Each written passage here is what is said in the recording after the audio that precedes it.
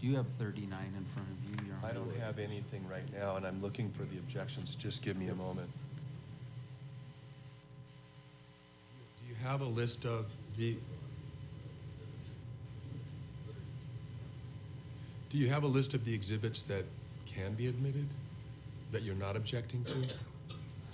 So, Would it make sense, Mr. Sykes, to introduce the exhibits that there are not objections to right now? Sure. And we will withdraw any effort to admit the literature. We were going to use it to, not to admit it, we were going to use it to put it in front of the witness. But we'll withdraw that, so no literature comes in. so that's 41 and 42 withdrawn. Your Honor, this binder they've given us 1 through 38. These are authentic documents, but some have not been referenced. So I don't think they just get a ream of paper, many of the documents of which have not been referenced in the trial. They haven't rested yet, so perhaps we have to extend this conversation until after they rest, because now they're calling 2 witnesses. So I guess if there's a motion to admit exhibits, and some of those exhibits you're now withdrawing, perhaps you could make a new motion, Mr. Bueller, that would identify those exhibits that you're moving to admit? Okay, Your Honor, plaintiff moves to admit plaintiff's exhibits 1 through 40. And 44. And 44. 1 through 40 and 44. On number 44, I just looked at it. I think there's one little redaction that needs to happen. There's a cell phone number. We should probably redact that out of one of the comments. Okay.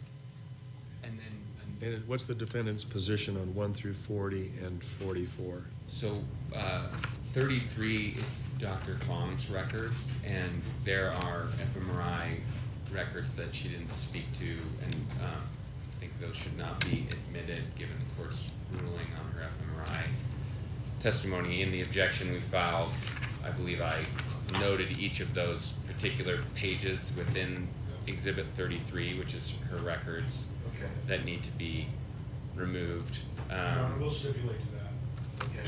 We'll withdraw 33 from our list. Okay. So 33 is withdrawn. What's the next exhibit where there's an issue? Your Honor, 39 is not, I think, to be clear, Eric Christensen was deposed. It was over Zoom. Let's give you a copy.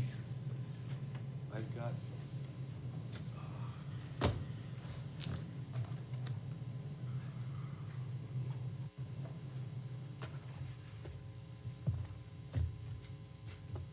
No, I guess I don't have.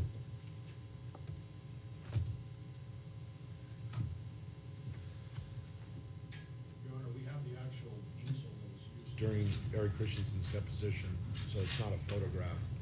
It's the actual page that he, Eric Christensen was directing us Sure, to. this is my copy. So we have that actual exhibit, Your Honor, or the actual easel, which was used behind me while I was questioning Eric Christensen. So that is Lawrence Bueller's handwriting. That's not Directed by Eric Christensen. So Eric Christensen's going to say that there's a far better document, which is this animation that represents his testimony. And Is the witness? Well, I guess you could. Why don't we hold 39 in abeyance to see if it gets admitted through the witness? Confirmed by Eric Christensen in his deposition. That's the one we used. It was confirmed by Eric Christensen in his deposition. What? Exhibit 39, he was directing me to, I said, is this the point where you were at the moment of the crash? And he said, yes. And I said, okay, I'll draw a circle. And he confirmed that the circle with his initials is what he did. I guess I'll have to see how the evidence comes out, because things said at a deposition don't necessarily mean they're going to be said here, and it's what's said here on the record that matters. So.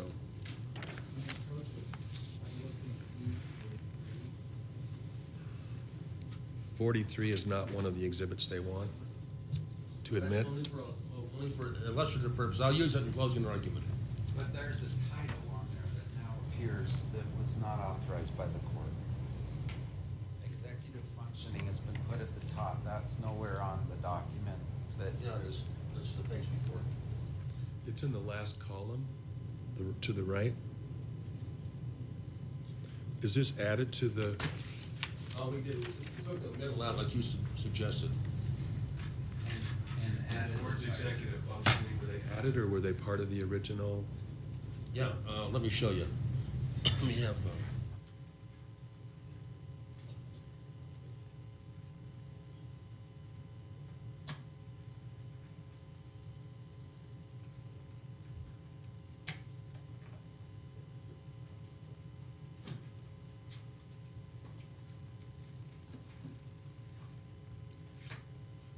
Say, Jody, can you ask the bailiff to let us know when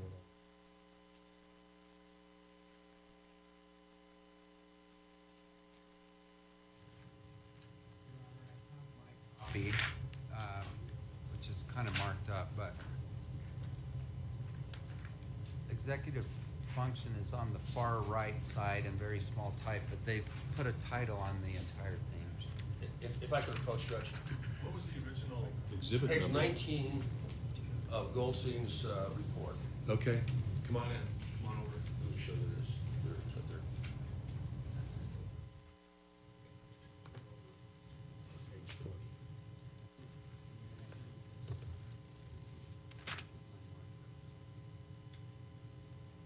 I mean, I think it's fine for a closing argument. It's just a tool to use during closing argument. So, Can he say at least I put the title on it? Well, it's here. It's in the. right, right. Just clarify that the words at the top are your heading, Mr. Sykes. Say again, please. Just clarify, I mean, the jury may remember that chart, so just say, well, I put these words up here so that it'd be clear. It's from here, though. So this, the words under executive function are not these words. This is Terry's results are detailed. We took that out. That says Terry's responses. So, We took that out, that's all. I know, but I'm saying that title isn't immediately before this document. It sounds like the judge says when he uses it, he has to say, I put this title. Okay. Is that okay, Your Honor? That was my ruling. Thank you.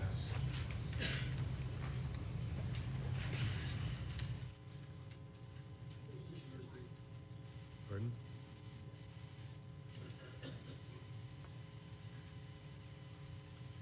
There's an outstanding order, which we have a copy of if you're ready to move on to a new topic. Are there any other of the plaintiff's exhibits that there are any issues with 1 through 40 or 44, minus 33? So if referenced, if not referenced in the whole trial thus far, they shouldn't go in. So, because they haven't rested. You'll have to identify the ones that were not referenced then. So the court, Okay. because they've been moved for admission. I think it may be confusing to the jury if exhibits haven't been referenced during the trial and then all of a sudden they show up as exhibits, so. Right. I think it's a valid objection, I just need to know which ones you're identifying. Okay, and since they haven't rested, I can't answer that. Okay. Your Honor, we'll just take. You want to talk to it? Does counsel really want me to go through each medical record and authenticate that? No, but if an entire exhibit has not been referenced in this trial, I don't want it, and it sounds like the judge doesn't want it. What that means is that we have to waste court time going through each one and ask Terry, is this your record? Yes. Is this your record? Yes. I mean, I don't know why we can't stipulate to that. I don't either. I mean, either that or if your proffer, as Mr. Sanderson would, I mean, can you just have Mr. Sanderson click off can you just go through them all real quickly with him? Can, but I mean, it's just gonna take 10 minutes. Or could we do a lump sum, 1 through? I think you can do it lump sum, if you can. I mean, it's not really an authentication that's being asked for, it's just some reference to the jury as to what it is. I mean, we agreed before the trial to not call witnesses and that everything is deemed authenticated that comes from the VA, et cetera. And I don't know why we're backtracking on that honorable stipulation at this point in the trial. Stand by my honorable stipulation. I just wanted to, Steve, I just need to be clear on what it is that you need to be done. For instance,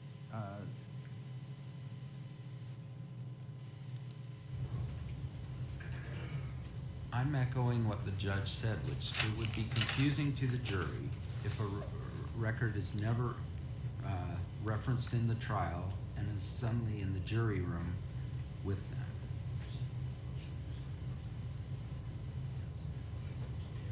The experts reviewed all of the medical records, Your Honor, and they've testified as to that.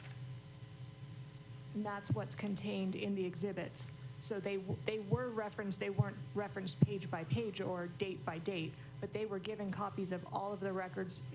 They've testified to that, it's in the reports. I'll tell you what, Your Honor, because we do want to start on time. Yeah. We'll do it, as long as they do it for ours. Of course. That's fine. Okay. So plaintiffs 1 through 32, 34 through 40, and 40. Well, let me just restate that. So plaintiffs 1 through 32 are received. Plaintiffs 34 through 38 are received. Plaintiffs 40 is received, and plaintiffs 44 is received. So that excludes the Fong records 33, and it excludes the exhibit 39, which may be introduced later. Does that sound correct? And on 43, I can only use it during. 43 is a demonstrative exhibit that you could use during closing. Portions of 33 and 34 deal with the F. Yeah, the 33 is already out. They've withdrawn 33. Are there fMRI references in 34 also?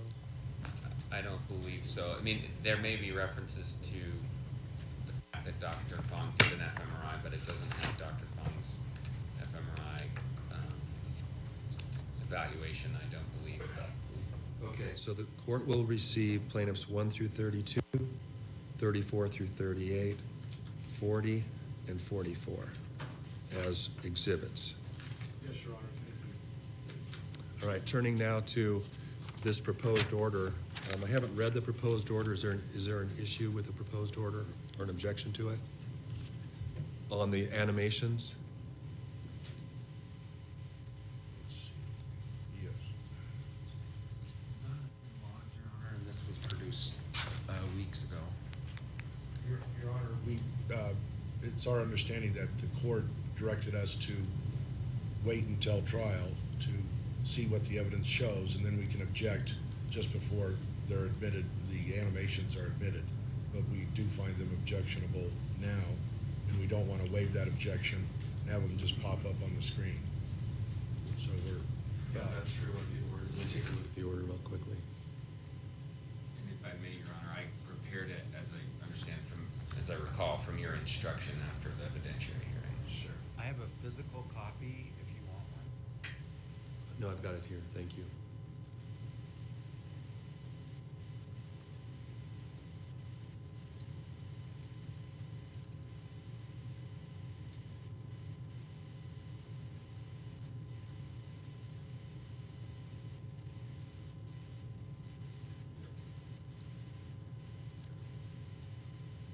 Are there any objections to the proposed order, which doesn't address the issues that you just raised, Mr. Bueller?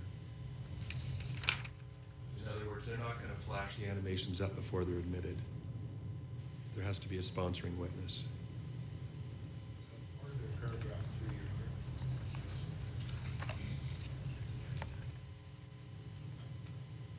You think on page 3? Yes. The top 4 lines.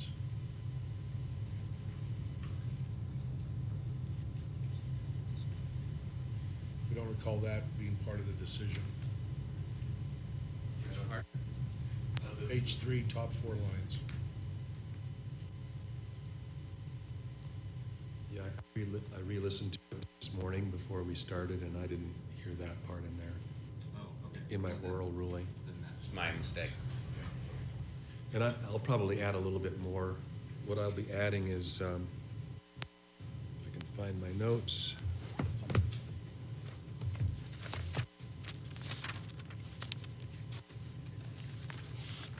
Also, Your Honor, Just a second, I don't want to move on quite yet.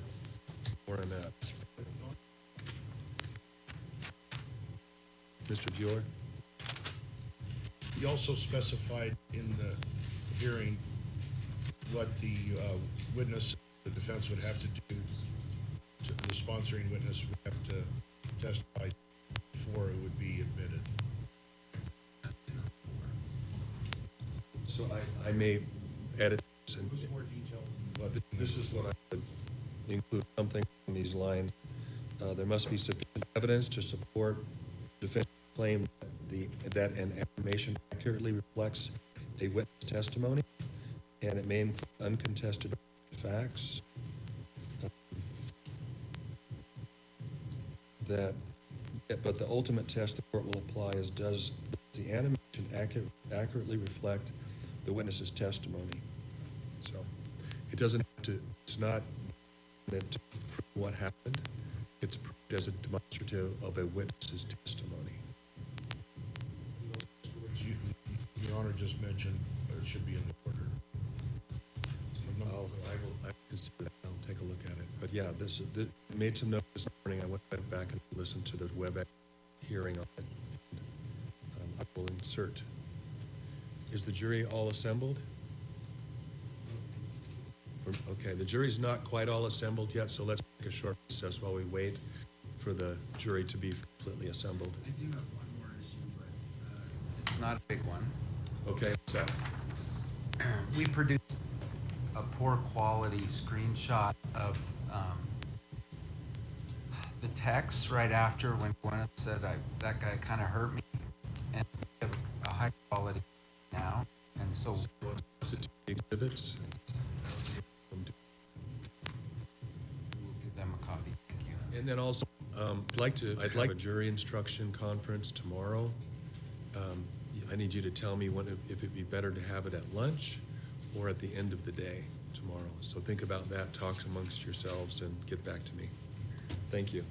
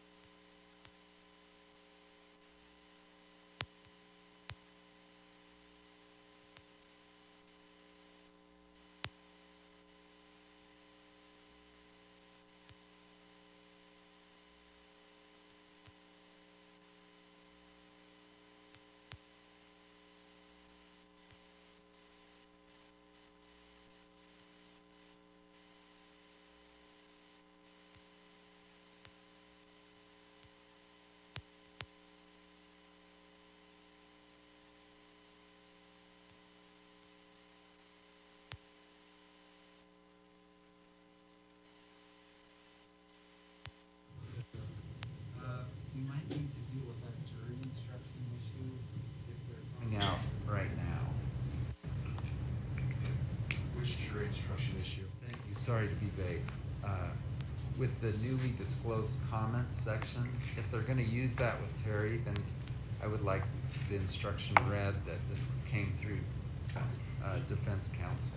Your Honor, just to let, we advise defense counsel this and the clerk that we are gonna call Craig Ramon for 5 minutes to do the confirmation of the comments, Exhibit 44. Okay. And can I see the stipulated statement, that instruction that the court will be giving the jury concerning Exhibit 44? We don't have that drafted or printed out, but it was the neutral statement that Norman mentioned, that I need specific language if there's an agreement. Otherwise, I'll just do my own. yeah, what you said orally, 15 minutes ago was fine. Well, we're requesting what's in your filing? Well, I think Your Honor mentioned that you would keep it neutral and just mention, Should I consider your arguments, but I'll have to go through the language and make a decision. right, so, should we, handwrite it? We won't be able to print something out since we last met, 15 minutes ago. We handed you the paragraph we want. What I've got here? Yeah, Except except for the for, last sentence. well, the last part of the last sentence, were previously unavailable to either party. I think the simplest is just, Exhibit 44 was found by a third party, and both parties are agreeing that this is an authentic copy of what was found. And then Craig Ramon, who we're going to call now, will go through that and confirm his comments. Write it up in about 3 minutes if you want to do that, Judge, if I can. I think I've got enough. I can probably craft something right here. And if you want to be heard, I'm to talk. I think I know all your arguments. Thank you.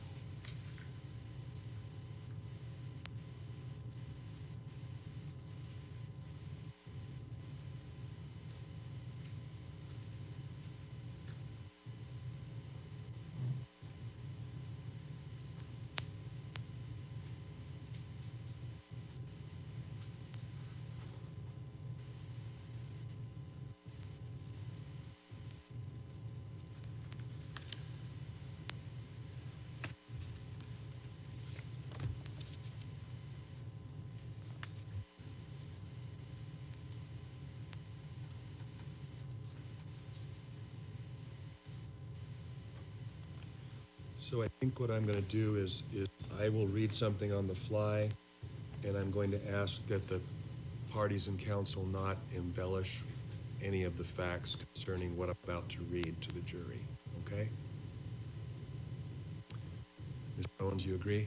Okay. We're ready for the jury.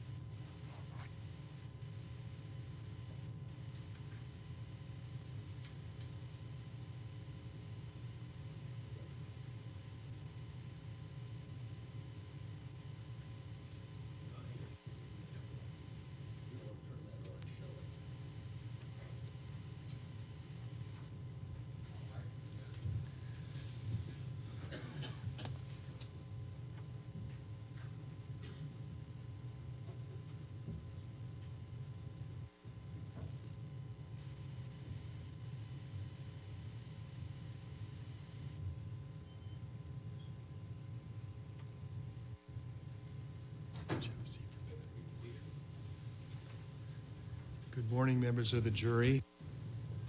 I pray that your traveling in this morning was safe and everyone got here okay. The weather outside is still winter, I guess. Well, there is a new piece of evidence in this case. I'm going to tell you about that. A viewer that's been following this trial out of the courtroom and familiar with finding archived website links investigated the link referenced on Defendant's Exhibit 102. That's the Mr. Sanderson email to his daughters on the day of the accident. There's a link at the bottom of that page. Well, this viewer, through their efforts and expertise, through that, we now have a copy of what was contained in that link. And you will receive it. It is going to be an exhibit. It's Plaintiff's Exhibit 44 and Defendant's Exhibit 102. Plaintiff's Exhibit 44 and Defendant's Exhibit 102. And the parties do agree that this new exhibit is authentic. Plaintiff, you may proceed. Thank you, Your Honor. Plaintiff Terry Sanderson calls, or recalls Craig Ramon.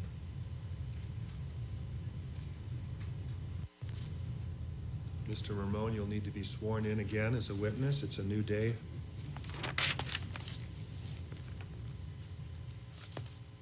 Right up here, sir. Do you solemnly swear the testimony you are about to give in the matter before the court to be the truth, the whole truth, and nothing but the truth? So help you God? Thank you. Good morning.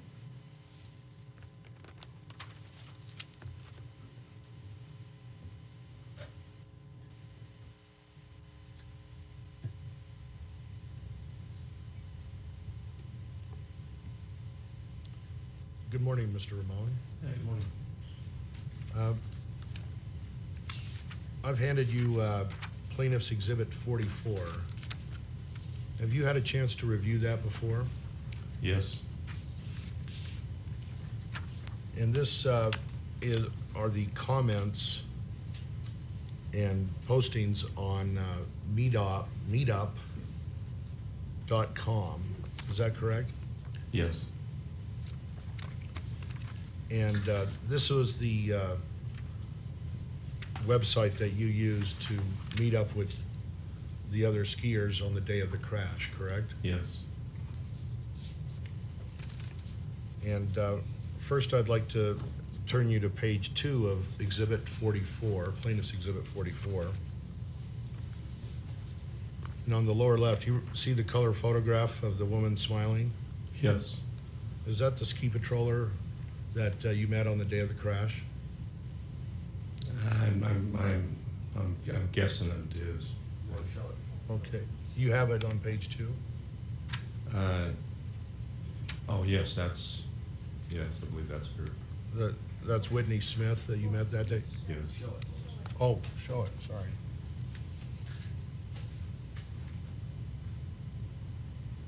You see on the lower left of Exhibit 44, page 2? Yes. Okay.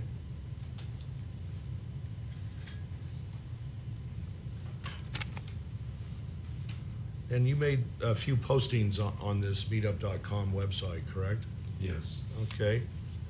I'm going to read some of your postings on that day, and so I'm going to reference some of the pages. Could you turn to page 4 of 9? The page numbers are on the bottom right. So, do you see page 4 of 9? Yes. Okay.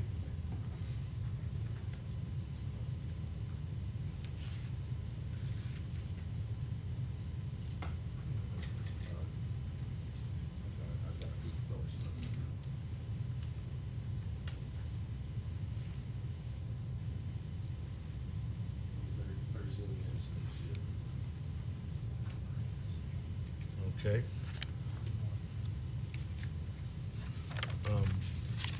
Okay, your first comment on that page 4, I'm just going to read it to you and ask you to confirm that this is what you posted.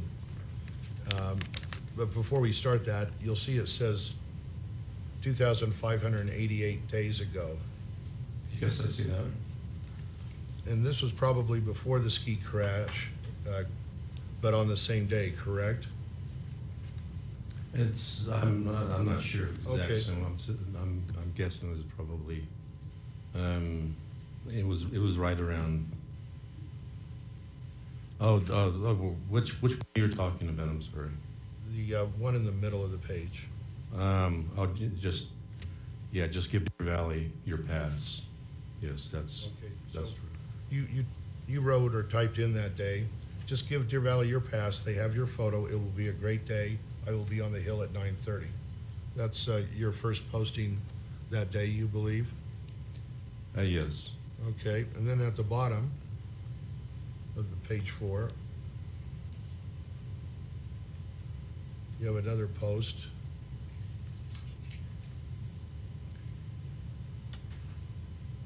Well, maybe, well, let's see. I guess that one's a different one, maybe. Let's see. Nope. Maybe that's a different day. I'm going to move to the next one. Let's go to page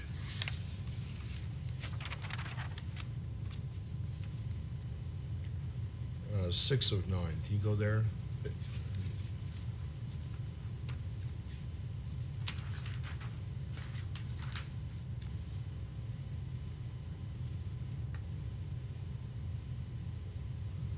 Okay, I'm going to read just what you typed in there in the middle. It says, Scott, Terry was not doing the man thing. Terry had a bad hit to the head. You do not have the ski patrol take you down the hill if you have a pain in your ass. Is that what you typed that day? Yes, it is. This was the day of the crash. This was a few days after. Okay.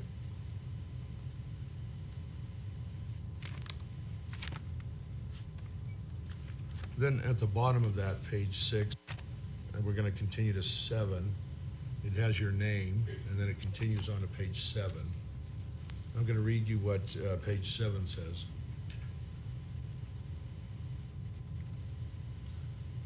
Scott, the thing you did not see was Terry was knocked out cold. Bad hit to the head. Not too sure if Terry has broken ribs. I did see the hit. Terry did not know his name. I asked Terry what his name was, and he did not know. Scott, it scared the hell out of me. Is that what you typed? True. And that was on or around the day of the crash, or after the crash? That was a little bit after, a few days after the crash. Okay. Then at the bottom of page 7, you have another comment. Do you see that? Yeah, yes, I do. And you typed, Scott, thanks for the humor. I got it when you were trying to make light of the whole thing. You guys did not see what I did see. No need to say you're sorry. You typed that, correct? Yes, I did. Then the final page, page 8 of 9.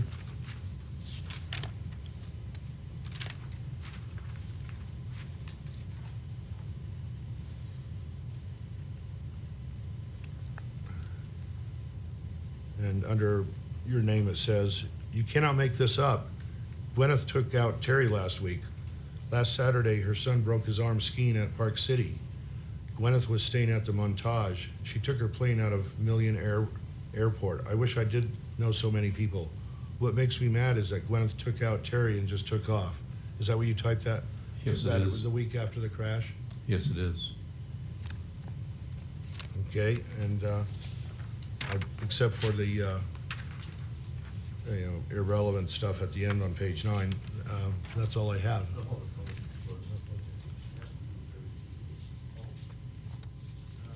Who is Terry T in Exhibit 44, plaintiff's exhibit? Terry T is mentioned. Do you remember?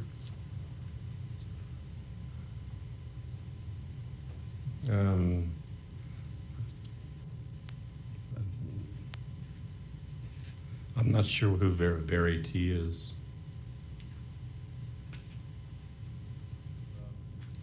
Could it be Terry Sanderson?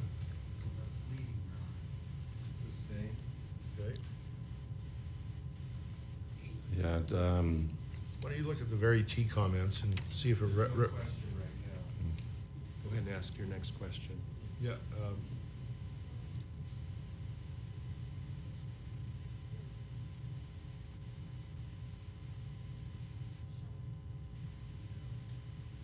right.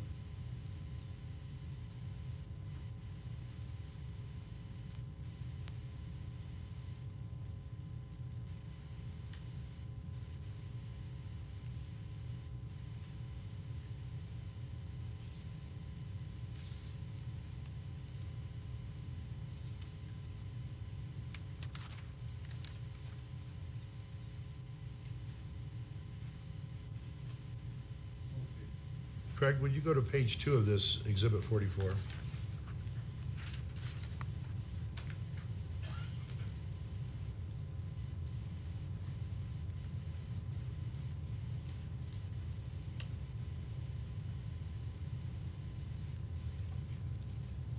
Okay. On the left, it says Very T, event organizer. Do you see Yes. that? yes, I do. And also, 2 over, it says Kurt L, event organizer, 4 shared groups. You see that? Yes, I do. Was Kurt L at the meetup group at Deer Valley on the day of the crash? Yeah, Kurt was the one who organized that day. Okay. Go back to the left and look at Very T. Are you able to recognize the photo above Very T? It looks like Terry, and Terry was the one who organized the meetup groups up at Alta. Okay. That's all I have. Thank you, Craig. Thank you, Mr. Bueller. Mr. Egan? Thank you, Your Honor. Mr. Ramon, good to see you again. I have a couple questions from the defense. So the first would be, at the start of this page, and I haven't used this Elmo projector before, so give me a second.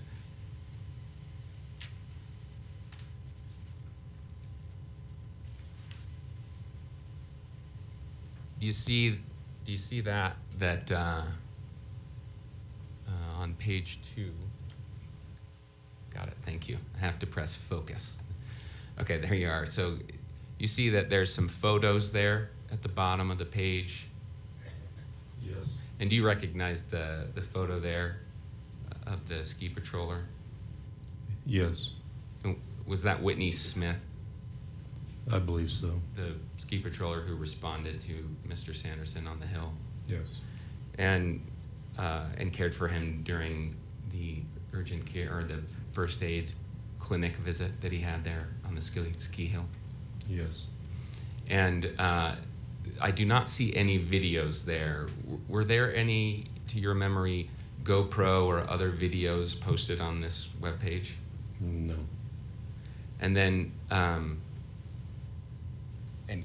I believe you're unaware of any GoPro footage at all, is that correct?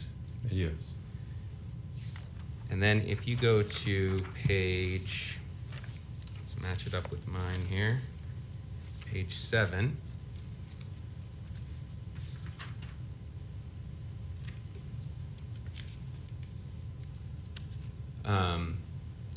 Actually, your name is cut off at the top there, so if you look back at page 6, can you see that it shows your name and then goes on to page 7 where there's at the very top there a note that you wrote, is that right?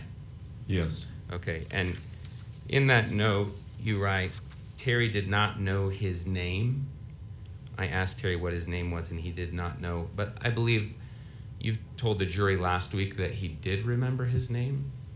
He had to really think hard about it. It took like 4 or 5 seconds for him to remember his name.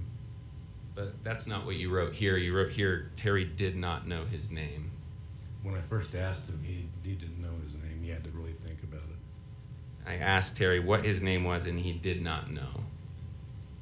Yeah, he when I asked him, he didn't know his name, and then he just took some time to kind of just think about it, and then he, after about 4 or 5 seconds, he just said, Terry. Okay. So what you wrote here is not what you told the jury last week. Is that fair to say?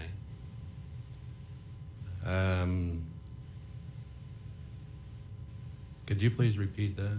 Just here in your note, you do not say that he did later remember his name. You just say he didn't remember it all. And as I understand it, that was different than what you told the jury last week. Is that correct? Yes, when I basically was talking about this, I didn't go into much detail, on this. I was just making a point that he was having a hard time knowing what his name was. Okay, so let's go to this last page, well, I guess there's a kind of blank page at the end, but page 8, the last page with your comments on it.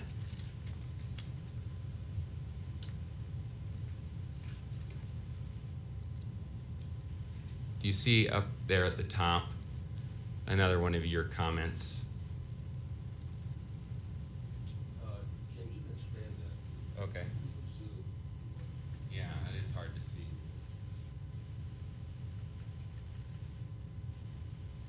No, just that focus. I'm learning old technology. I appreciate this. Thank you. Okay, so in this comment that you wrote, correct, this top comment is yours, Mr. Ramon? Yes, it is. Okay, and in this comment you wrote, Gwyneth took out Terry last week. Last Saturday, her son broke his arm skiing at Park City. How did you know that? There's a lady I know that works at works at Snowbird and Deer Valley. She works up at the Montage, or Deer Valley, and she told me. Okay. And then Gwyneth was staying at the Montage. How did you know that? That's what she told me. And why were you talking to her about Gwyneth? She knew what happened, and then she told me that what happened. Sorry, She- that's she- not she- clear to me. So she- she knew what happened? She knew that that Gwyneth took out Terry, and so then when I saw her, she told me what happened. I didn't ask her about it. She just told me that's what happened. Well, she wasn't there at the collision, right? No, she just worked up at the hotel. So how would she have any knowledge of it? I have no idea. She took her plane out of Million Air Airport. How did you know about Miss Gwyneth or with Miss Paltrow's travels? One of my best friends, he works at a Millionaire, and that's where a lot of the private jets, the charter jets, that's where they fly into that part of the airport. It sounds to me like you were talking to a lot of people about Gwyneth Paltrow during this time. Is that correct? No, my best friend, he knew what happened, and he's the one who told me. So you didn't tell these people what happened, even though you were the one at the collision site? Yeah, I told my friend what happened, yes. Okay. So you were telling people about this accident, Yes, I've told people about it. and then they were telling you things they knew about Miss Paltrow, that at least they claimed to know about Miss Paltrow? Yes, But they could be mistaken, is that correct? yes.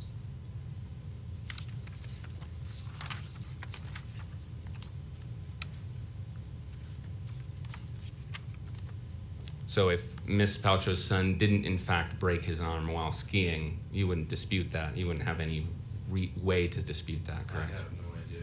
That's just what I was told.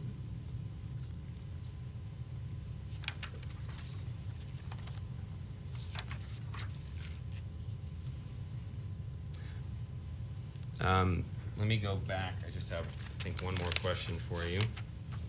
So if you were to look at let's go to page 7.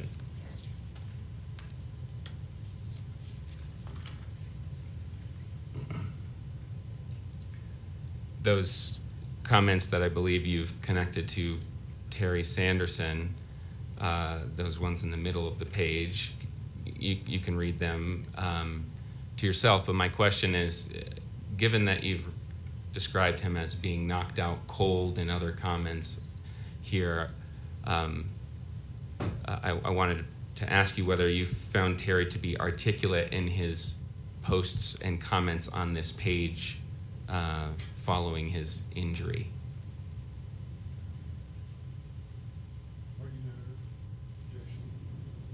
Sustained as to vagueness, if you could point out something. Okay. So maybe it's better to go. These are kind of difficult because they don't have dates on each comment, correct? They just show, for example, let's go to this one.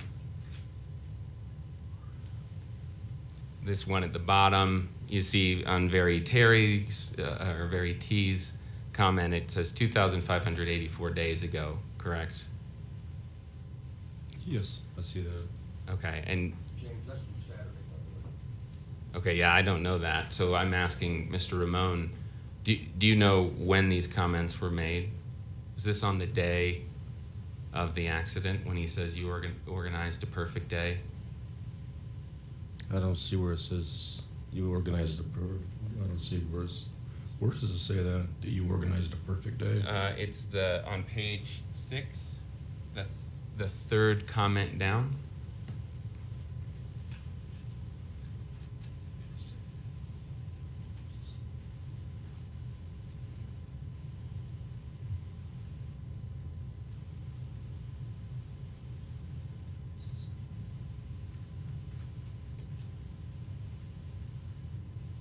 While he's looking at that, would counsel approach, please?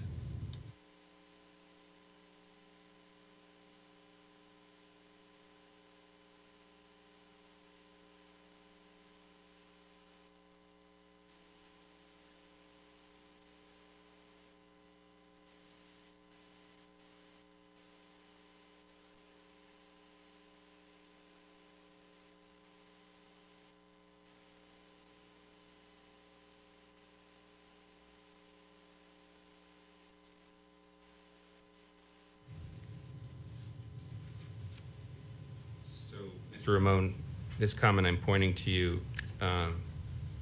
to on page 6 says it's under Very T. Yes, Kurt, you organized a perfect day for skiing. Thank you. That's true, Scott. I still have my wheels. It was nice to get to know you a bit today. Do you know whether that was written on the day of the accident? I'm not sure if it was or not. Would it surprise you that Mr. Sanderson was writing articulate notes like this after being knocked out and unconscious for 2 minutes? It doesn't sound that articulate to me, but Okay, that's all I have. Thanks. Mr. Bueller?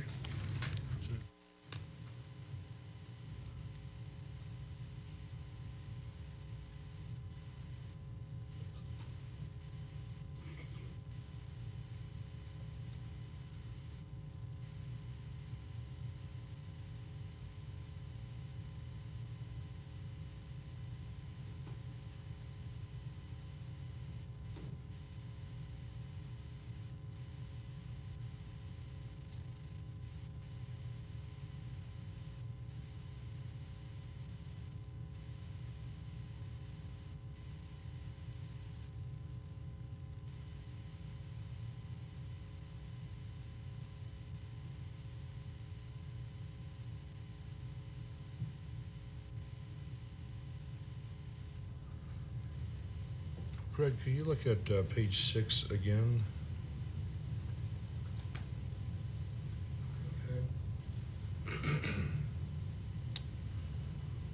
And in the middle under Very T, do you see that where it says, yes, Kurt, you organized a perfect day? yes, I do. And then look at the number of days it is. Is it 2,584? Yes, it is. And then your comment below that.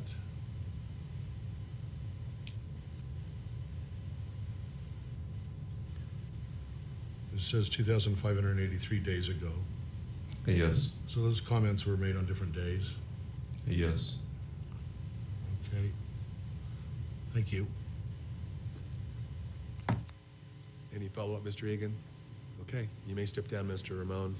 Okay, thank you. You still remain subject to the orders of the court until the case is over or you're released. So thank you. Thank you. What should I do with this? Leave it right there. Plaintiff, you may call your next witness. Thank you for coming. Plaintiff's called. Mr. Terry Sanderson.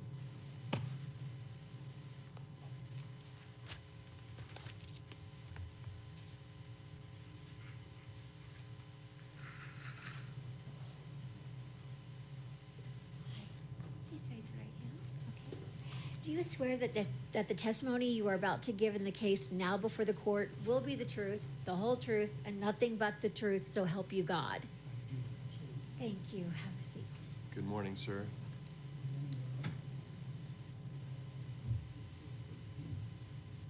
Sorry,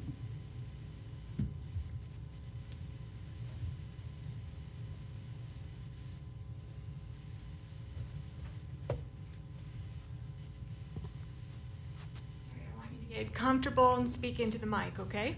Okay. All right. Okay. Could you state and spell your name for the record, please? Yes.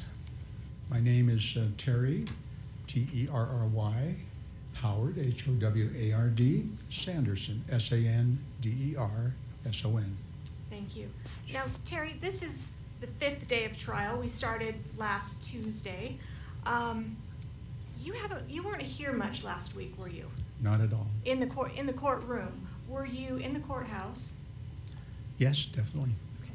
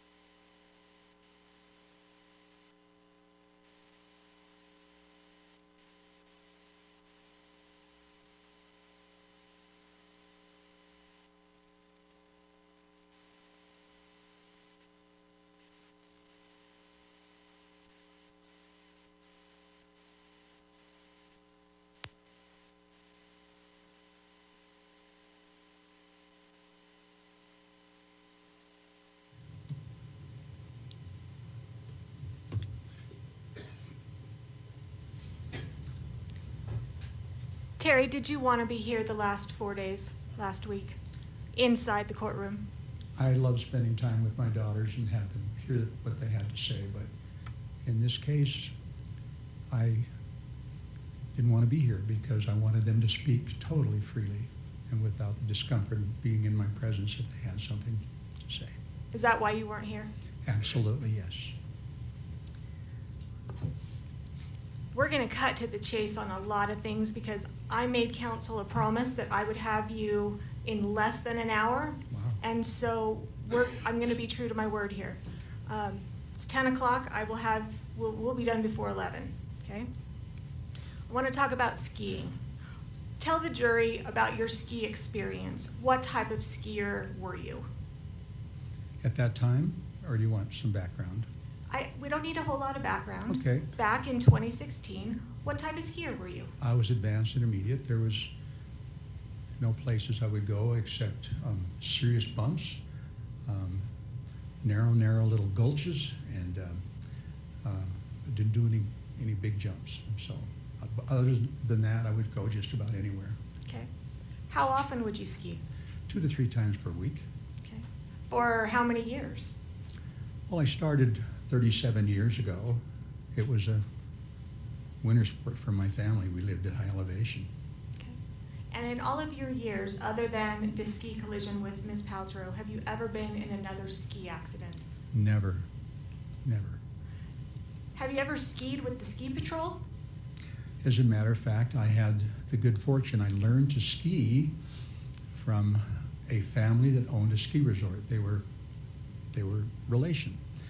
And they would come out to Snowbird, and they were, I think, it was a whole family-run operation with 8 children, and so they were ski patrollers and they were instructors, and I had the very best of company every winter for a week when the kids were out of school. And then I had the good fortune of having a Lions Club friend, Scott, who's still a dear friend, that lives up in Spokane, and he was a ski patroller for Targhee, and he said, Terry, come up with me, on this weekend. And I said, I'll slow you down. And he said, you know what, just follow me and do what I do. And that's what I did. And I had the good fortune of spending a lot of time with Scott and seeing and observing what ski patrols do and how they calm people down and reassure them they're going to be okay. So I really appreciated that and experience. So it sounds like you've skied at Snowbird, skied at Targhee. Had you ever skied at Deer Valley on the day of the collision? No. That was your first time ever skiing It at Deer Valley? It was. Okay. Let's talk about that day.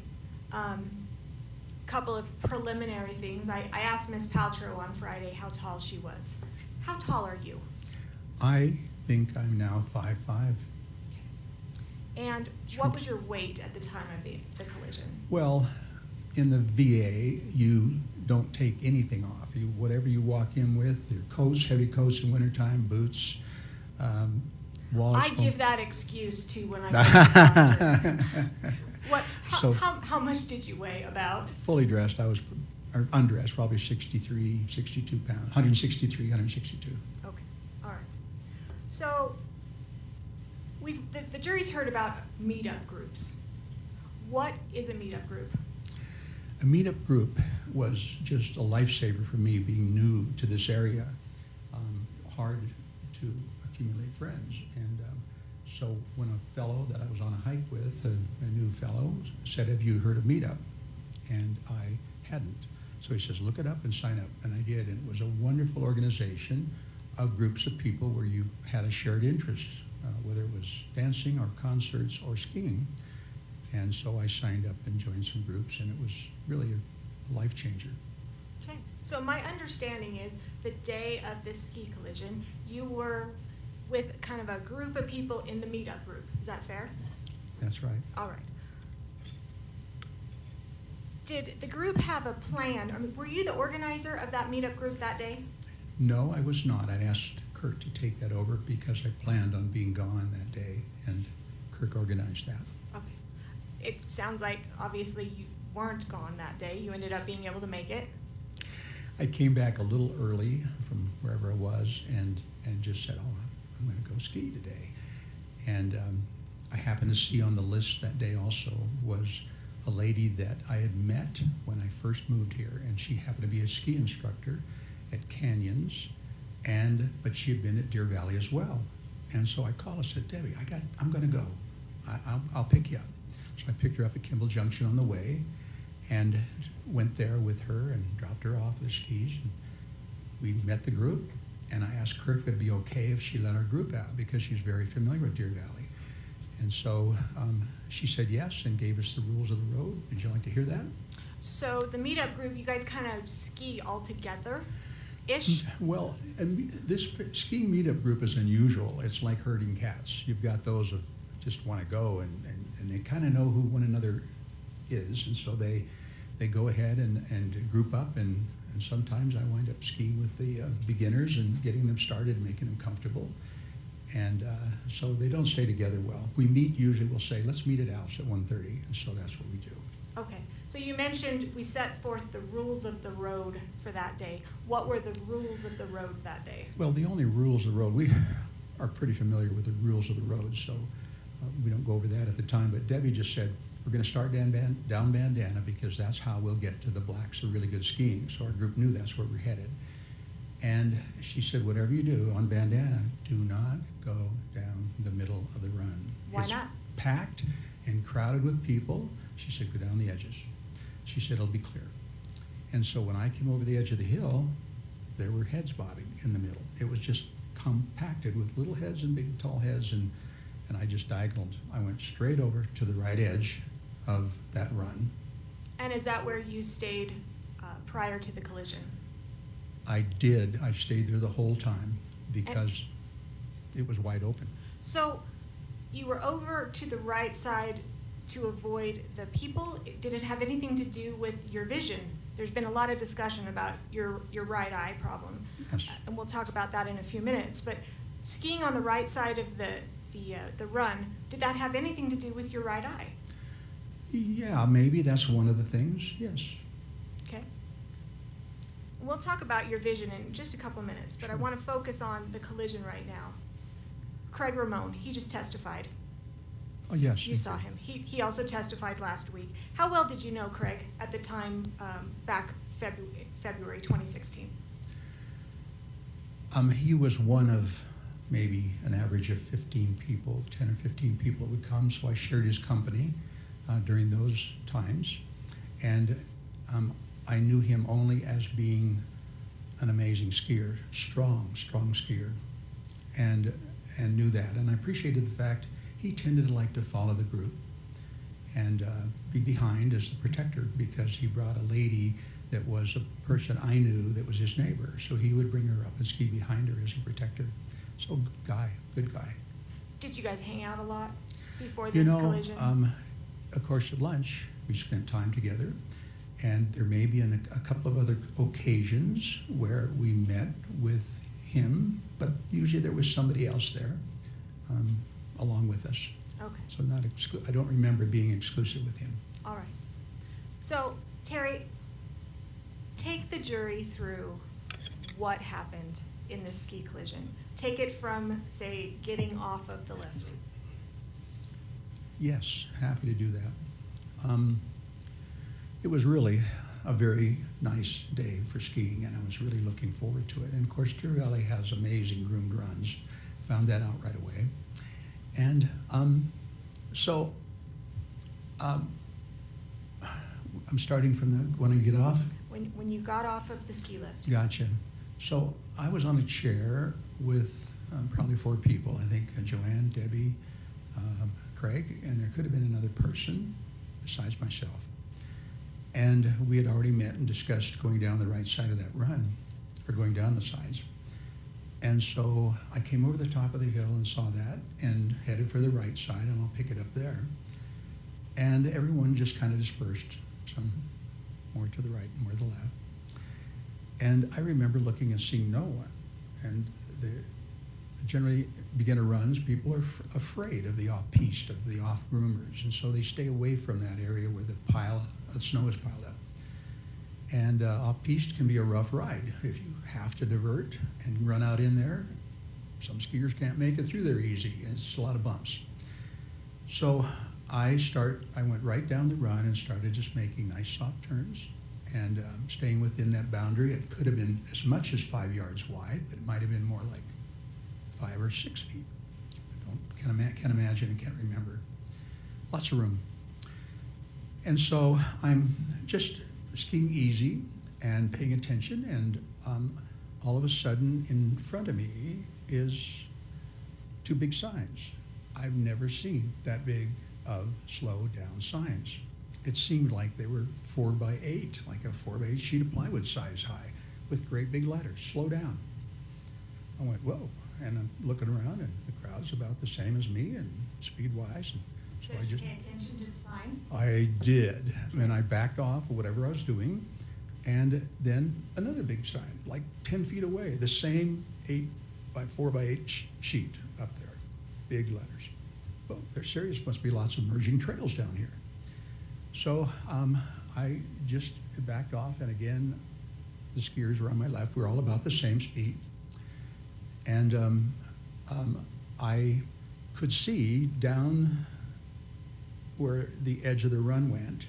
It curved around, a tree line came out a little bit, and the run turned curled around, and I could see about half of the, I don't know if it's a Montage or the Empire, could about half of that beautiful building, and it was wide open. There was nothing in front of me.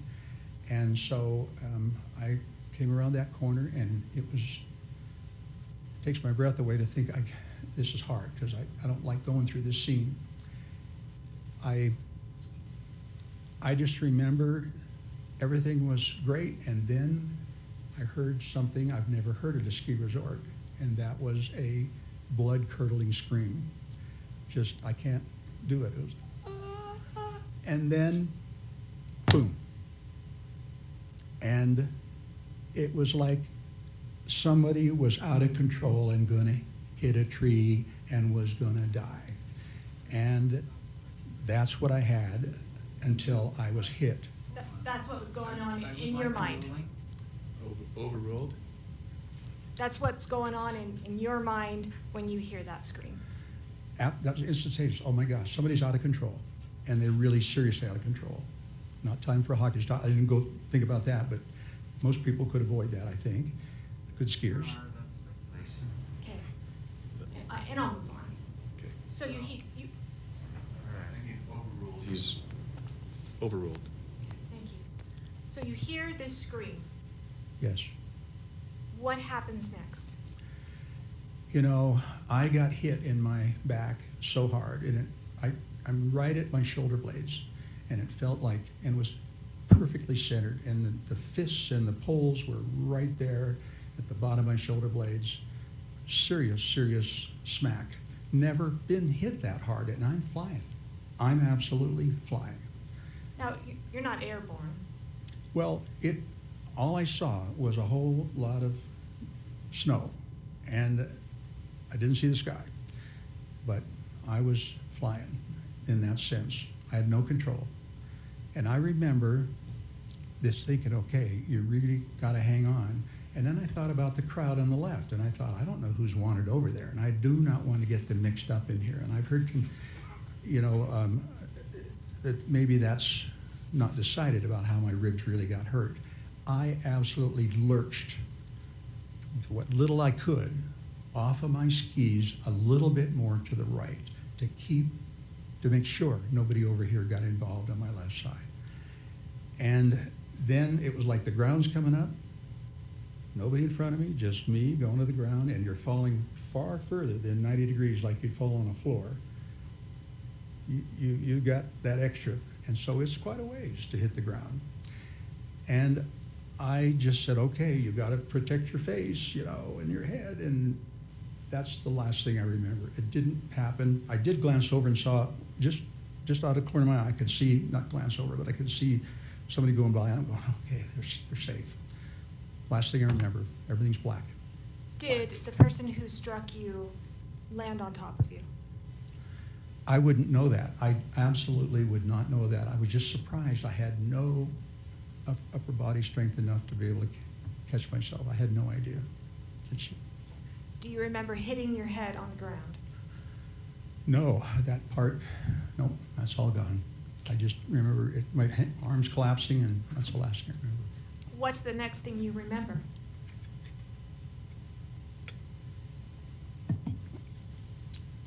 I'm getting an adrenaline rush here, I guess, living this again. Just being here and present, too. And let me just stop you really quick. You said you're getting an adrenaline rush. Is this something that you enjoy? Adrenaline rush? Not this No. kind. Yeah. Not now. Okay. All right. So what's the first thing that you remember? Or the next thing that you remember after Well, you're yes. on the ground? The first I remember is everything is still black, like I'm unconscious, but it's like my subconscious is going into protection mode, like, you better pay attention here and listen to what's being said to you.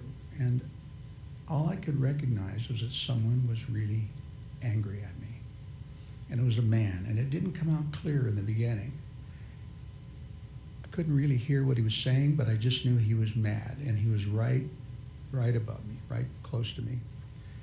And I'm feeling a little afraid, and I tried to move, and I could not move a limb. I couldn't move my head. I couldn't move my body. Nothing was responding. Just this message I was getting. And the next thing, it became a little more clear, and I heard him say, "Do you realize that you weren't skiing under the rules? You hit somebody, you hurt somebody." And just insistent that I was the bad guy. And that's why I said, this has got to be a husband or boyfriend that's really mad at me. And I sound like a big... Did you know who he was? I had no idea. No idea. It was just a very angry person trying to bully me into believing something that I didn't think could happen. Was I heard a woman's voice, right? Again, couldn't move. And about the third time he went through that, and it's getting louder, and I started to understand what he was saying, and he was really insistent that I was doing something wrong and hit somebody. And I remember in desperation, because I couldn't move anything, I couldn't fight, I couldn't flight. Who's going to try? And I tried moving something, and I could move my skis a little bit. I could just feel just below my knee. I could just slide my skis a little bit, and that's an important point. My skis are still on. They're still on, and I'm thinking I got to placate this guy. He's really mad. If he decided he wanted to jump on me right now, he could finish me off. I remember saying, Okay, now you're twice. you're whispering. I know that, I am, but because maybe, that's what I heard. Nothing was coming out. My lips were moving, my tongue was moving. There was nothing coming out of my mouth, and my heart rate went up again. And Okay? it looked like what you were mouthing was, "I'm sorry. I'm sorry. And I was just going, I can't believe it. I thought, try again. I'm sorry. Nothing was coming out. And to me, I heard nothing. When you kind of mumbled, whispered, whatever you want to call it, "I'm sorry," was that you apologizing for causing the accident? No, absolutely not. I was trying to placate this man in the only defensive manner that I could. Okay. You've talked about the man who was yelling at you. Ms. Paltrow last week talked about and admitted that she was kind of cussing you out as well. Do you remember any conversation that you had or anything that she said to you? Absolutely not. There was one voice that my brain was focused on. Thank God, I guess. And that was self-protection, I guess. I only heard a male voice, a mad, angry male voice. I heard nothing. Maybe that happened before I came to that point in consciousness. Were you still on the ground at this time? Still on the ground, absolutely, face down on the ground. How did you end up getting up? Well, that's a story too, but basically, I heard Craig saying, "Terry, are you okay?" Now, this is Craig Ramone. Well, at that point, I didn't identify his voice. Just things were a little strange yet, and I heard, "Terry, are you okay?" And about the third time it hit me, somebody is here to help me. I didn't at that point, except an angry man was there, and I said, "Oh my gosh," and I went through, and I looked up and I could see Craig standing there above me, 8 or 10 feet, and on his immediate left, my right, was a man in an all green outfit and with a helmet on and ski goggles and looked good. And I thought, oh, he's here to help me, right? He looks like he's from Deer Valley. And so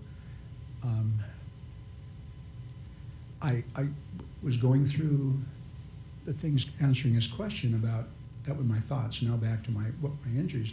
Craig is saying, "Are you okay?" And I said, "Oh, my ribs are so sore. There's just this really deep, throbbing purple pain here." And then I said, "My vision is swimming with sparks." And they were unusual sparks. I'm going, is that my retina? Is that my eyes? And it wasn't a retinal detachment, a retinal hole or anything. And I'm going, that's my brain. I'm thinking, those sparks are my brain. And all this time, you're still on the ground. I'm actually, yeah, the next point is that after I tell him about my ears going, my ears are buzzing. Oh, and I said my brain is like it's on Novocaine. And then I realized, oh, I'm not seeing, you know what, I missed a spot. And that's where I looked up and couldn't see them and got frightened about that. And I realized, going, oh my, what's going on? And then I went like this and go, oh, happy I could see. So I missed that part. That happened before I started telling what all is wrong with me, answering his question. And then Craig said to me, as I remember, of course, my brains are a little bit stretched out of place, and I remember him saying, "Do you know who you are?" And what I thought I said was, "Oh my gosh, I can feel this pathway in my brain. It's going around and trying to figure out who I am. And yes, I know I'm Terry." And then he said, "Do you know where you are?" And I said, "I know I'm skiing, but I don't know where I am." And that's when the man in green took off. I was kind of noticing that he really wasn't interested in what I had to say. He wasn't asking questions. He was standing there rather stoically, head not moving, goggles on, just resting on his poles and his skis, and was sort of disinterested. But when he skied off, my heart sank, because I really thought he was the one person that was there to help me. And I'm laying on the ground with my head downhill, and I couldn't see where he went. So I was really Terry, how'd you get up? The question is how I got up, and that might have been the question in the beginning, but Right. How did you get up? you know, I realized that I was getting cold, and snow was packed in around me. I was starting to get a little shivery, maybe from a little shockish maybe, and I got to go. I got to get my skis downhill. And I started sliding my skis around and my legs around. I think Craig must have been shell-shocked about this guy leaving too. I don't know but what he thought, but I remember getting my skis around, and it's so painful every time you have to contract your... Terry, Thank you. how did you get up? Thank you. That is one of my habits. I just focus. After I got halfway around, a man showed up in front of me, and I thought he came from the right. And I don't remember if he said one word to me. He just reached down and grabbed me and jerked me up on my feet, which I was not ready to be up on my feet. My head's swimming. I'm in pain, worried about falling down again and breaking a rib, puncturing a lung. He gets me up, and I'm on the edge of the run, so it's bumpy. It's hard to get my skis under me, and I'm stomping down the snow and trying to get them in a spot. Got my poles wedged in, and I think I've got it in stability, and he's gone. And this time, I could see him. I could watch him go all the way down the hill. And I'm up. I'm standing up, but am I feeling safe? No. People are going by, shh, shh, shh, you know. And I'm thinking, I do not want to get hit again. My understanding is that you and Craig tried to ski down a little ways, but then didn't quite make it too far. Is that accurate? Yeah, he said, "You think you can ski?" And I'm thinking, if the option is getting left up here, I will try anything. I got to get off of here. So yes, he said, "Follow me," and I did. And I don't know how I was skiing. I don't think I was edging. I think I was probably snow plowing. And he finally turned around and said, Terry, stop. You've forgotten how to ski." And of course, it was just, we were trapped. And he said, "I got to find help." Here.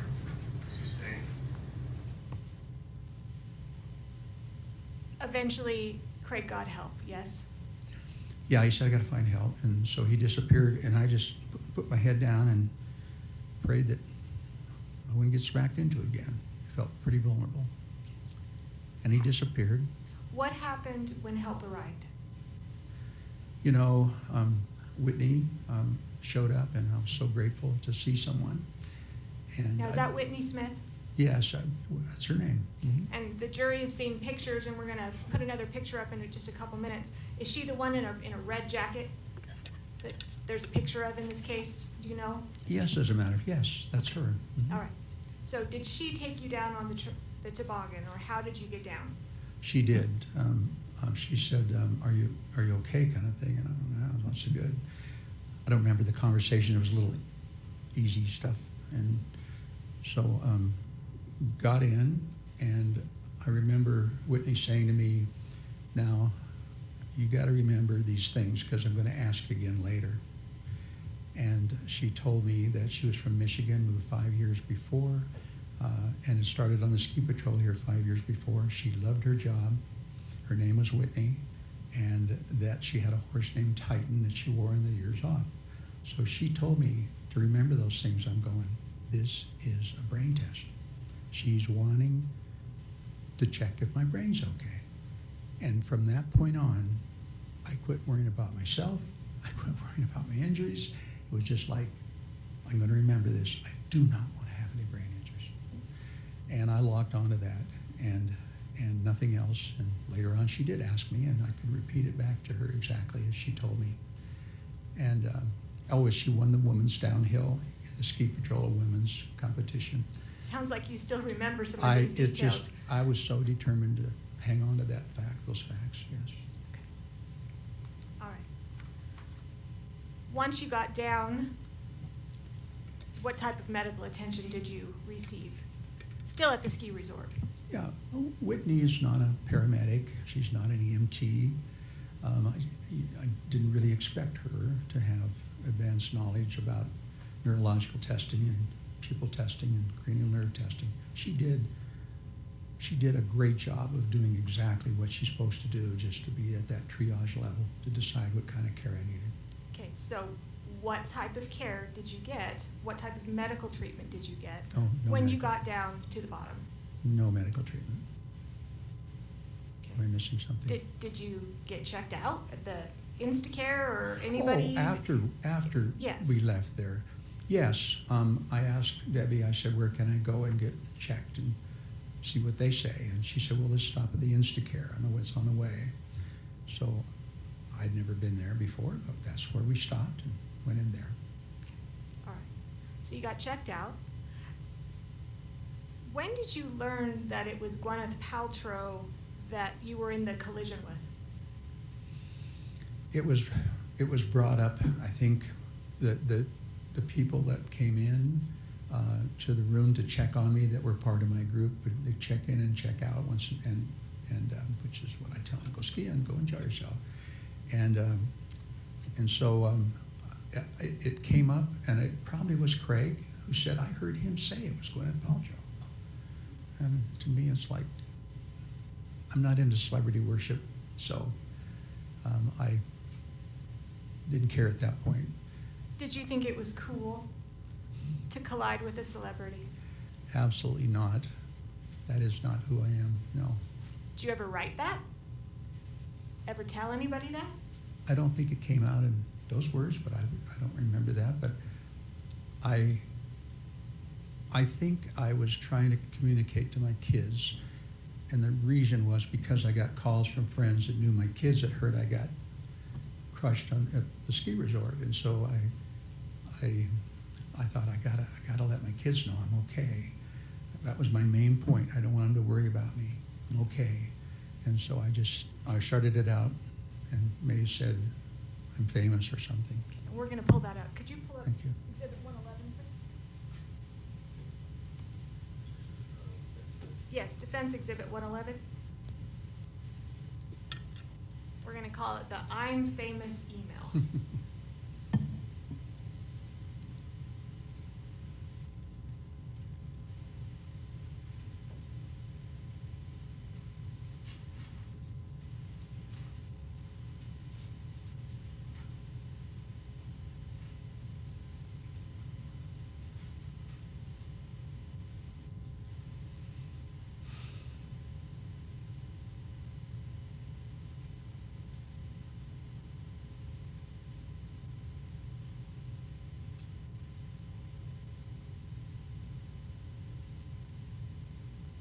Sometimes old technology like the Elmo works better than the new technology, doesn't it?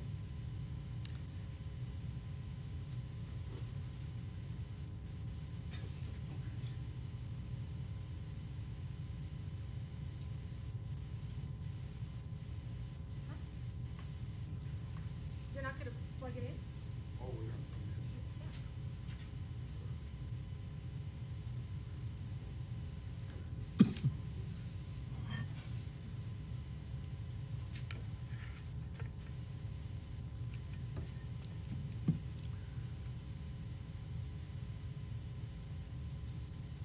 All right. And Terry, you could come down if you need to, or does it show on your screen there? Yeah, but I'm not the eye doctor. I'm not wearing fashion because I broke the pair of glasses I bought and couldn't find the old pair, so now I'm. Okay. All right, Yes, so I I can want to see. go through this. Defense Exhibit 111. Do you see, first of all, there are two posts.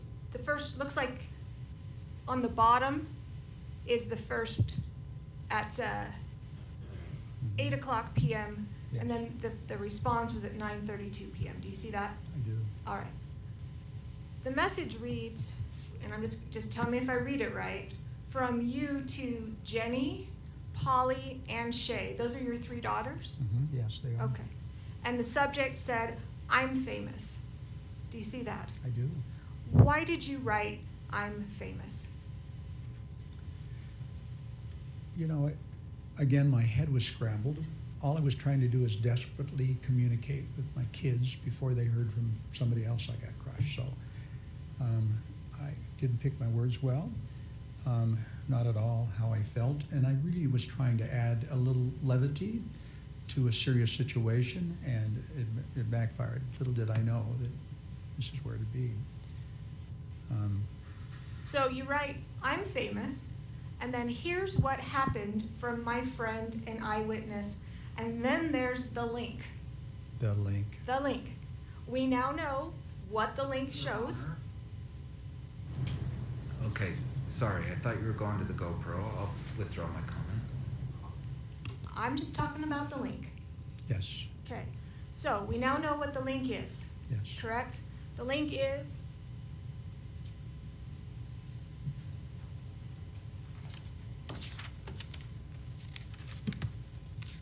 it's a really bad picture. You'll get a clear picture. It's the picture of Whitney Smith. Oh, it's right there. Fantastic. Thank you. It's that, and then that leads to later comments back and forth between you and Craig. Yes.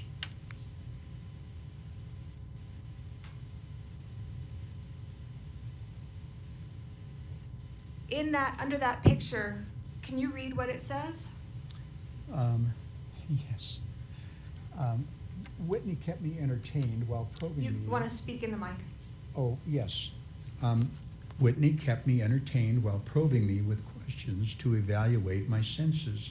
A dedicated outdoor person and horse lover from Michigan. She also took me down in the toboggan by herself and won the DV Women's Downhill Race Contest. A sweetheart. I was grateful for her. Are those the thing? First of all, did you write that under her picture? You know, I don't know what time it was added. Carlene was hurrying back from St. George, and depending, I don't know, she helped me a lot verbalize things because things weren't making sense at all in All right. communication, and she may have helped and participated in that. I don't know. Those details, are those the details that Whitney wanted you to memorize as you were taking down the toboggan? Yep. All right. Can you go back up to the emails? All right. So you send that out to your three daughters. I did, yes. Okay. And Shay, who testified last week, she responded to you with the top post, correct? Yes, All right. Can you read what it says? I can. Actually, let's put the subject, read what the subject says. It says, I'm famous, at what cost, question mark. Do you know why Shay wrote that? Well, That it, I- do you I- know? I think she may have called me, did she? Right after this, and so, Speculation. right, Sustained? Do you remember? I'm pretty certain that she checked in on me and made a phone call, and, Do you remember what you told her during the phone call? yeah, I had a chance to talk about my symptoms exactly, I think, and that I said, you know, as many people that were on that slope that day, maybe a couple hundred within that vicinity, there has to be a GoPro picture or video. If it's a helmet mount, they're going to look over just like Craig did, right? And they're going to go catch it. They hear a holler, they're going to catch it. I'm going, I just know there's one out there. We got to find that. That is the evidence we need. And so Terry, she misinterpreted. did you have a GoPro? Absolutely. I do have one, yes, but I did not have it on that day. Do you know of anybody in your ski group that had a GoPro? No, Have you ever seen a GoPro video of this accident? absolutely not. No, I would have loved to have it. It was what we needed. All right. Okay. Take that off.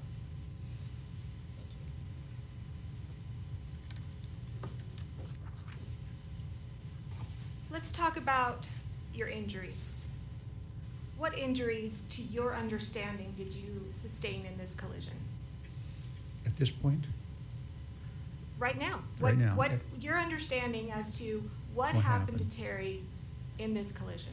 at this point, I know that I had at least 4 broken ribs. I sustained a concussion, and that's the 2 main factors, I think. And then later on, I had some right leg, and still do, right leg and anomalies, movement. It just has its own idea and thinking where it needs to be, opposed to what I'm thinking.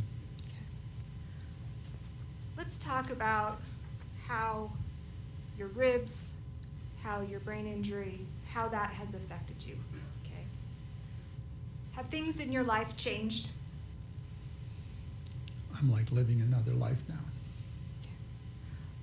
Let's focus on, we'll kind of go step by step, different things. Physical wise, how have you changed physically since the accident? Well, I can't ski anymore. I was told that if I did and had another crash, that I could wind up full-time in a nursing home. The odds of that's very high. So no And- more skiing. Well, and I tried not to go back, and I did ski a few more times by myself just to see if I still could. I had this ungodly looking fluorescent red outfit I bought, a MIPS helmet to protect my brain better, and I thought I can do this. This is my love and joy. I meet friends, I make friends, I stay with them the whole year. It's a year-round activity, and it's a lifelong activity. And so I tried, and I felt like I was skiing through landmines, just ridiculous. Looked ridiculous, all bright fluorescent red. Wasn't thinking very well. And then I'd have to stop every 30 yards and look back behind me to make sure no one was right behind me. Saw a reaction. And gradually gave it out just 3 or 4 times, and I think I was done. Okay. Before we go into more activities, what about physically? Do you have pains, aches, pains, problems? Your physical being, how are you? I'm a much more careful person. I don't take any risks, and more brain damage, and I'm not sure I understand your question exactly. Have you had any kinds of balance issues or headaches? Of course, initially, that was just, my life was living in an orange chair, sitting there initially, and sleep for 12 hours and then sit for half an hour and tell Carlene I gotta go back to bed. But to be fair, it's not like that anymore. No, it's not. no. I had, no, anymore, no, it's not. Let's talk about mentally. How have you seen yourself change mentally? What are some things that you've noticed or difficulties that you've had mentally? Many things I don't have the words nor the intelligence or training to explain. You have lots of words. I do, I admit. It's just, this has been a bizarre part of this process, is that I never feel like I've explained enough. It's like big gaps. I gotta start from the beginning, and everyone may recognize that by going through and building a case, and they don't know what I'm talking about until I get to the subject. So everything is backwards. I'm building from the little things and then saying, oh, I'm talking about apples. They're going, I had no idea. Upside down and backwards. Communication just feels like I can't connect. And so I keep trying, desperately trying. Yeah, personality changes is not something I just know it's different. Things are weird. You ever get lost? Oh my gosh, that was among the first signs when I tried to get out and work on the green team. And Wait, whoa, what's the green team? What are you talking about? I volunteer for lots of groups, probably a couple hundred hours a year at least, I would think. And green team is one of those, is significant, a large group of heavy lifters who pick up plastic and aluminum and recycle after concerts. And USANA was the main one, even though we've done Liberty Park. And it's a group of maybe 15 people. And we stay up until 1 o'clock in the morning picking that up there. And recycled, the last year I worked in 2015, 23 tons. And it's not just walking, 16,000 steps on what I saw. And it's bending and stooping and lifting and picking up and dragging a bag. And it's hard work, but really, really bonding with a lot of people and doing that. So that's what that is. So I tried going up there, and usually I carpool, and that day I didn't. Usually the driver. And so I parked and went and did our thing, and it's maybe 12:30, 1 o'clock, and went back to the car and headed home. I'm going the wrong direction. I'm going, what's going on? I've done this dozens of times. I was lost. Now, just to clarify, this is since the ski crash, right? Oh, yes. Okay. And my instincts for always knowing where north is, and it's really been good having grown up in the mountains. It just was instinctual. At night, I had no instincts anymore, anyway. And so I headed just instinctually where I thought I was supposed to be and wound up north or south or somewhere else, and that happened a second time. Had that ever happened to you before this ski collision? I've never been so needing maps. And so I'm pretty sure I've lost visual memory, because it doesn't, knowing those turns and the houses where you turn, the streets you turn at, that feels like, and I know a little bit about that, that feels like a deficit I have, I don't retain that anymore. I can be there a dozen times and I still have to use maps to make sure I get there. Really odd. What about emotional, Terry? How are your relationships with your family and friends since the ski accident? You know, my interaction with my family has been more difficult, and I think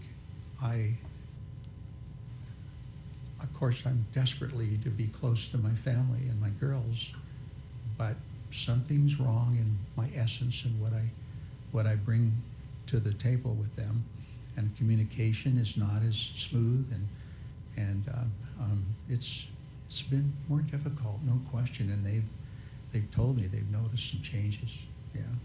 Now, I didn't know you before. The jury didn't know you before. What kind of relationships did you have with your girls before this crash? My goals are always angels. I'm their protector. Some things happened to them. I'm testifying that I heard about it. It hurts to see them in that place as their protector. I rode home with them and started sobbing. So I get caught up in that. Do you love your girls? Oh my gosh. There's More- been some discussion about your relationship with Jenny and that it's not always optimal. From your perspective, what is your relationship like with Jenny? And how has it been even before this accident?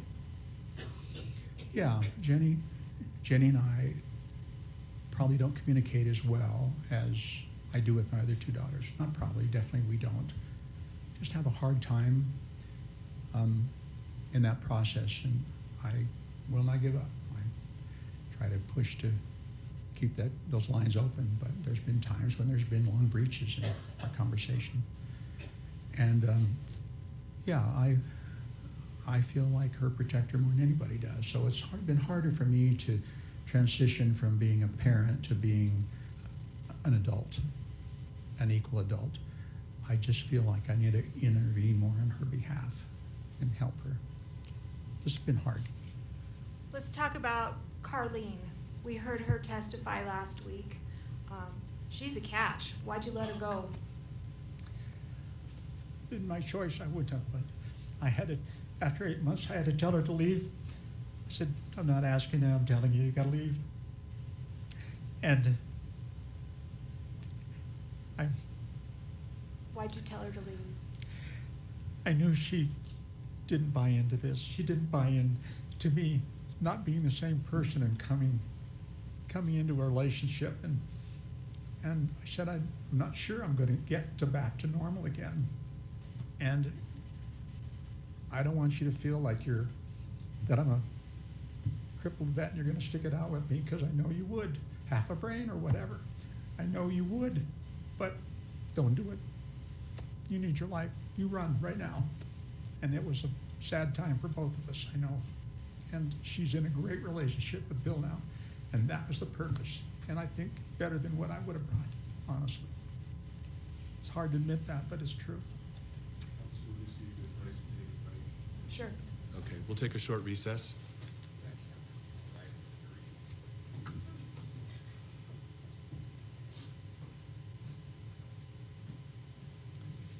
Why don't you stand now, and then you're welcome to step down during the break.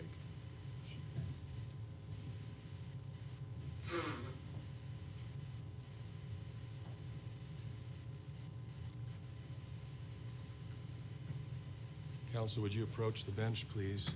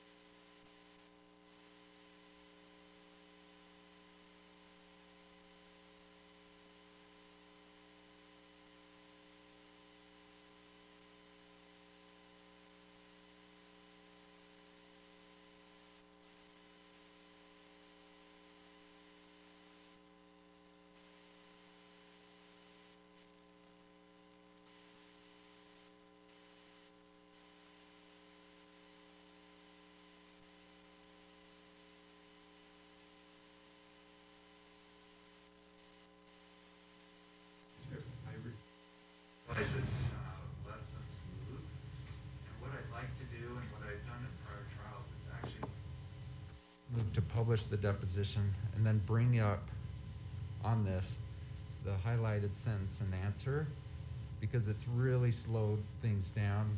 And from my deposition with Mr. Sanderson, I suspect there's gonna be that kind of slowness too, and I'd rather just bring it up. Any issues with that? Yes, Your Honor, we don't think it's proper. We'd rather do it the normal way, which is, they read the deposition, but they don't show it. I think I'll permit it on, because this is a party, and under Rule 32, it can be used for any purpose. I thought he meant for the other witnesses. And as long as, you know, the section that you're using for impeachment, Mr. Owens, is the only section that's appearing up there. Okay, that's the James issue, but we'll do it. All right, yes, we're okay with that. I thought he was talking about some of the other witnesses that we're preparing. You see, last night, we thought we'd find out if Carrie Oakes was going to be offered. We could She- Pardon? We could bring in the jury. Okay, Let's call them in. get moving on. I committed to get this done quickly. Yes, you did. Copies of the depositions. There were actually, it was 3 sittings, and can we go put them up there, Yes. 1, 2, 3, and give you a copy? Yes. You mind? This is Peter. Yes.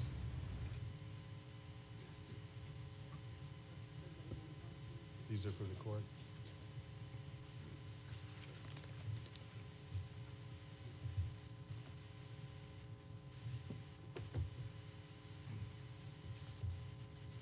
If you're putting it up on the screen, I mean, for the witness, they may not need to actually go into this. That may save you some time. But put them there just in case the witness needs them.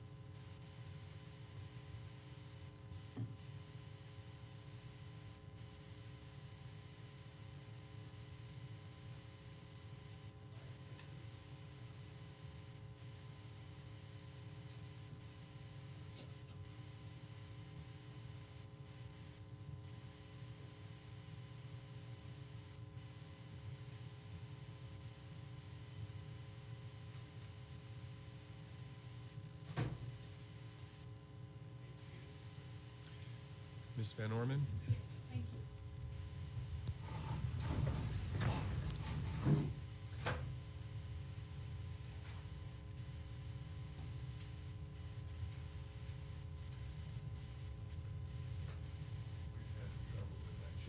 Oh, It wasn't you who broke it. I've got one side higher than the other, but That's what it does, I hope. oh, okay, that's for the lenient side. But everything else functions well on it. Okay, good. Oh. Yeah, okay. Tell you what, just leave it.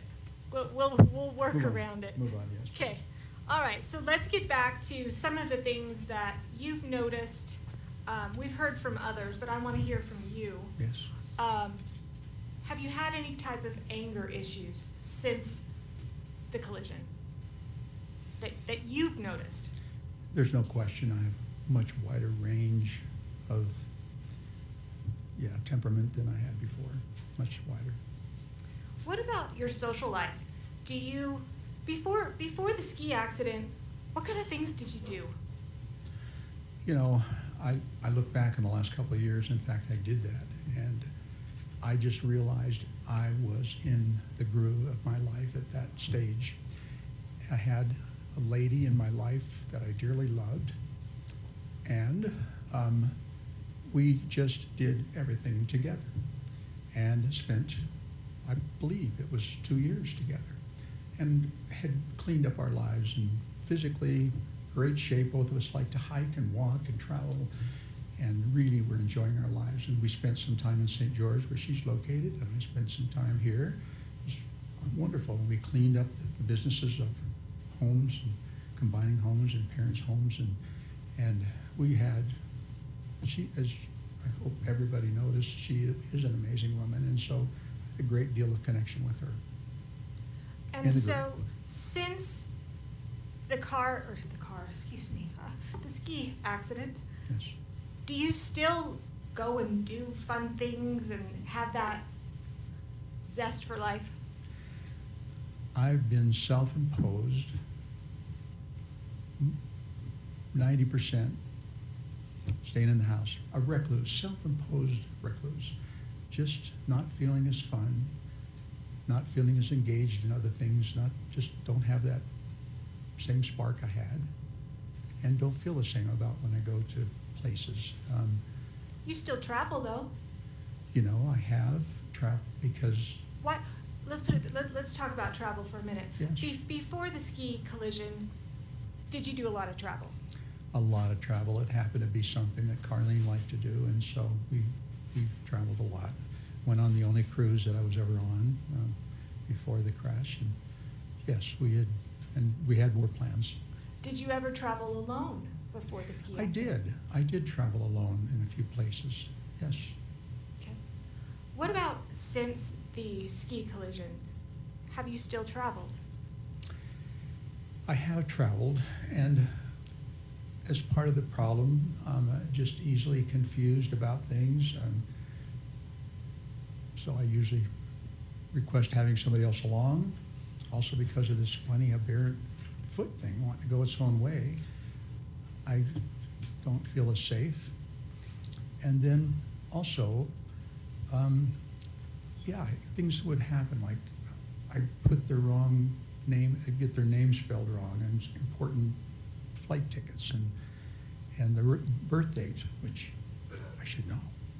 So it was difficult, and I really wanted someone to go with me. I didn't feel as secure traveling alone. Have you traveled alone since the ski accident? I have not. I had one time when one friend, there's actually two, but I had one friend when we had planned a trip to Europe, a physician's assistant and my yoga instructor. And she decided right before the trip, Terry, I don't like you anymore. I don't know what's different. You're a different person. I don't like you anymore. And canceled her. How'd that make you feel? It was like, oh my gosh, I'd known her as long, and one other one as well, as long as I've lived here, almost 5 years, I'm guessing, at that time. And it's like personality, like that's something that develops from the time you're a child. What do you do about a personality issue? Something's changed. I don't know, more aggressive. And you know what? That lady will not answer her phone or texts. And I have. Well, we're not going to say her name on No, this being we are not. broadcast, so We we're are not not. going to. We're not going to. She's a lovely lady. Yes, she is. Have your other friendships been affected as well? Yes, another lady that I knew for quite some time, a sweetheart, also of a woman. We just got off kilter a little bit. Well, after I told Carlene she had to run, it was a few weeks later, I couldn't realize how lonely I was. Yes, I should have taken more time to absorb that, but I was so lonely because we were together all the time. So I reached out to her, and we spent a couple of activities together, and I couldn't believe the words that came out of her mouth. She said, Terry. It is hearsay, so you can't testify as to what she said. But how did it make you feel? Well, it made me feel like, what's wrong with me, and how do I fix my personality? How do I fix it? I'm a different person. It's a very complex issue. And I lose self-confidence. The person I am, I'm going, what happened? Terry, are you trying to improve yourself? I've been in denial. I've been in denial about my issue. I refuse to believe I have brain issues. I've just done everything I can. I knew I had a critical window to restore stuff. And I did everything I was told and everything I could find out about trying to get those neurons reconfigured in a good way. And I haven't found it's helped, so I'm still in denial. I keep thinking there's got to be something. Are you trying to improve yourself? Yes, I don't want to have brain issues. I'm trying to prove I don't have it. Everything I do, I'm trying to prove I don't have that wrong with me. There's been a lot of discussions about how Terry was before this ski collision. And could you put up Defense Exhibit 23, please? And I'm actually going to move forward the admission of the entire Defense Exhibit 23. I'm assuming there's no objection.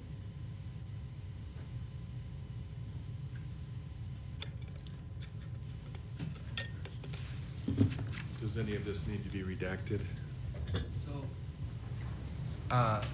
let me just state that my understanding was that Ms. Van Orman was gonna be done at 11, I'm and then it almost done. changed. Right now, she's moving for Defense Exhibit 23. Any objection? No. Okay, so it's received. As to the redaction concern, I do believe at least some parts of this maybe need that, but it looks like we're not showing those. Are you showing his address, for instance?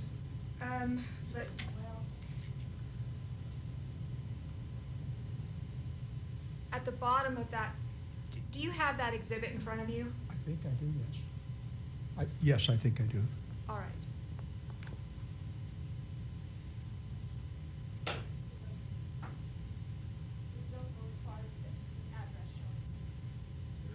There's the address there. Yep, thank you. Do you see where it says chief complaint down at the bottom? Yes, I do, yes, It says regular visit. yes. Was this a regular visit that you were attending with your provider? It could be, I don't know. I usually saw her once a year or once every 6 months, so if that's what it says, I believe it's. Okay. And just for reference, Terry, I know you weren't here, but this is the I'm getting old exhibit, the I'm getting old visit. Could you go to the next page, please?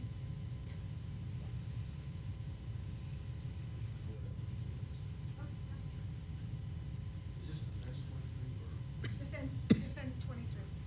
All of Defense 23. I have nothing in front of me now. It's coming, don't worry. Oh, All right, so this is the second page of that exhibit. Talks about 69-year-old male with HTN, HLD. We're not going to go through all of those Yeah, things, yeah. okay? thank you. Just got over a URI. Do you know what a URI is? I do. What is it? Upper respiratory infection. Okay. So you just got over that yesterday, you think, at least according to this record. No cough, just runny nose, and upper respiratory symptoms. This is going to be his test for the cough, had not had a persistent cough, etc. Weight gain, thinks eating out too much. Were you eating out too much? Yes. Carlene and I chose to eat out instead of cook. Okay. And not getting enough exercise. Yes. Thinks you've gotten old all of a sudden. Terry, what does that mean? Did you tell your doctor that? You know, I relate it to the URI. If someone who's just gotten over a viral or bacterial infection, either one, over 2 weeks with a cough and just feeling worn out, I wouldn't doubt I wouldn't say something like that. And Most in of us fact, would. it says, does not think depressed, mood is good, just not doing the things you used to, but also thinks you're gonna start skiing again and reinstate your gym membership. Did you have a plan? Yes, I absolutely did have a plan. All right, and that's all I need for that. Talk about planning, and I meant to ask you about this before we move on. Do you know what executive functioning means? Yes, I'm familiar with that term actually from before. What's your understanding of what it means? It's the ability to coordinate your actions through your life, to be able to put things together, make decisions about them, get things done, and be efficient and effective, and be able to multitask and be effective, be And- efficient and effective. Ex- Ron, can we approach? Sure. move along.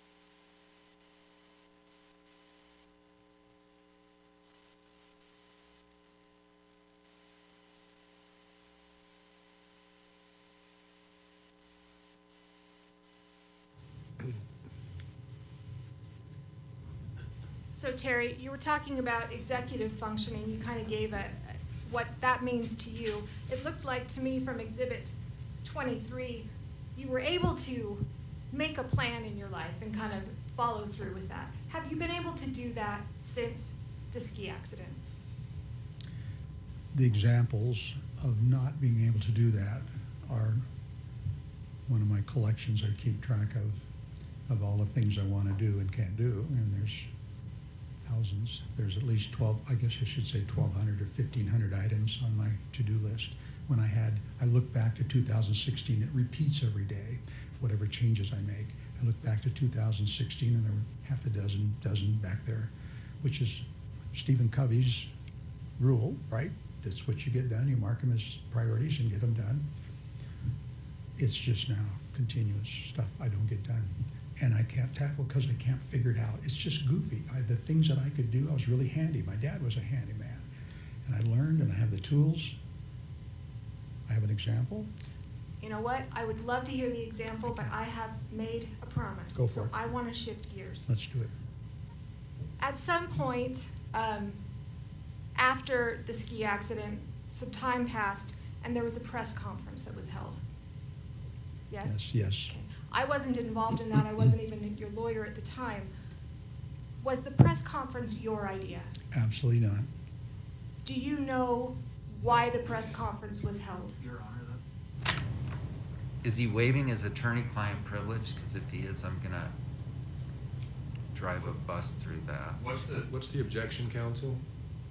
He just violated his own attorney-client privilege, whose idea it was. Objections overruled as to relevance. What is your understanding as to why a press conference was held? We understood and we agreed how important it would be. And hold on. I don't want you Okay, to go on. talk about anything that you talked about with your counsel. Thank you. Okay. Did you have an understanding why a press conference was held? Yes. I knew that it was very important to have a video of that particular activity. It would just be convincing and would settle this beyond all doubt. Like a GoPro. Exactly like a GoPro. But all the other cameras up there had to be somebody. And that's what I knew. In fact, I even looked recently and put up a notice at Deer Valley if anybody had a copy. After that press conference, did any GoPro videos surface? No, none. Have they ever? No, never. Terry, did you cause the ski collision with Miss Paltrow? Absolutely not. I swear to my God and my family, my other Father in heaven, it's like, no, I did not. Why did you bring this lawsuit? Strike like religious oaths here. Sustained. And Why did you bring the jury this? should disregard the last part of the last response. Why did you bring this lawsuit? You know, I realized after a period of time that no one believed how serious my injuries were. Just because I wasn't out and interacting continuously didn't mean there was something any wrong with me. I really, really wanted an opportunity. I knew there was damages, and then there was lots of insults added to that singular incident. Lots of insults along the way, dozen of other times where everything went contrary to my value system. And I just went, you know what? My daddy would say, if you got the truth, you bring the truth, don't let anybody back you down. And that's what I felt I needed to do, and I'm here to prove that truth, only with facts. That's all I have. Thank you. Thank you, Ms. Van Orman. Mr. Owens? So I caught a cold, so I'm kind of keeping my distance from people. Let's see, where's that little microphone that moves? Just on the table there. Oh, there it is, thank you.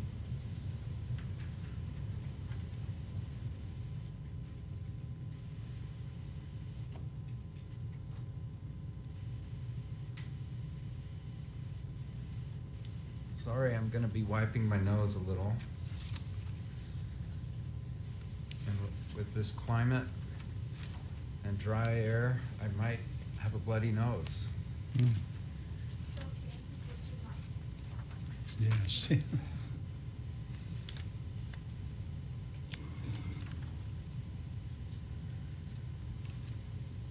All right, let's talk about a few things.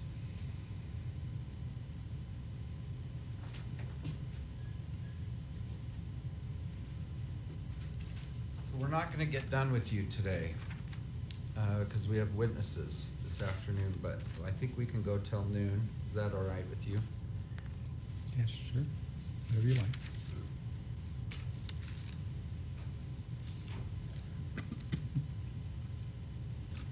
Did you ever say to me,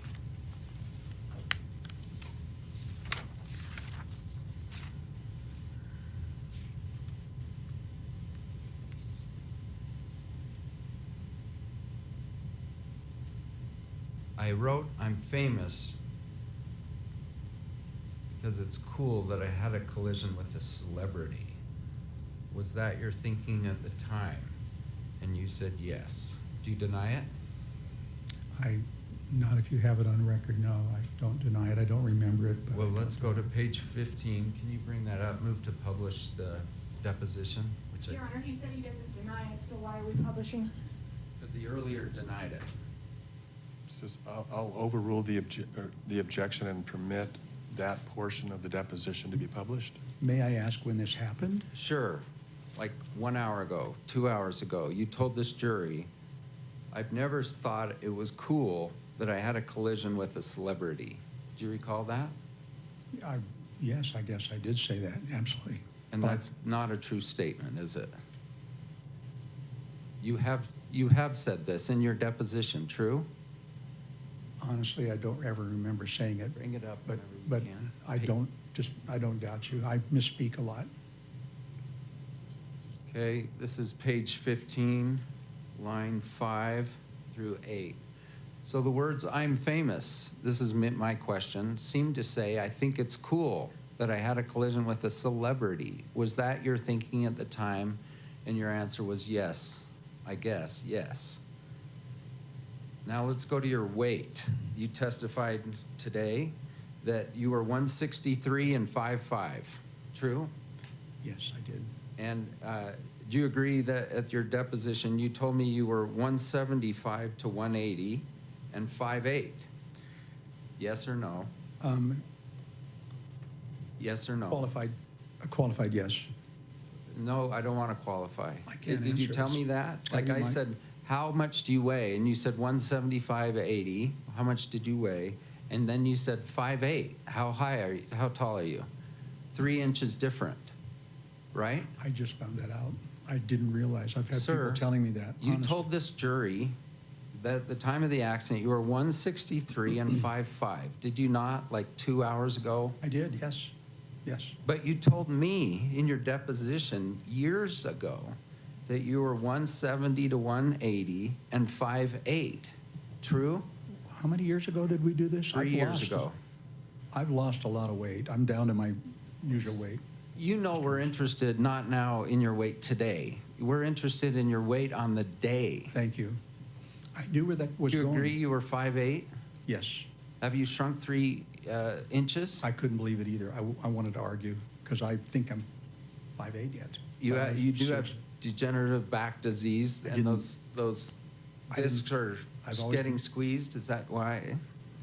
I have to say yes. I've always been 5'8" and a half, and I knew I shrunk a half an inch, but 3, wow. It's a lot. Mr. Sanderson, we're trying, in council, let's not speak on top Thank of you. one another so Thank that you. we have a clear, clean record. You're right. Yes, Your Honor. When we talked about you being unconscious, and do you agree that someone who's unconscious doesn't have a stopwatch to figure out how long they were actually unconscious? I agree. That's true. Everything you've learned was from Craig after the collision. No.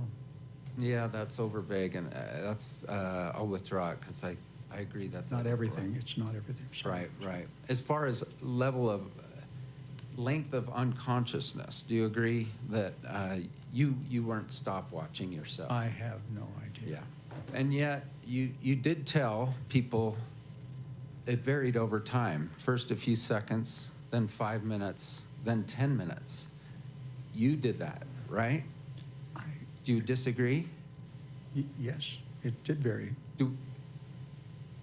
And why did you do that? Why would you say, I don't know, then it's a few seconds, then it's 5 minutes, and then you told your psychiatrist at the VA it was up to 10 minutes long?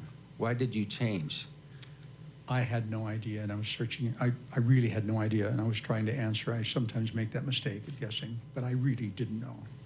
And it was to try to get the attention of the doctor. Do you remember telling me that? I don't. I don't know how to. Let's find it.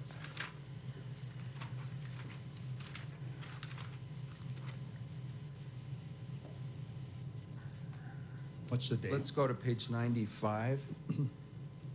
Which deposition, 1, 2, or 3? 1. They're all cumulative, so the page will tell you that. Page 95, starting at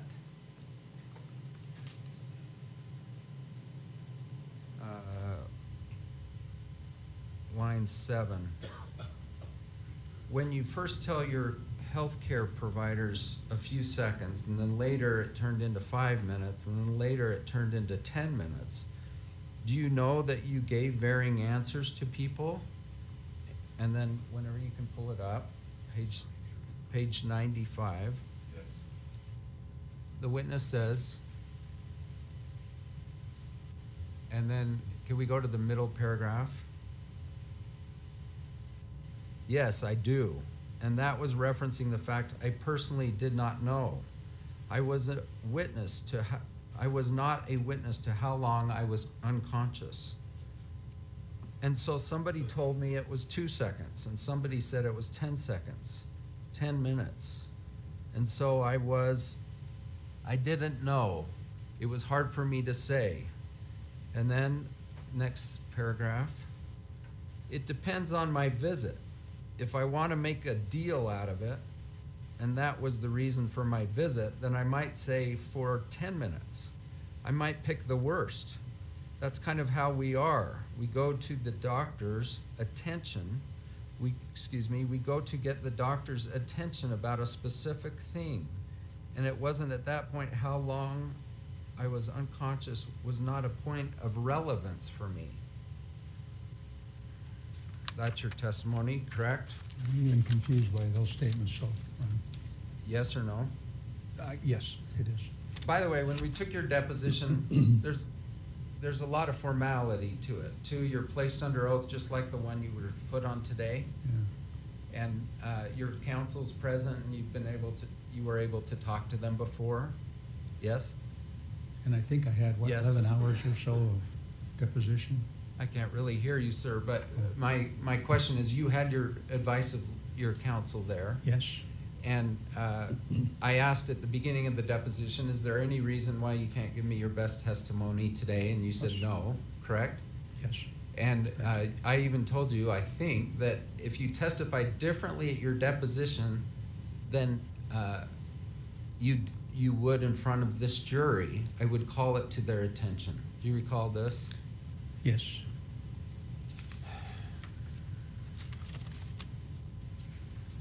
And you took an oath, and you then had the opportunity to make any changes to your deposition transcript. Is that true?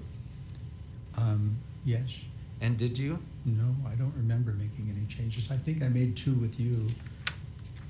I said 2 corrections and that I remembered. Okay. And You you took didn't them. make some, and counsel told you let's not submit those. I haven't looked at these depositions at all. Not at all. Do you dispute that? Well, I heard you call Eric Christensen, a Deer Valley instructor for 40 years, a bully. Did you say that? I did say that, yes. And that he was yelling at your face. Yes. I figured out. I And didn't we'll- actually know that until, And we'll meet him at 1 o'clock. Deer Valley's known, or at least puts itself out there, doesn't it, as like the most customer friendly they could possibly be. Do you agree? I agree.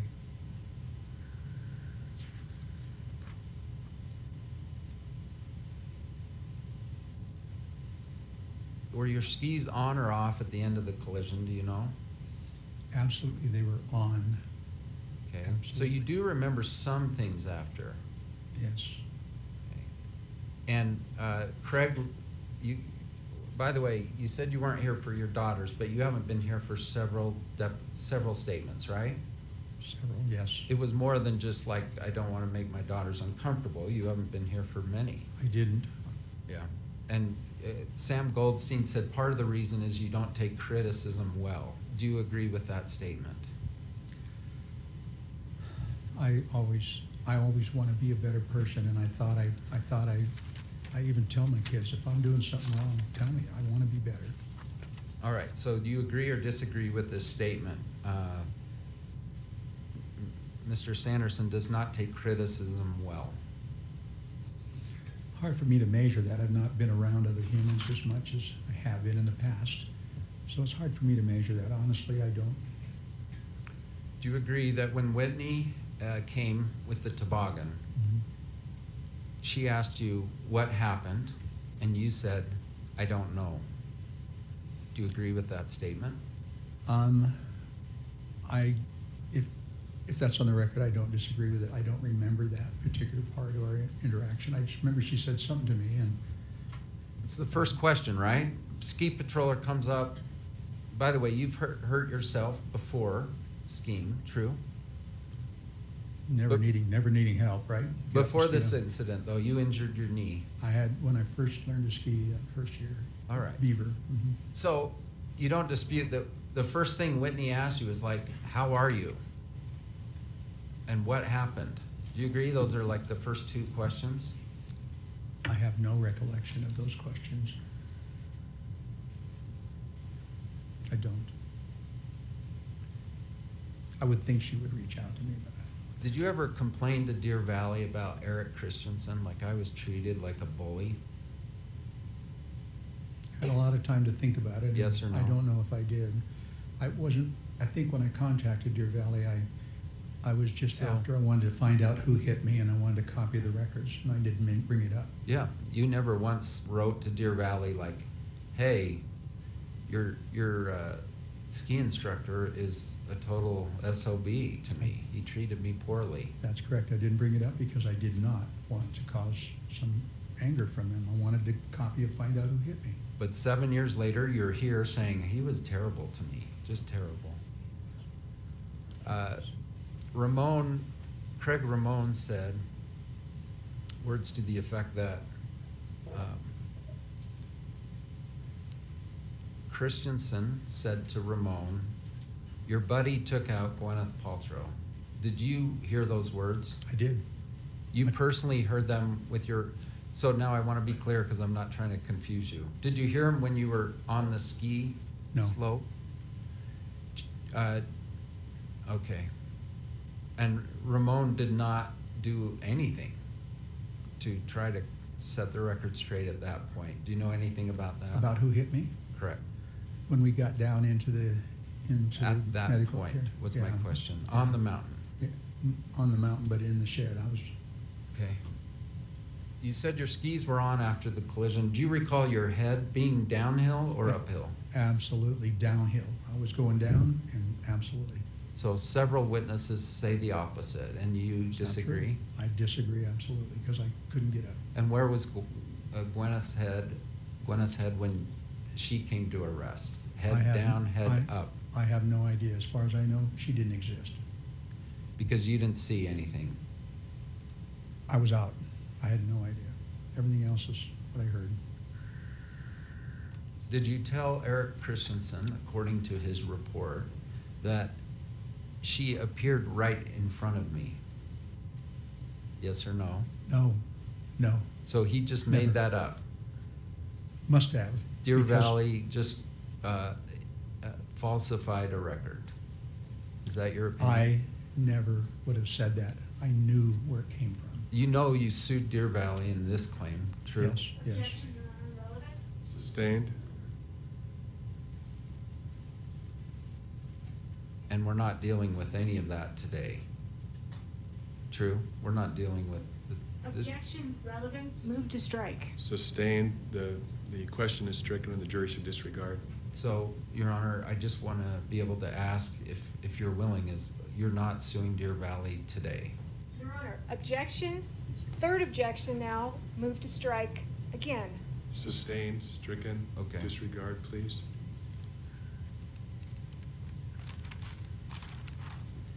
I hear you saying you were flying through the air after she hit you. Did you say those words? Yes or- Today? Yes or no? Today? Today. Today I did.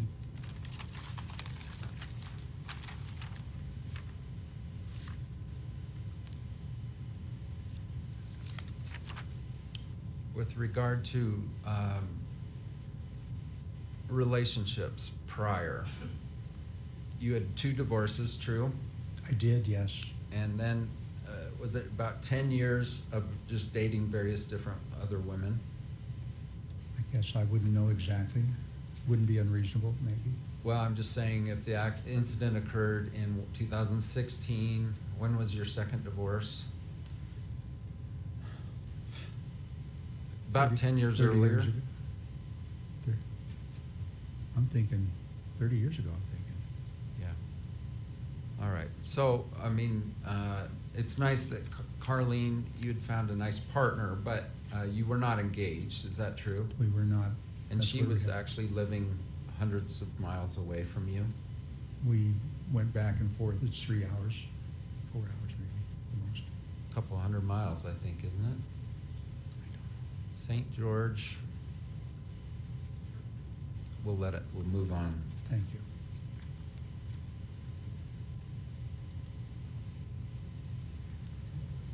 Do you recall saying that you agreed that saying I'm famous was a crazy thing to say? Agree? Absolutely, it's not me. I don't buy into that. But it was you, right? Just to be Right. clear. When you say it wasn't me, it was in fact you. It's the other personality that's inhabiting my body right now. And you blame Gwyneth Paltrow for that. Yes, no question.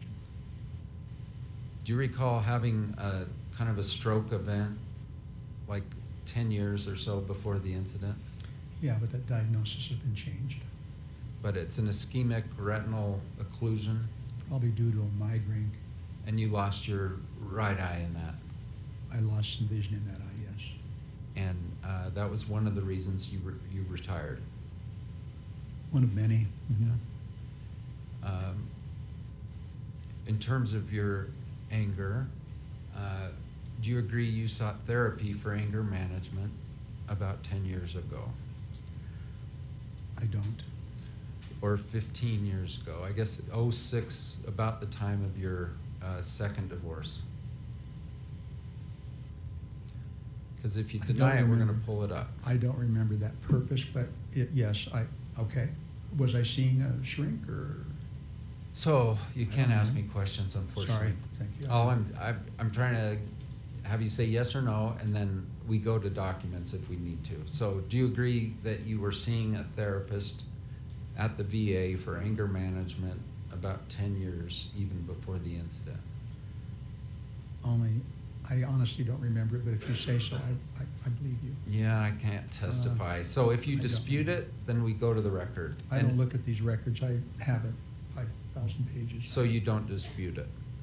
I don't. Okay. And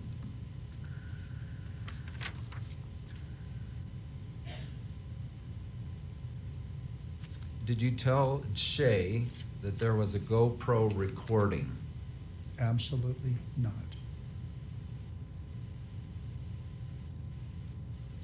Do you recall at the exact time of this event, going down the hill, you were sort of crossing over to the right? Does that sound accurate? No. You were always on the right? Yes. Okay, Christensen is going to testify this afternoon, so we'll talk about that. And do you agree in the 5 seconds or so before the collision, there was a female skier, kind of beginner-ish, on your left? Yes. And do you agree that you actually tilted your head to the left to sort of confirm that you weren't going to hit her, that she would be okay? After the accident? 5 seconds before the Before, accident. no. Did you so testify ever? I saw her, I don't know. What I So- remember is I always saw her. She was a little uncomfortable and I gave her a little more room, just kind of what you do.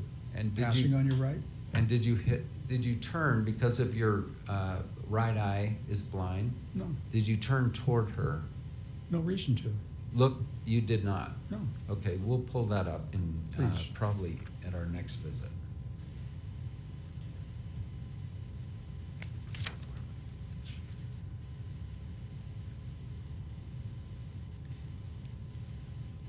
You texted about Whitney, the toboggan person, how happy you were with her. True? I did, yes. Give her full And- credit. And we've both read it. It's pretty articulate, pretty detailed, right? It is. You knew you were being subjected to a brain test, like a memory test, Well, I'm not, okay, go ahead. right? Didn't you tell us that? When she said, I want you to remember some things. Yes, oh, yes, absolutely. Okay, you knew you were being subject to a brain Oh, and memory test. I've never focused so hard. And you came through with flying colors, I right? You did. knew them all? I did. Remember President Trump said they gave me 5 things to remember and I got them all. Do you remember this? I don't pay attention now. Sustained.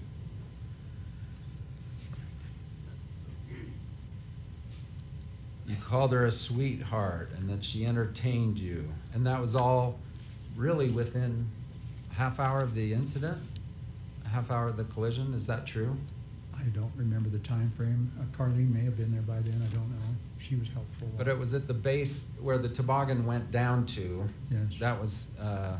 That wasn't, well, tell me, is that at the bottom of Deer Valley or is that a mid-level Mid-level, clinic? I think it was mid. All right. And I was so- is there a picture of you two in a wheelchair smiling? Do you remember that picture? I haven't seen it. Ever? I don't remember seeing it, no. Shay mentioned it, that there was a picture of you, and maybe it was at the Instacare. Do you remember any picture of you in the Instacare in a wheelchair smiling? No, I don't. Okay, and I asked you about it, and you said, I just smiled because they told me, If somebody says smile. someone said smile, and you smiled. I don't Does this remember. ring a bell from your deposition? It does not, Okay, but that's, so you took a picture of Whitney, right? I did. Composed that very nice email with all the details, and then you sent it to your group. Probably, I don't say I composed it. Could have had Carlene's help. She may have been there then. And that's, well, you did it though, right? You came up with those exact words. Carlene didn't do that. I may have helped her.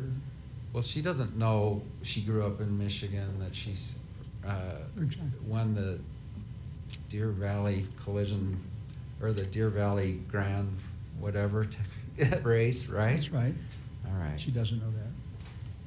Do you think Carlene was present at the Deer Valley Clinic? I know no, she wasn't at the Deer Valley Clinic. No, absolutely not. Okay. No. It was when we I got may have home. misunderstood She you. was on her way.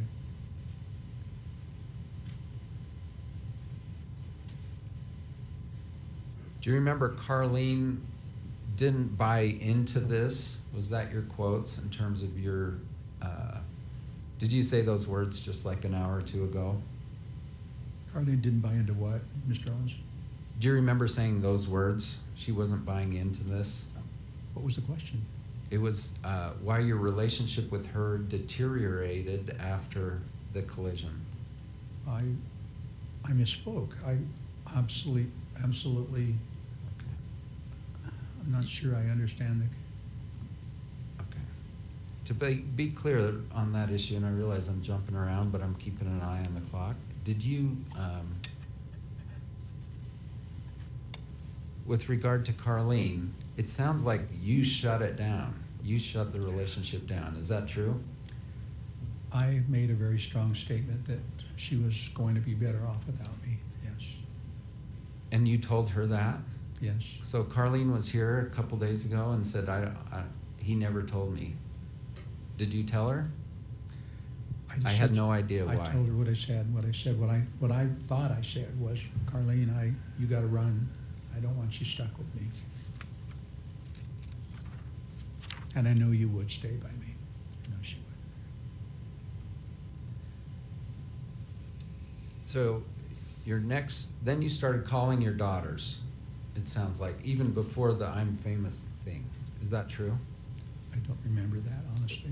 Shay said she took a call from you about 6 something. Okay. So about 6 hours later. Okay. Have you ever read her depositions, No, by the way, or Jenny's? I told him I wouldn't. Okay. And they had even expressed like, hey, Dad, we're kind of concerned because we got to talk about you and how you were growing up and things, and we're kind of concerned that it will hurt your feelings. Do you recall this? I didn't know why, but I don't remember them telling me that. I decided that before.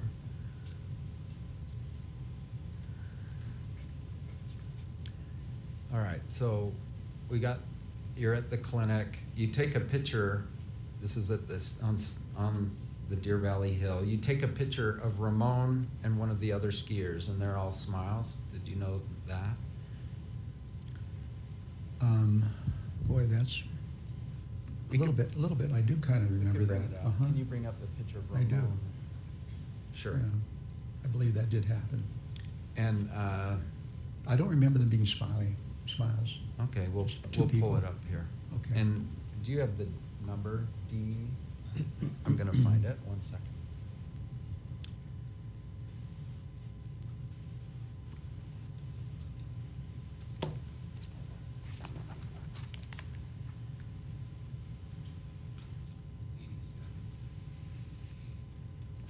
D87 moved to admit. I think it was. If not, he'll get.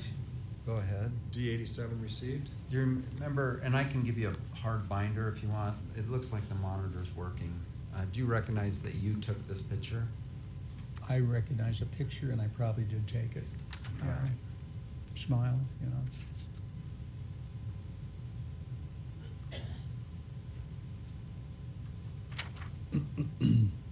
When you went to the Instacare, do you have a personal memory of that? I really don't. I don't remember if I had an X-ray. It's like, Okay, I don't know. I think the physician assistant's coming tomorrow, but he wrote no signs of confusion. oh, Do you dispute that? no, I wasn't there. Not him. Do you agree that in your post-collision talk with Shay about 6 hours after the incident, you told her, I'm okay? That would be me. My Yes. parents didn't find out I was divorced until the last day. I don't want to put them through that misery. I don't share my information. All right, so I think that's a yes, but I'm gonna re-ask it because we need to get it clear. At 6 o'clock, just 6 hours after the collision, did you tell your daughter Shay, I'm okay? Yes? Yes, Asked and answered. thank you. Overruled? And then on the hill itself, with the accident having occurred just in the prior minutes, do you agree that someone asked you, are you okay? That is absolutely beyond a doubt wrong. No one spoke to me when I was needing help. No one stopped, no one.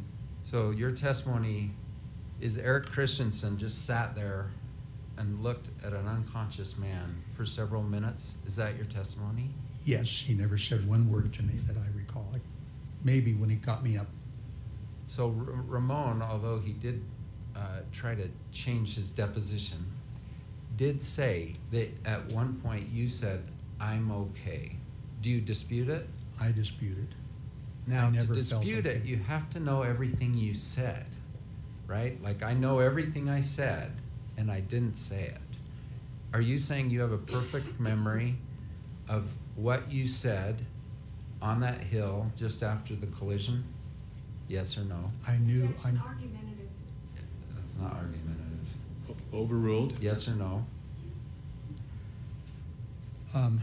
Say yes or no, please. question again, please. Yes. Do you agree that you do not have a perfect memory of what you told others after in the 1, 2 minutes, 3 minutes after the collision? Or do you have a perfect memory? Well, that word is so ultimate, perfect. No. Right. An answer would be no, it's not perfect. Okay. So it's possible you said, for instance, Eric Christensen is going to testify, first witness this afternoon, that you told him, I'm okay. Do you dispute it? I dispute it. I Okay. never felt safe and like anybody was there to help me. And then I would not have said it. He's about to testify that not only he was there, but a ski patroller duo came over. One of them came over and said, do you guys need any help, or words to that effect? And that you consulted with Ramon and then said, no. Do you dispute it? I absolutely would have said no. I never said safe. So I don't want to say what I would have said. I want to know if you remember. Do you remember that? No, you- I okay. don't remember. In fact, you don't even remember that ski patrollers came by. True? No, I do not remember that. Yeah. Ever.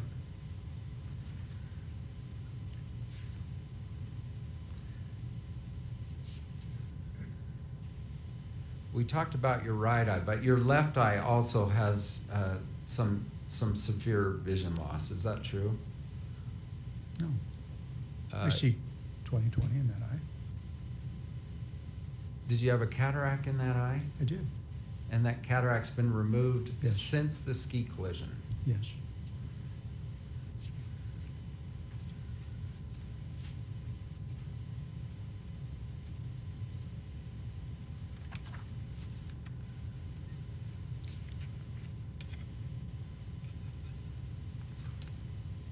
There's a report on February 4, 2015, that his vision in his left eye is decreasing, blind in right eye. Was your left eye decreasing 1 year before the ski collision? Increasing in visual acuity or Sorry. in prescription? Decreasing. Was your left eye decreasing?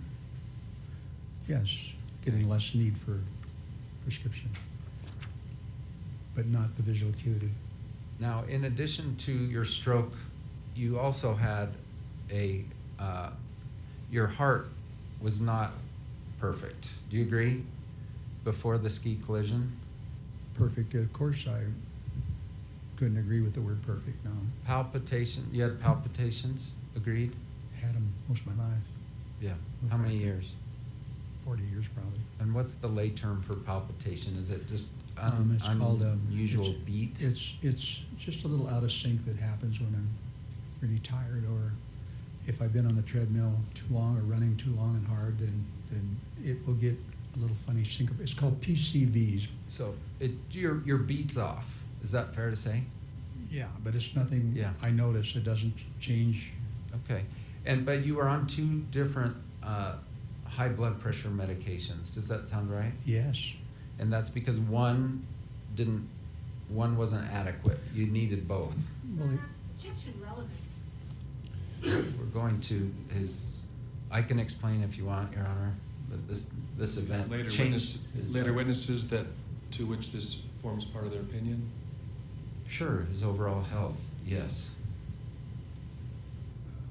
There's no claim that his heartbeat or anything was affected by this accident. Your Honor, he says this has utterly changed his life. Yeah, just a minute. Counsel, would you approach, please?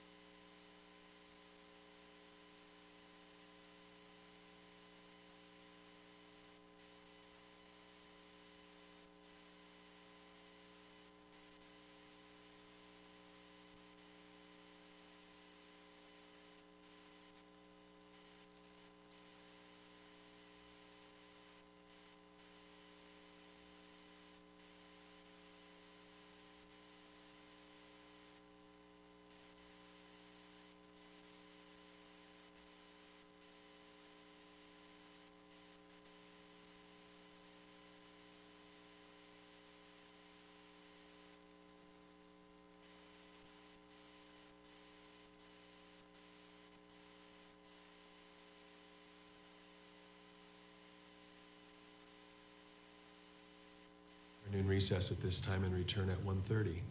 Thank you.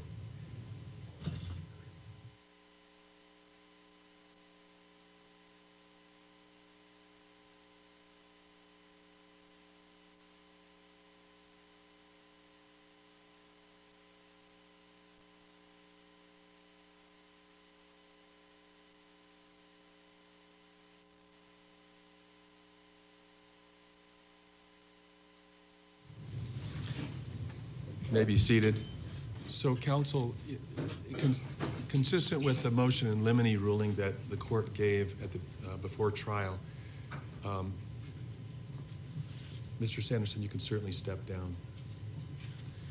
There was a laundry list of medical issues, and medical issues, if they're relevant, they absolutely should come in. If they're not relevant, they should not come in. So there will need to be, I need from you an assurance that this is a conditional relevance situation, and that you will tie in the relevance later, and not just a vague statement from an expert that this guy had a lot of health problems before. I need to know, it needs to be tied in. So maybe you want to look at the reports or depositions to make sure that whatever it is that you're examining this witness on will be tied in later by a medical expert as to the relevance, either before or after. I mean, either one of those would be relevant. James is sort of on the damages end, so I'll defer to him on the specifics, but we are talking, when they say it's utterly ruined my life, we're talking about the whole package, and aging is one of the primary, just normal aging is one of the primary issues for our experts. And so we got to look at the whole package, not how about this heart thing, and how about this prostate thing, and how about this. We will argue, and our experts will back it, is that that's the reason he is kind of slowly deteriorating, progressive aging. Okay. So take a look at what the opinions will be, and if you feel as though they're tied in, then you can go into those areas. Thank you. It seemed like there was one other issue. Okay, I just want to kind of put this on the stand. So I had 7 witnesses lined up. I was supposed to take over the case this morning at 9 a.m. Many are out of state. Plaintiffs' counsel, I don't dispute everyone's working hard, but it has significantly thrown off my witness list to the point that I'm actually having to cancel witnesses, and so that we can read their transcripts. And some people, some of our experts in particular, flying in out of state, I can testify during this small window. And as of last night, they were going to be done at 10, then it was 11, and they still haven't rested. Maybe because of weather. True. Guess I'm not really blaming people, except for I still don't have the case. They're not ready to rest. Multiple assurances that they were going to rest on Friday. When Okay. And also for the record, the court didn't issue an order concerning, when one case must be rested and one other must be rested. I've been leaving it up to counsel to work that out, and from my perspective, it looks like everyone's doing the best they can. Everyone's working hard. I don't dispute it, but it's hard when I have kids flying in. Understand. You want any response to that, or should we just hold our peace? Why don't we take lunch? All right. Be back at 1:30. And you're getting a printout for the amount of trial time that's been used so far. Yes. As soon as we get to a working printer.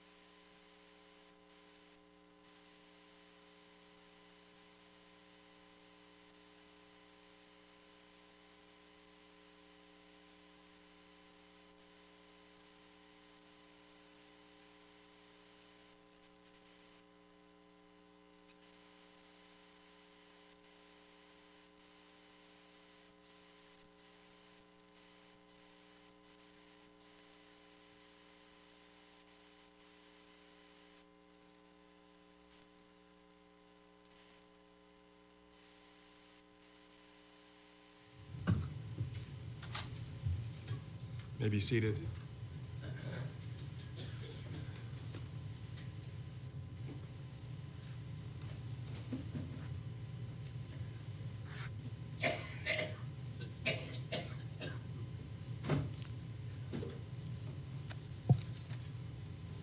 Calling Sanderson versus Paltrow. Looks like not quite everyone's present. As soon as you are ready for the jury, let me know.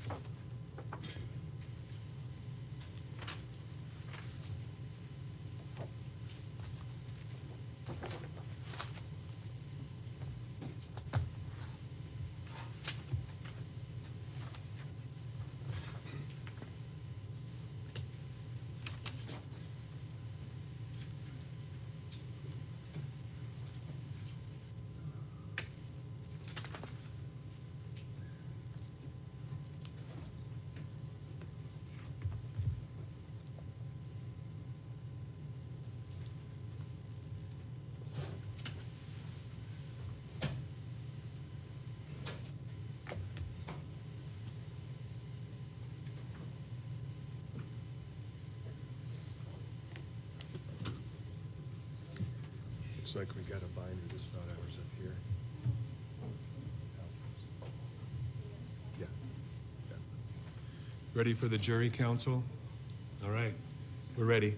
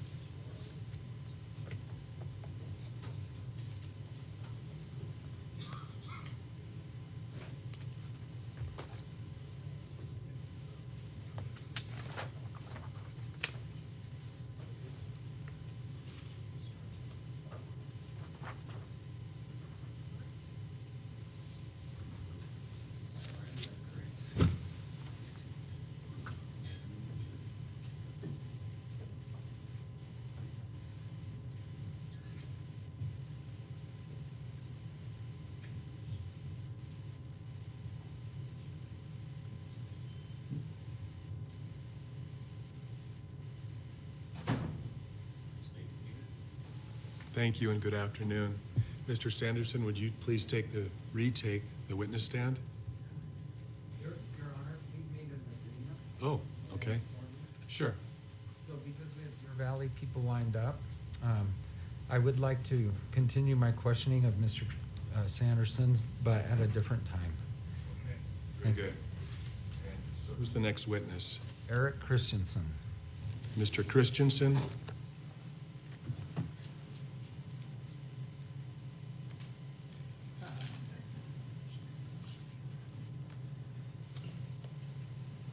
If you could come right up here, sir. Hi. Please raise your hand. Thanks. Do you swear that the testimony you are about to give in the case now before the court will be the truth, the whole truth, and nothing but the truth, so help you God? Yes. Thank you. And have a seat. Good afternoon, sir. Just right around here, and there's the chair. And the left-hand armrest has been acting up again.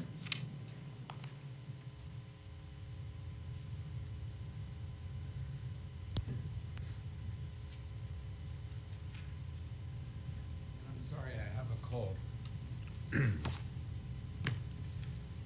one more thing. Would you please state your full name and spell all the words? Middle name also? Sure. Okay. My name is Eric Paul Christensen, EricPaulChristiansen.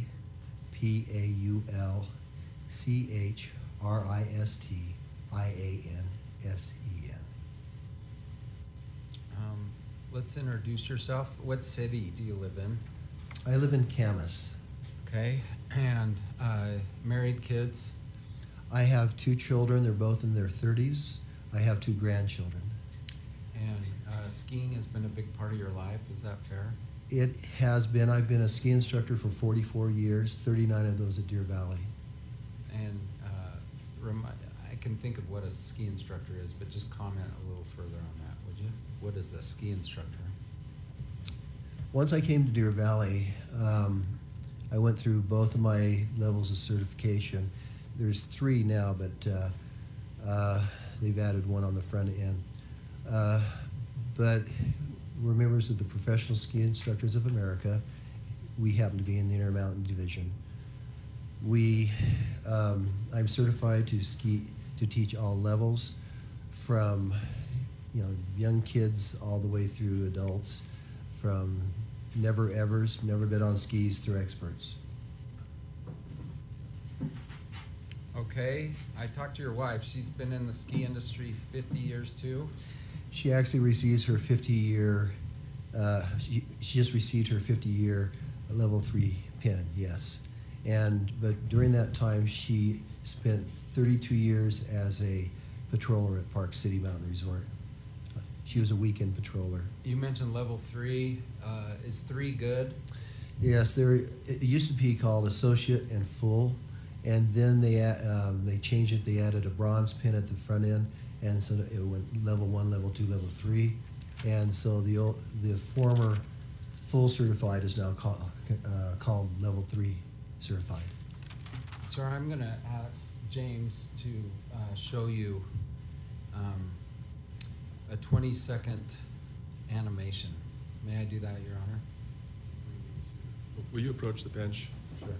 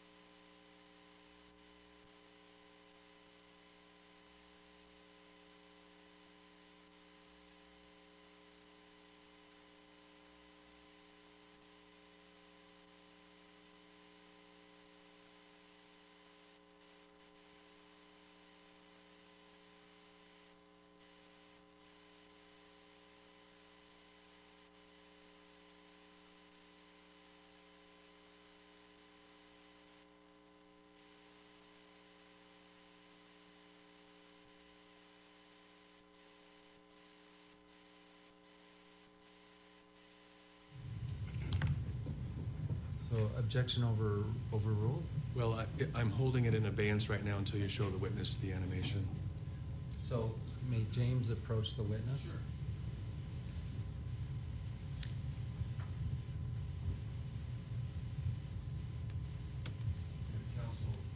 Or plaintiff's counsel needs to see what's being shown. You can come up here also. So, Mr. Christensen, James is gonna run a 20-second animation for you. Okay. For the record, this is the number six True. of the animations.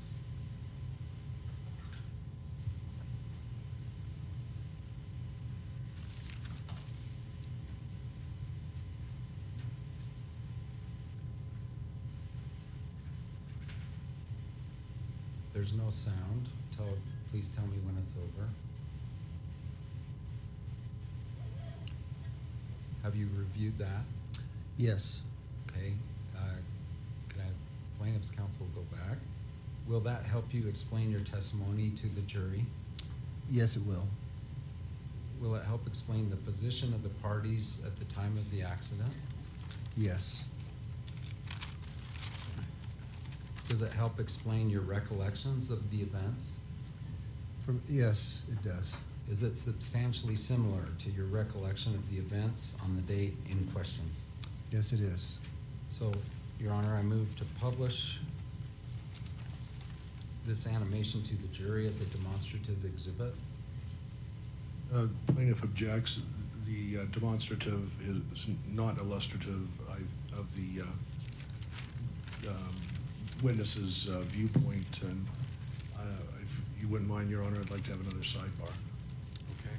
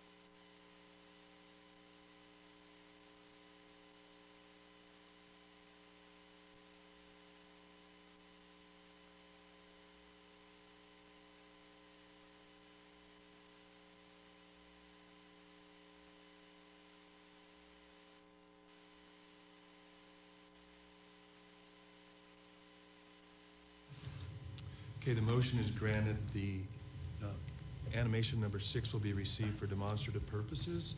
And if the jury will recall, jury instruction number 18 addresses evidence like this. Certain charts and summaries, in this case an animation, sometimes referred to as demonstrative exhibits, will be shown to you to help explain the evidence.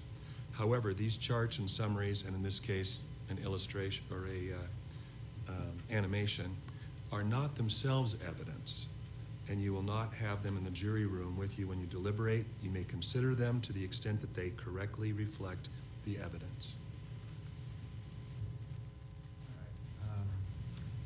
Let's play the animation, and then we're gonna go back and talk about it. Is this from your viewpoint? This one would be from my viewpoint, yes. And let's be clear, this is not a GoPro video. No. This is a creation, it's not an actual video, correct?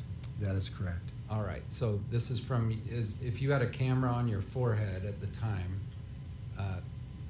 does this sort of illustrate your testimony? It will. Okay. It's been admitted. Mike's Foundation. Overruled. Go Okay, ahead. let's play the video.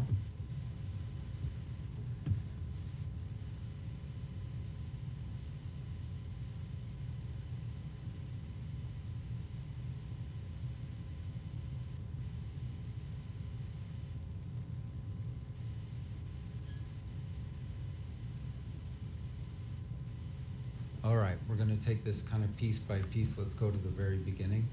Do you know the bandana run? Very well. How many times have you skied that? Well, I've been at Deer Valley for 40 years, actually. I would say that the bandana run has been there for about 30 of those, and it is the only or access to go directly from Flagstaff Mountain to the Empire area.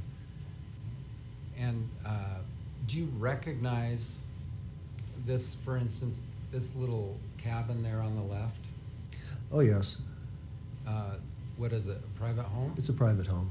Do you recognize those? And I have a little laser here, if I'm doing this right. Do you see those buckets right there? Yeah, those are green foam tubes that cover up the snowmaking. There's water and air, or water and electric, depending on what type of system they have. And does that provide some landmark in where this collision occurred? It does. Okay. Was it essentially across from them? What do you mean? Where the collision occurred, was that sort of across from the snow equipment? It would be in that general area, yes. Okay. And then there's some people here. So who's the orange, the guy in the orange? That would represent Moses. All right, so let's back up. Were you hired by Miss Paltrow to help Moses that day? Yes. And had you helped him before? This was the third time I had skied with him, twice in the previous year, and then this trip on this year. Would you lie for Gwyneth today? No. Are you testifying truthfully today? Yes, I am. By the way, you were called a bully this morning. Have you ever bullied a guest at Deer Valley? Deer Valley takes their guests very seriously, and if an instructor is has a confrontation with a guest, we don't last. We are supposed to be polite to everyone, and I was polite to Mr. Sanderson that day. And have you been polite to every guest in 40 years? I've never had a reason not to be. So, yes? Were you Yes. a bully to Mr. Sanderson? I was not. Is that a ridiculous claim? I feel that it is, yes. And you were personally named in this very lawsuit. Your Honor. Sustained as to relevance. Goes to credibility, I believe, Move to Your Honor. strike, Your Honor. I'll follow your order. Okay.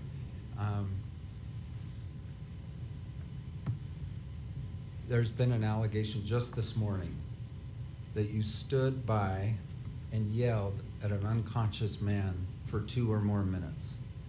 Did you? Objection, leading. I'm asking to comment on it. It's a prefatory statement. It's fine. Overruled. Did you do that? I did not. No one was ever unconscious during that period of time.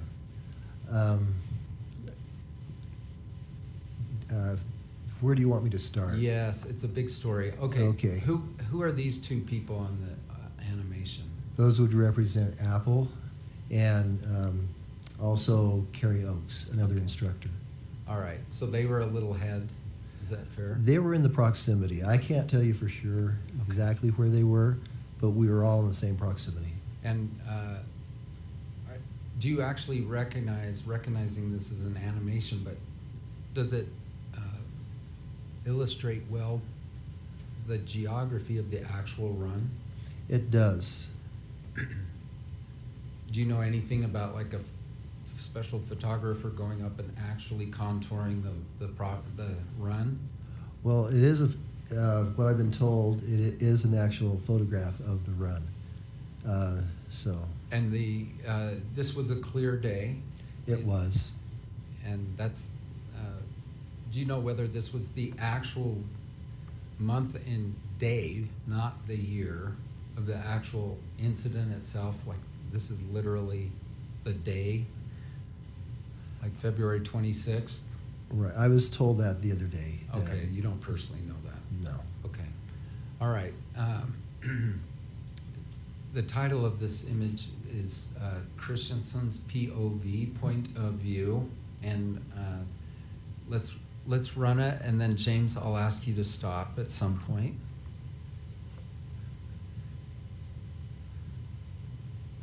Okay, let's stop. Who is that? That would represent Mr. Sanderson.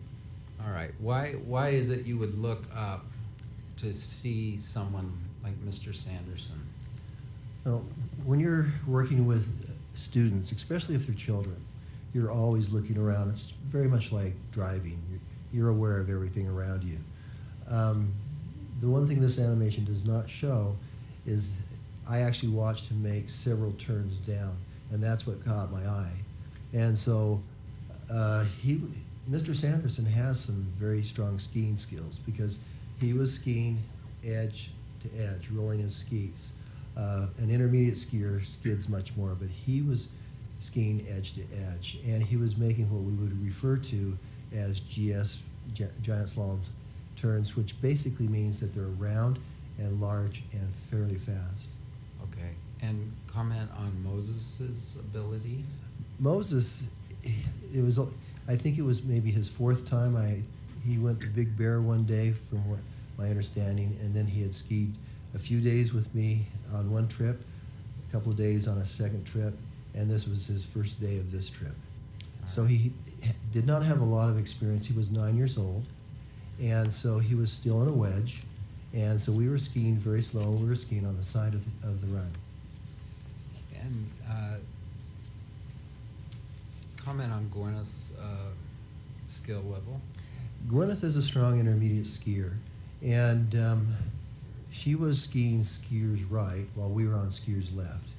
And one of the things that's interesting was that she was making short radius turns.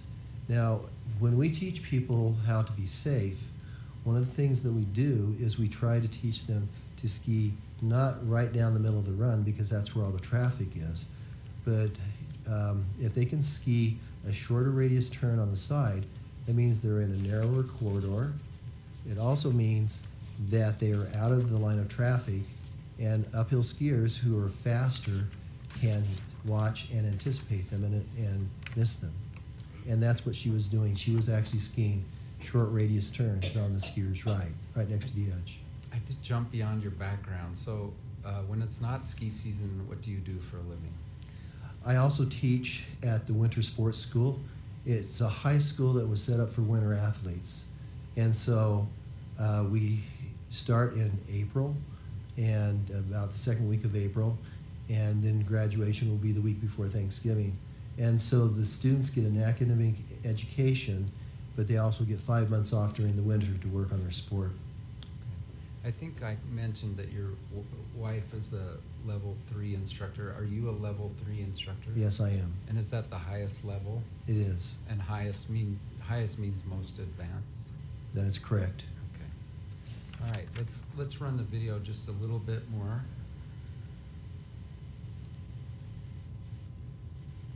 Okay, let's stop. Who is, now, say again who all these people are, would you? Who's that on the far end? On the far end, that would be Miss Paltrow. Okay, and let's go a little further. Now, let's stop. Okay. All right. Craig Ramon said when he heard a sound, he turned. Is that what you did? Well, of course, when I heard a scream, that's when I looked back. He's claimed to be the only eyewitness who essentially heard and turned, but you also heard and turned. Is that right? That is correct. And was Ramon immediately on the scene? He was not. What happened was I had been watching Mr. Sanderson ski down, and because I was aware of my students on that side, But as soon as he passed us, I looked back at Moses, and it was a mere moments after that that we heard the scream. All right, so whenever you say a pronoun like he, Okay, I'm Mr. gonna Sanderson. actually Yeah. ask you to clarify who. Sorry about that. All right, so just say that last sentence again, would you, with using the name? Okay, so Mr. Sanderson was skiing down, making fairly large turns, and he had accumulated a fair amount of speed. I watched him while I was watching my kids. I was paying attention to both, and as soon as he passed us, and I wasn't concerned with him hitting us, then I turned back towards Moses, but at that point he was very close to Miss Paltrow, and I looked away. I did not actually see the collision, but I heard her scream, and that's when I looked up. But Ramon was not on the scene for how many seconds? I would say at least 45 seconds. I mean, Miss Paltrow was already up on her feet. We were getting Mr. Sanderson up on his feet. He was very late to the scene. Okay. I would just assume that he was not as fast a skier as Mr. Sanderson was. All right, so let's be clear. Did you literally see the moment of impact? I did not. All right. Did you hear and turn? I did hear, and I turned, and by that time they're already moving on the ground. And who's on top?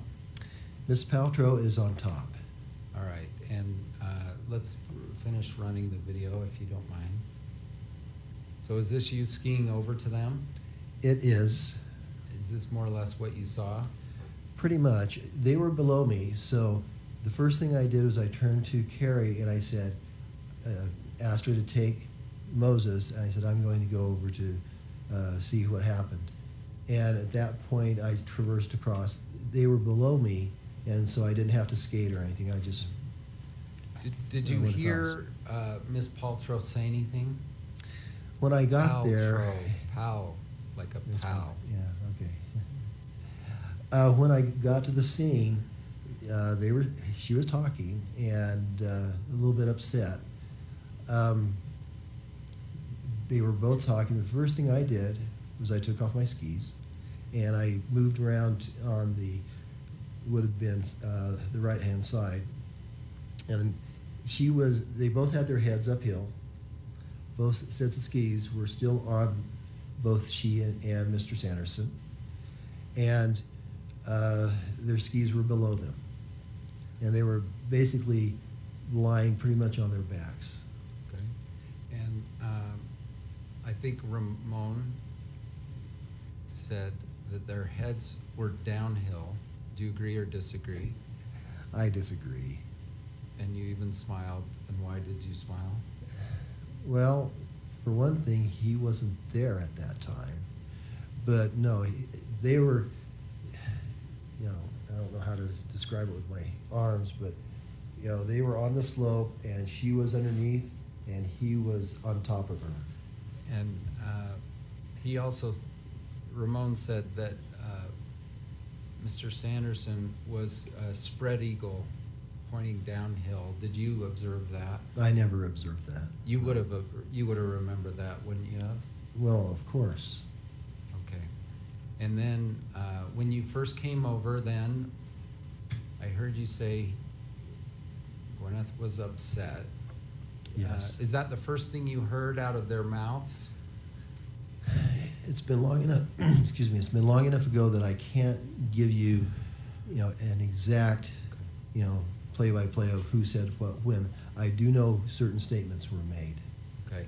Okay. And did you hear Mr. Sanderson say anything during the entire incident? Oh, of course. What were those things? Well, at the first, he was apologizing to her. You And heard that with your I own did. ears? Yes, I did. And but when they started responding to my questions, the first thing I needed to do is get their skis off. It's very hard to get up on any slope with your skis on. A lot easier to take them off. But also, they were entwined with each other. I mean, they were kind of, tangled up with each other. And so the best thing to do was to get their skis off. That's the safest thing to do.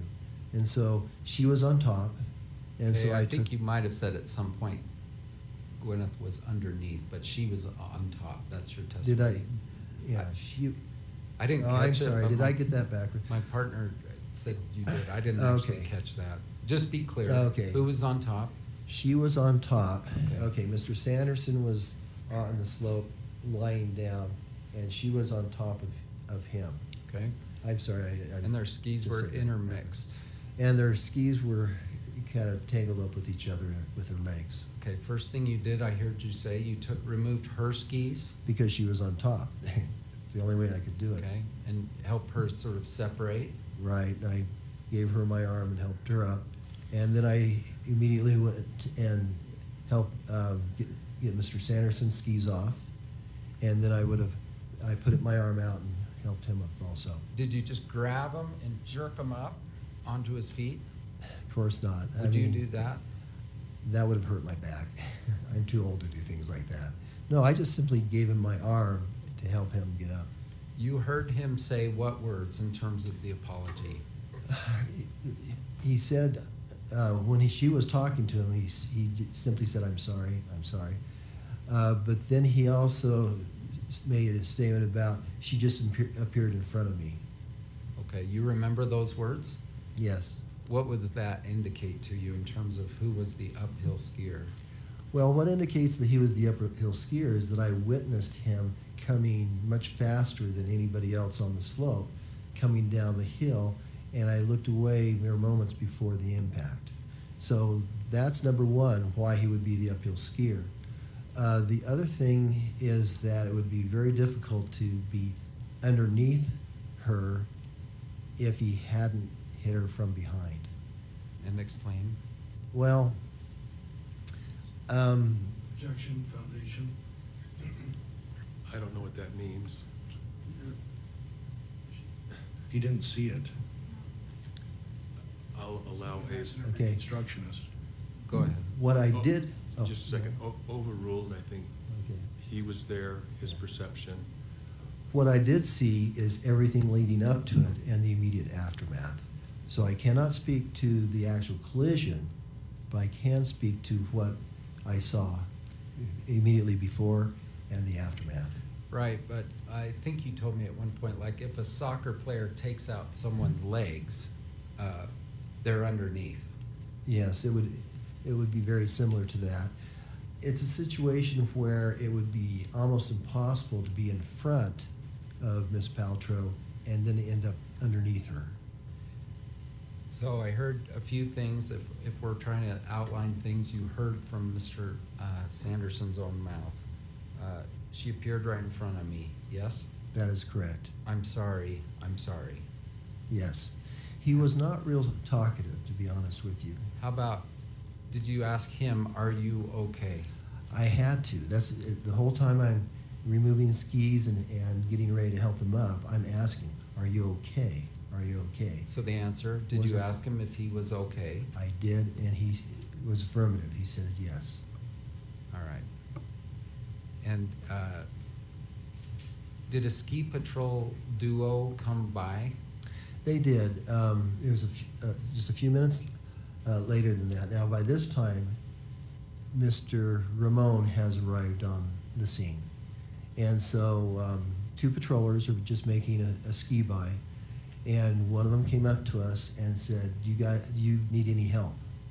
And Mr. Ramon, Mr. Sanderson, spoke to each other. I was still kneeling on the snow, getting their skis ready, and whatever they said, they turned to the patroller and said, "No, we don't need help." All right, so they talked to each other quietly out of your hearing? That is correct. And did you try to influence them, like, say no, say no? Of course not. Okay, that's ridiculous, isn't it? Yes, it is. And what did they say? Who spoke? Um, Who declined help? I would assume it was Mr. Sanderson, but they looked directly at the patroller and refused help. All right.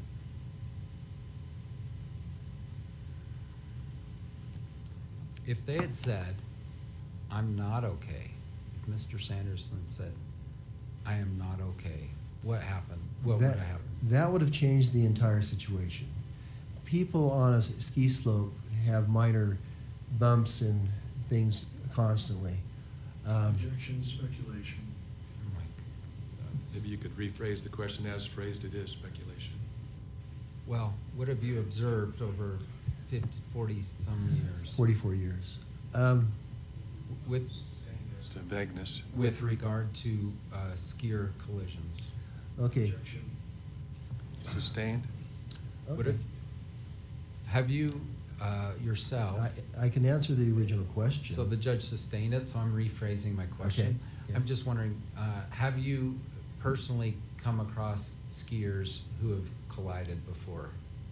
Yes. And just comment on what you've observed. If they're Objection overbroad. Overruled? if they are both in a situation where they each claim they're okay, typically the two skiers part ways and ski off. If anyone is hurt, now it's a total different scenario, and patrol will have to be called. Statements will be taken. Patrol will assess how much injury there is, whether they need to be taken out in a toboggan or whatever. And so patrol takes over at that point, and we become simply witnesses. All right. Was this important to you to know the answer to that question, whether the skier from his own mouth felt he was okay? Well, of course, because if either skier had said, "Oh, I'm hurt, I need assistance," that would have changed everything. Okay. That would have, made it so we would have all stayed on the scene. And if Mr. Ramon and Mr. Sanderson had said to the ski patrol person, "We need assistance," would that have changed anything? I would have been there the whole time. Yes. Okay.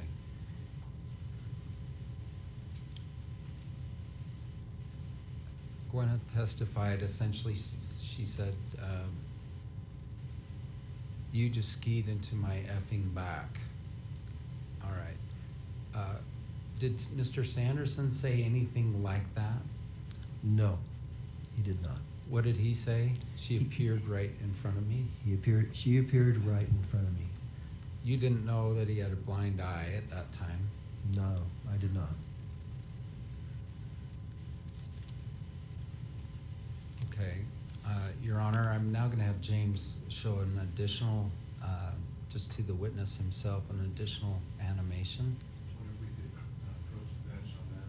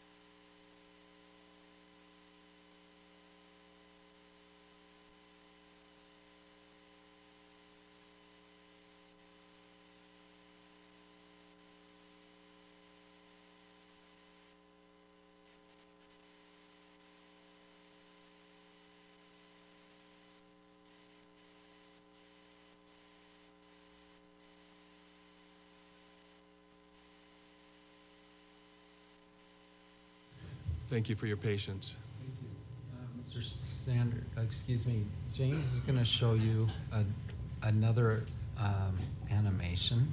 It's also about 20 seconds and also does not have sound. And this is gonna be number 1, and it's from what view, James? It's called Looking Uphill, is the name. Looking Uphill. Number 1.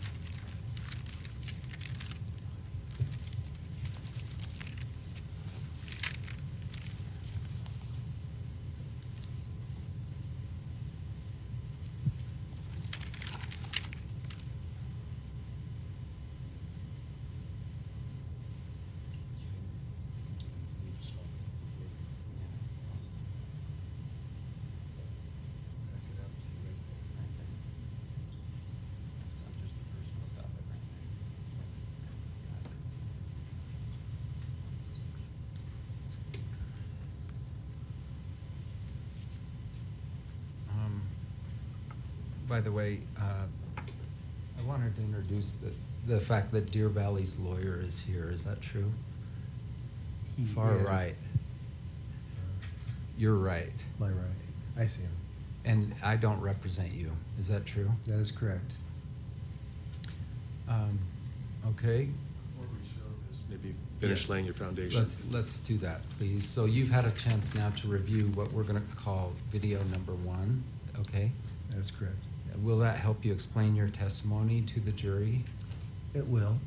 And will it help explain the positioning of the parties at the time of the accident? Yes. And if I interrupted you, go ahead. Objection. Move to strike, that's opinion evidence. Overruled, and so this animation will be received again for demonstrative purposes, not as evidence, but to illustrate this witness testimony. Does it help explain your recollection of the events?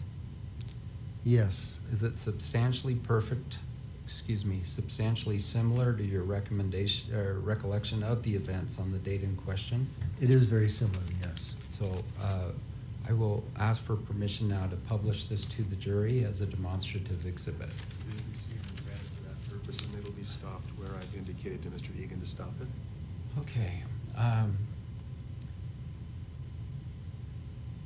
Do you see all these people identified? The woman on the left, top left, did you observe her? Mr. Sanderson did, but I'm doing a little laser. Mm-hmm. Did you personally observe that person? I saw her, yes. She was described by Mr. Sanderson as sort of a more beginner person that he did not want to hit. Okay. What do you recall? I don't recall much because she was not a skier that I was concerned with. Okay. She was on the other side of the run. I did see her, but she was not skiing fast, so I really didn't pay much attention to her. And then on this side, is there a bit of a little cliff or ridge here on the Well, skiers' right? It's not a cliff, but it is a drop-off. Right. As most ski runs, they're created with bulldozers and machinery and to create a run, and so there's always an edge from the man-made feature. And do you recognize these? Are these the snow-making equipment buckets on the right? Right. It's basically utilities. Okay. Here it would be one would contain water and one would contain compressed air. And at the top of this run, on this exhibit, is that the very top of the entire run? Of the bandana run, yes. You can see a lift up in the upper I see left-hand it. corner. Top That would left. be the Ruby lift. That's like Yeah. if prove you're not a robot. I would have missed that actually. Okay. Okay. Then it says Paltrow. Is that Brown? Okay, Sanderson is identified in blue. Do you see that? yes, Christensen, is that you kind of represented? okay, yes, Moses is in orange under this. You with me? yes, Carrie Oakes, is she the instructor for Apple?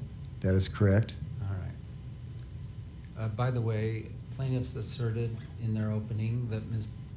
Paltrow was reckless and dangerous on this hill. Did you observe that? Not at all. All right, let's run through this from start to end, or start till the crash. So we're gonna stop right before the crash.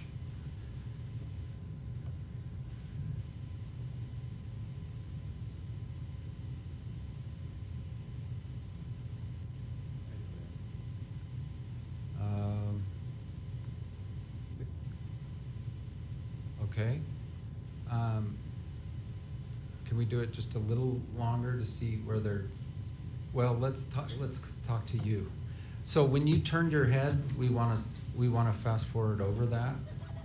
So, you tell us, there's Gwyneth and there's Sanderson. Did you see a little bit more of this, or was this the end of what you saw? I saw a little bit more of this, and Can we go slow motion until he says, I want you to say stop. okay. The judge is the governing Okay. person here, but you say stop when you no I- longer observe right. something? Is that okay, Your Honor? Thank you. Okay. Once he was below us. Okay, so now he's heading back. I would say right in there. Okay, you stop. turned away, and then at some point you came over, and so James, if there's a way to, were they at a complete stop when you came over? Yes, they were. And so, is there a way, James, to move this to when they're at a complete stop?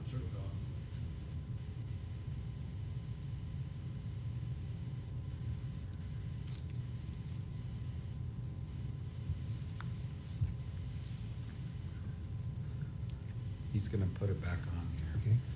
All right. This is you on the right, is that? That would be correct. And then they've now collided. They're pretty close to the edge there. Would you agree? Yes, because as I walked around, I was actually standing below the lift. Below the run slightly. And there's the buckets right there, right?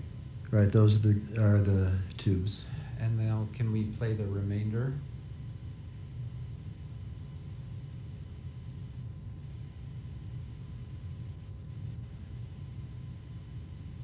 Thank you. And Moses is going to say he essentially followed you over. Do you have any, and heard something? I'm just wondering. Okay. So Your Honor should rule. Sustained. Okay. Okay. Okay. Okay. Did you observe Gwyneth upset? Yes, she was upset. Comment on that, would you? When you're skiing, you don't expect to be taken out because that happens very fast.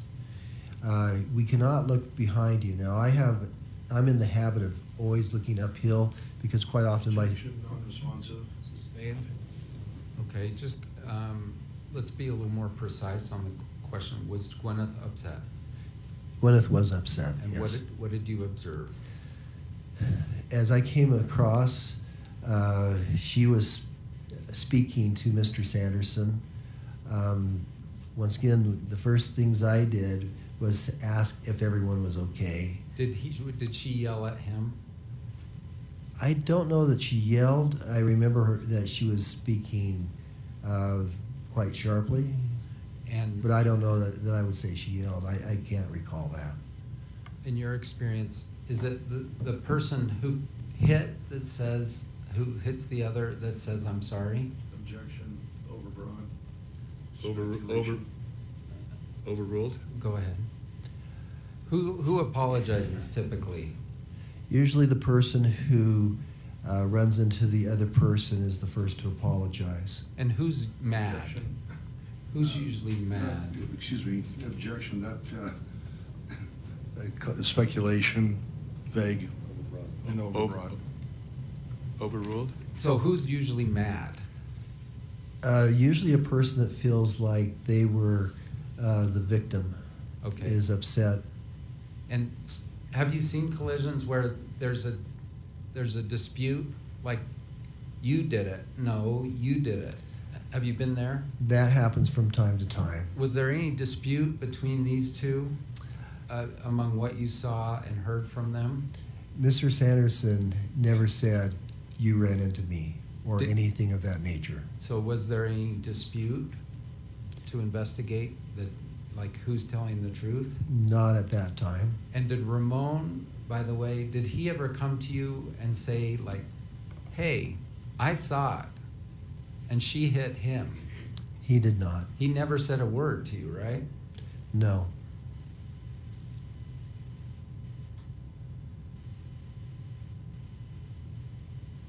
All right.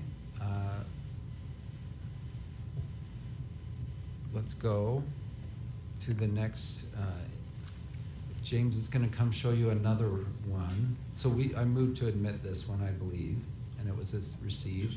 We reserve our objections, Your Honor. Yes. And James, do you mind? Thank you.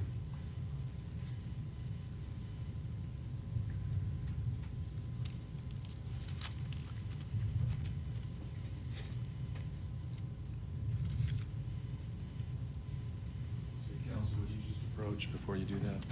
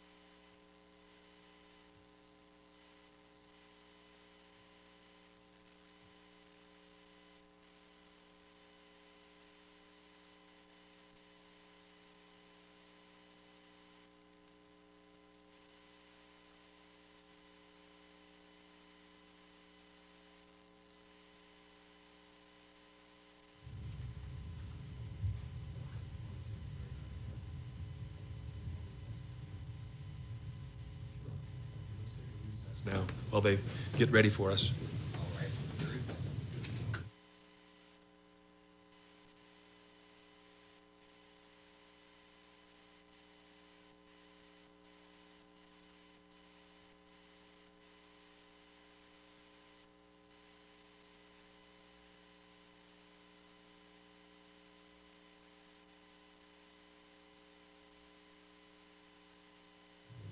Thank you. We'll take 5 minutes. 5 minutes?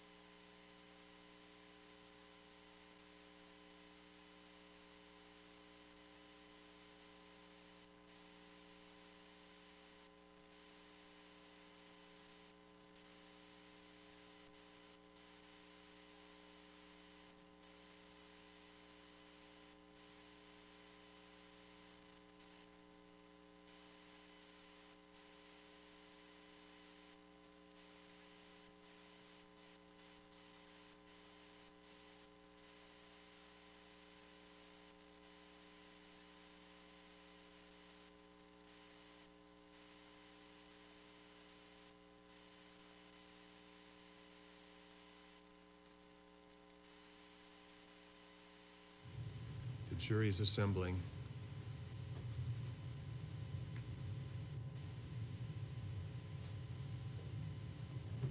May I make a brief statement? Sure. So there are a total of 7 animations. We wanted to get in 6 through him.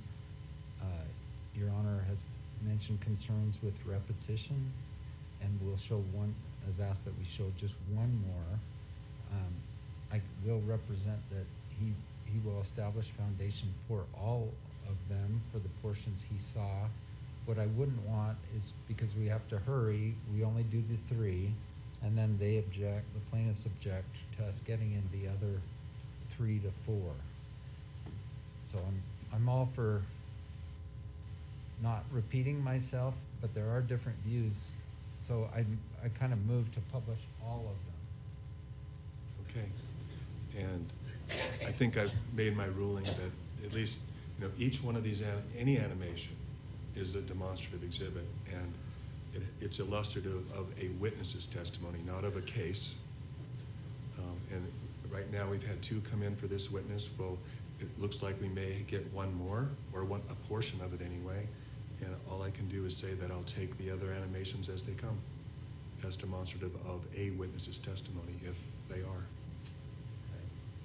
I think we could move very quickly through them if they'll just agree that he'll say the exact same thing for each one of them, but, which I don't think would be repetitive, but, may I ask him that you've reviewed all of them and they all fit these 5 points?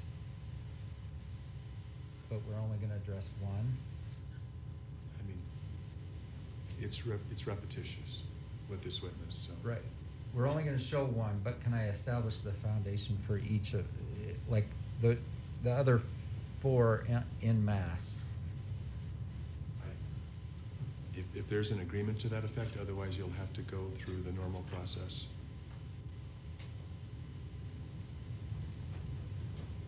And I'm not hearing these people say. All right, so I do feel like you can't do it, but they won't agree that if we did it, we could do it. if people are following me. And it was raised pre-trial in an effort to smooth things out, and I think it has helped dramatically. And I haven't changed my ruling from what I did at pre-trial. So I haven't changed my mind on it either.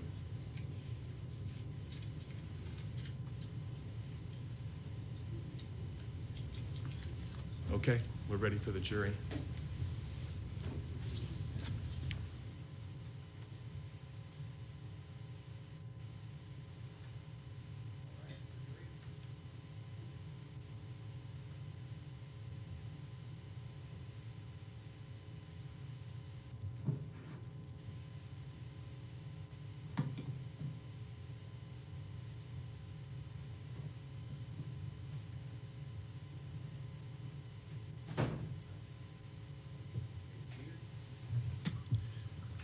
Let me just clarify for the record, Mr. Owens, if you give me just a minute. The last animation, which was called the Looking Uphill Animation number 1 demonstrative exhibit, was received for demonstrative purposes from 0 to 8.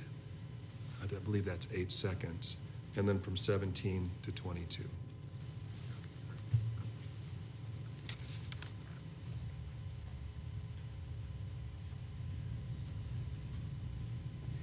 Okay, we're gonna show one more video, okay? By the way, have you reviewed all 7 videos? I have, yes. And as to, we're only gonna look at one, but do they all help explain your testimony to the jury? Objection overbroad, Lex Foundation. Your Honor, Mr. Owens already ruled on that. Okay.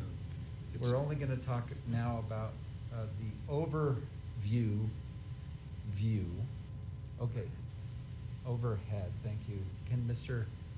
Egan show the witness that Yes, please. animation? Thank you.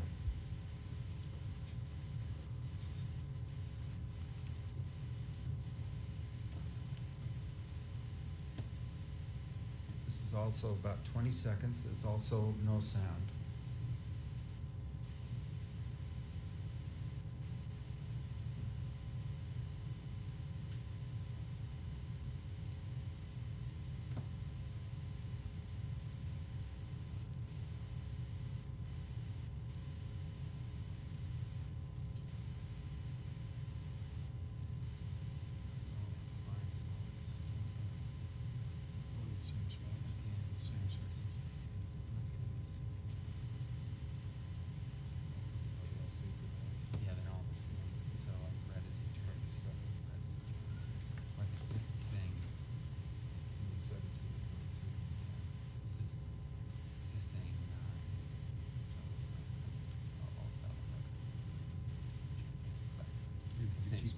keep track of the seconds. Have you had an opportunity to review the animation from the overhead viewpoint? Yes, I have. And just so you know, since you did not see the accident itself, the moment of impact, we're gonna skip over that part. Okay. And so, like you did with the other one, we want you to tell us when to stop, when you stopped viewing something. The video, I should say, the animation you just saw, will it help you explain your testimony to the jury? It should, yeah. Overruled? Yes, it will. Will it help explain the position of the parties at the time of the accident? That is probably the most important part, yes. Does it help explain your recollection of the events? Yes, it does. Is it substantially similar to your recollection of the events on the date in question? It is. So move to publish this to the jury as a demonstrative exhibit. Your Honor, same objections. Also, it lacks foundation because he can't possibly know what the view from whatever 50 feet above is.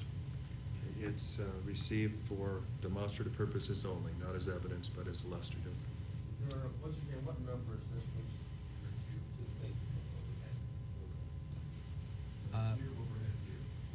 Thank you. You see the buckets in the top right? The Yes. snowmaking buckets? Does that help you in providing a landmark for where we are? It does. Now, you weren't flying over this in a helicopter looking down, right?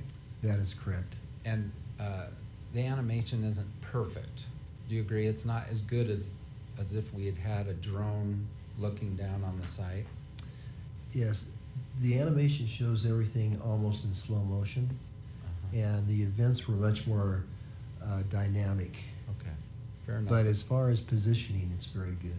All right, let's show the video, and James is gonna jump over. Will you tell us when to stop? Okay, let's stop for a minute and just orient everyone. Okay, at the top in yellow is Miss Oakes, the ski instructor, is that true? Correct. Then apple and purple, that's Gwyneth's daughter, true? Correct. Moses, Gwyneth's son, right? Correct. Then you're just out of the screen, I'm- Christensen. Yeah, I'm on the screen here. Yeah, our screen's just a tab Those lower. smaller, You're about to okay. come in. Okay. And then woman is what's been viewed to as a kind of a more beginner skier. And you observed her? I observed her but didn't pay a lot of attention to her. Okay. And Mr. Sanderson will talk about her, and then Ms. Paltrow. Okay, let's proceed.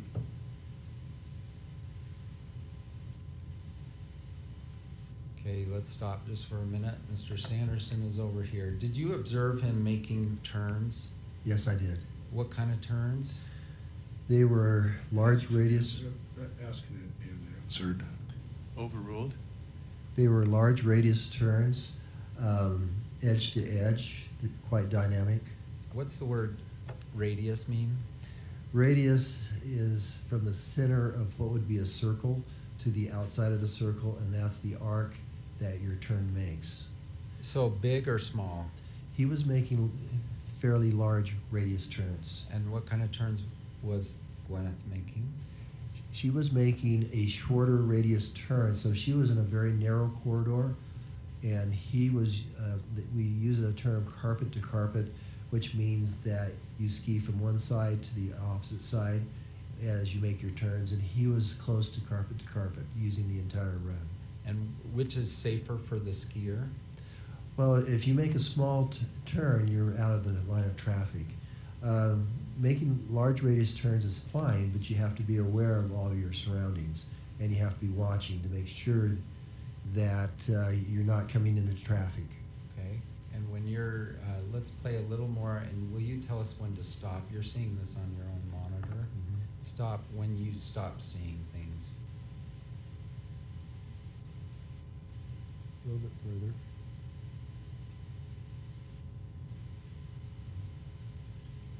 A little bit further. Right. Okay. He's now below me. Right there. And so that's when I turned away from him. And how many seconds is that on the, just for the record? It's showing 5, I don't know it's not 5. Okay. So, were Gwyneth's skis headed downhill when you last looked? Well, on a short radius turn, your skis are going back and forth, and she was making her turns very rhythmically. She was in a pattern, you know, and a rhythm, I mean. And so, I mean, her body was facing down the hill. Okay. And have you known her to be a reckless skier? Never. Or to ski out of control? No. Okay, and what you stopped us here, and I just want to be clear, was Mr. Sanderson's skis then moving toward her? That is correct. Now, is it possible Mr. Sanderson moved ahead of her and then slowed down? I can't say for sure, but the amount of time that elapsed from the time that I looked away to the time of the collision, there was not much slowing. Objection, speculation, lacks foundation, move to strike. Overruled. Okay. Go ahead. From the time that I looked away until I heard the scream was a very short period of time. By the way, no one said that, for instance, Mr. Sanderson pulled in front of her and then came to a stop and then was hit, right? No one has ever made that claim. All right, and now we're gonna jump ahead to when they came to a stop. So we're taking this off the screen.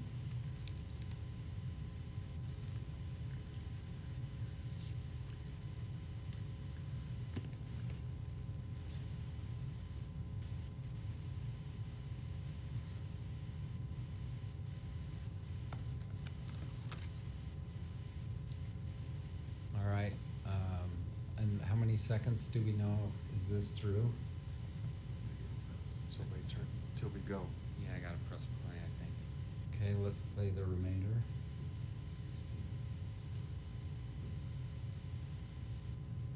Okay, so there's Moses. He's sort of stopped. There are the buckets in the top right, correct? Yes. I'm calling them buckets. Did you call them snow-making equipment? Well, we call them tubes. Tubes. Typically. They're big round tubes that just fit over everything. Because there's a standpipe and sometimes an electrical outlet, sometimes it's a compressed air pipe that comes up. All right. It's just protection so people don't bump into it. All right, and let's just talk some more.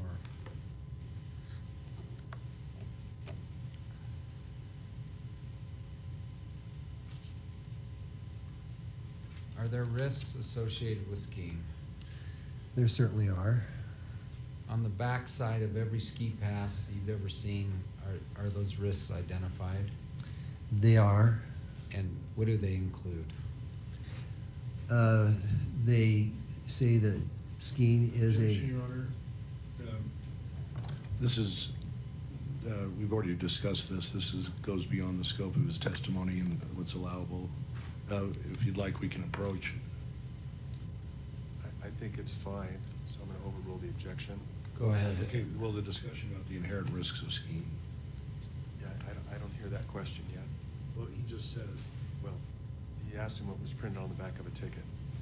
So overruled, go ahead. Comment on the back of Okay. every ski ticket you've ever seen. I think it's talking about liability of the ski area. It does state that there are risks involved, that there may be patches without snow, there may be rocks, there may be trees. There's a possibility of collision with stationary objects or other people. And so there is a risk when you ski. And so when Mr. Sanderson bought his pass, he understood that the risk of a collision with another skier that's Objection, printed Lewis right, Foundation. right on his Sustained. ticket. Sustained.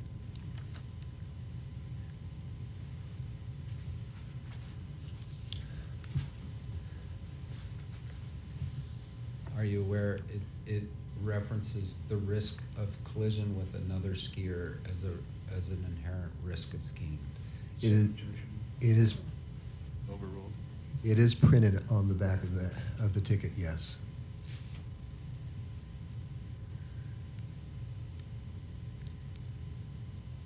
And the pass holder accepts full responsibility for all risks associated with the activities. As we approach. Yes.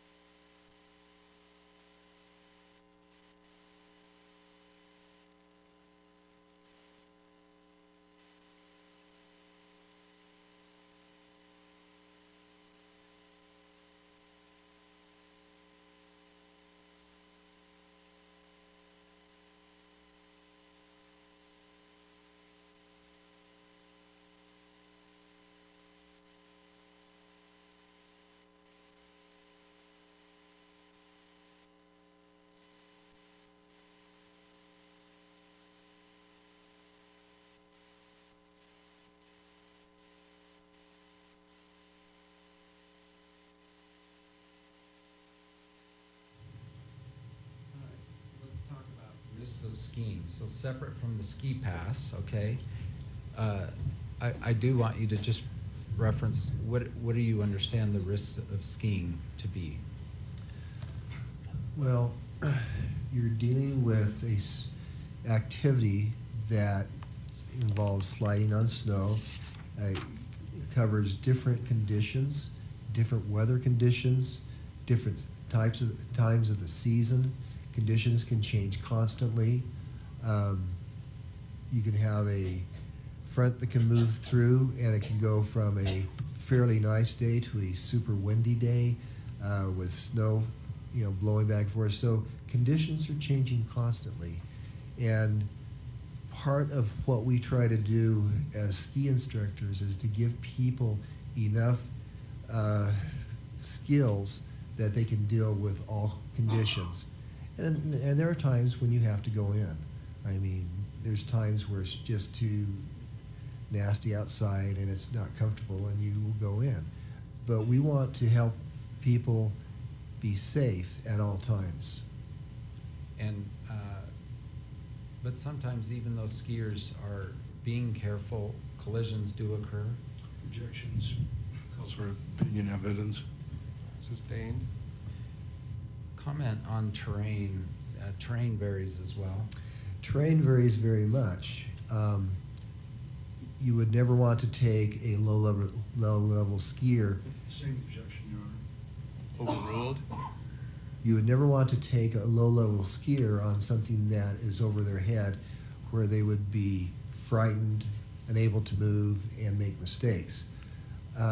We try to keep our terrain that we ski people on within their ability levels. And of course, if you're trying to teach, it's much easier to teach if they're comfortable on their terrain. If they're only thinking about surviving that terrain, it makes a very unteachable time. Is a skier expected to ski within their own abilities? They are. Does that include physical abilities such as ability to see and hear? I would say that covers it. If you have certain disabilities, you would want to make sure that you compensated that by the way that you were skiing, the speed you were skiing, how you were looking around, etc. From what you observed in your investigation after the accident, do you believe Ms. Paltrow was skiing within her ability at the time of the collision? Objection, foundation. Calls for expert opinion. So- Sustained. Okay. Did you try to put together whose fault this was? What happened was Answer that question. Objection. pardon? Yes or no? Oh. Did you try to figure out what had Yes, happened? yes. And what did you do to do that? I observed how they were on the ground. Objection, expert opinion. Overruled. And Okay. Your Honor, we're gonna bring up his report right now, which has been pre-admitted, but go ahead, what was your Okay. investigation? The first thing I did was observe how they were on the ground, And what did you observe? that Mr. Sanderson his head was uphill, skis downhill, that Miss Paltrow, Your Honor, Okay. this is getting obstructionist. Okay. Come on up.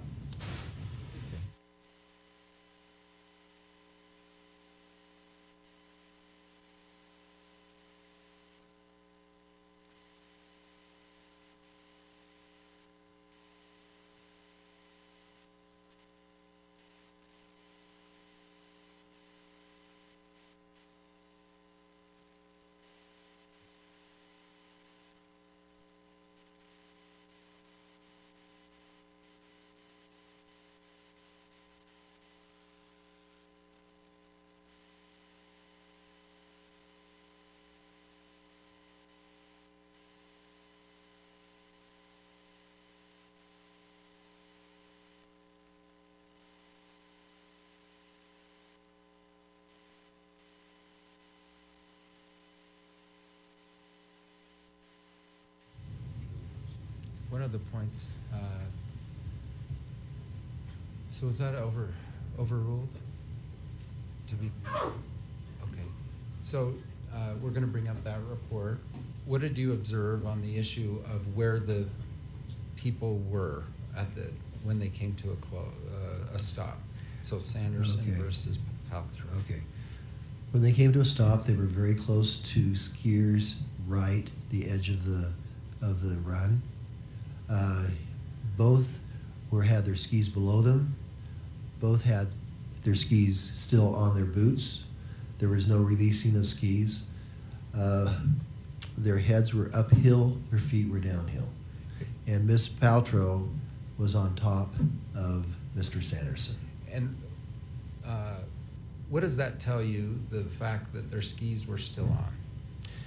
It means that there was no heavy impact which would knock them over, side to side. There was no, basically, it means that they went down without any heavy impact on their ski boots. If someone were to come and just kind of hit and literally project that person forward, Objection, expert opinion testimony. so my question is not complete. Just a minute, go ahead. Okay, if someone were to come and hit a second skier and propel them airborne, so they're flying, would they have ended up where they were when you saw them? Objection, speculation. Just a minute. Sustained. Okay. Okay. How many incidents like this have you been present for? It would be impossible for me to say because after 44 years of being a ski instructor, most of that full time, you see a lot of different instances. Could not speculate on that. So I think I cut you off because I said, what did you do to try to figure out what happened? So when Okay. you said, I look at where they land. I look at.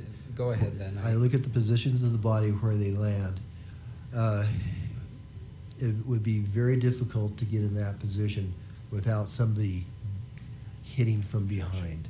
Okay. Move to strike expert, or just opinion evidence. That's not, Sustained. Okay.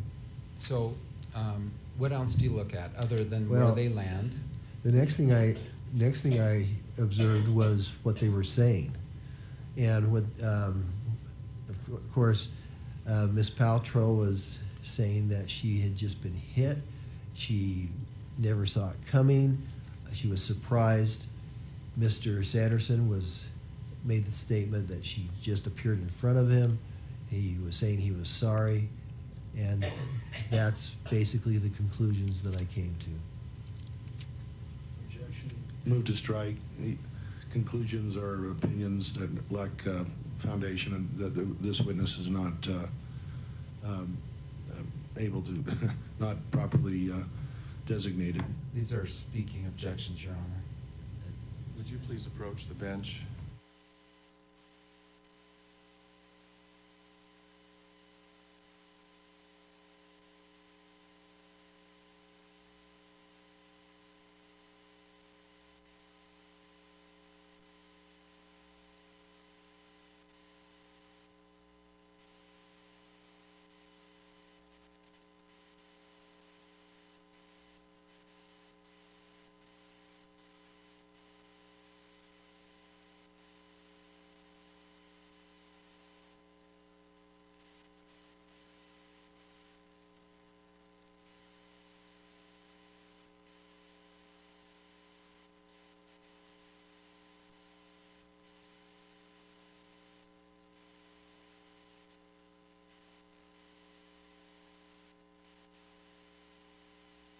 Let's go to your report. So this is called D25A. Do you see this?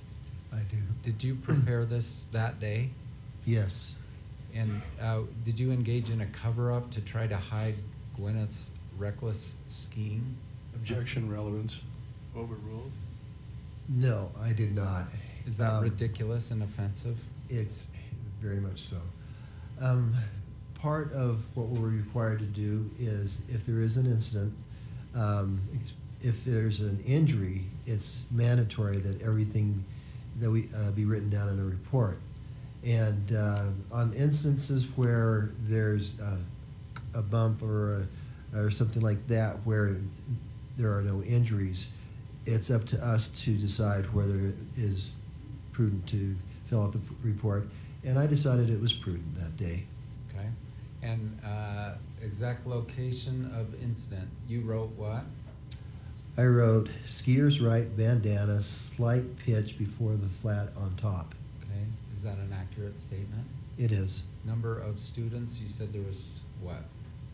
There were 6 in group, 2 instructors. Okay. Now, there's been some testimony that Brad, her then boyfriend, now husband, also had 2 kids out with separate instructors. Is that true? That is correct. But they weren't in that group of 6 that was coming down bandana. Is that right? That is correct. All right. Students' ability. Now, was Gwyneth the student here, or is Moses?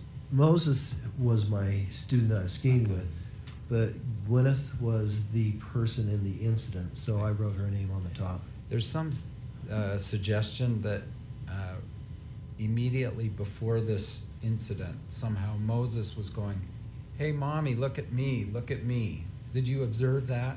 That did not happen. And how do you know that? Because I was next to him. Okay.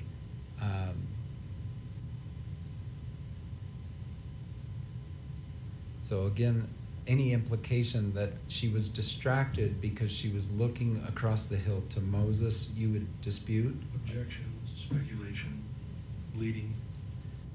Just clarifying an Sustained important as to point. leading? Well, plaintiff has raised an issue, and I want to know if your thought on it. The thought is that the plaintiff has asserted is that you, right before the incident, Moses was saying, "Mommy, mommy, look at me." And your thought on that? Objection, leading, lacks foundation, misstates prior testimony. Overruled. The jury will have to remember the prior testimony. Go ahead. Okay. Did that happen? I never saw that happen. As we were skiing along, we were basically making our own turns. Miss Paltrow was skiing down, making very nice, short radius turns. And we were separated by the width of the bandana run. I was skiing with 9-year-old son, group was skiing down Bandana to lunch. Is that all true? That is correct. What was the student doing at the time of the incident? Go ahead. Short turns down the fall line on skier's right. By the way, had Gwyneth skied with you all morning with Moses?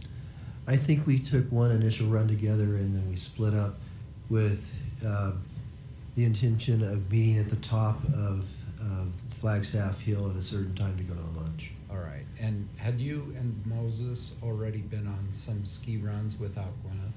Yes. And how many about? Probably in that if you were to take a round object like a ball, set it down, it's the path that it would follow down the hill. So it's basically the most correct downhill line. On skier's right. So that references where on the run? Correct. Next. Skier's right would be, as you're facing down the hill, would be here. Skier's left, of course, over here. Next portion. Chief complaint, would you read your answer? Male skier took her out from behind. I didn't see it, but heard her scream as she went down. I skied directly to her. The man was behind her. Both were in discomfort. During lunch, she talked of being stiff and sore. All right, let's just talk about that. Male skier took her out from behind. Why did you say that? Because of the positioning of their bodies on the ground, but also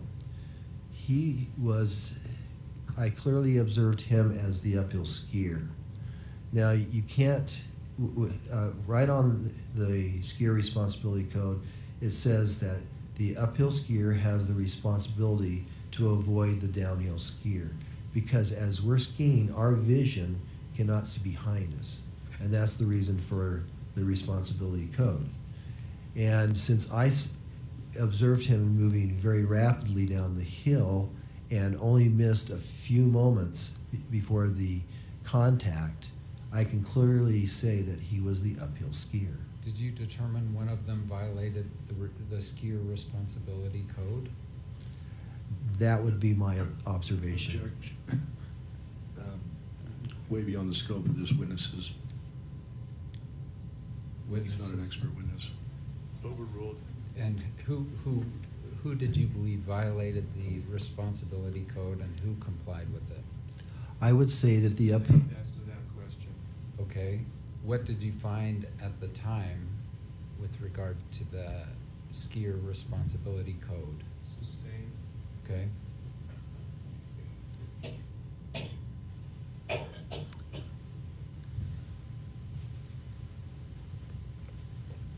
May I consult with my counsel? Just one sec.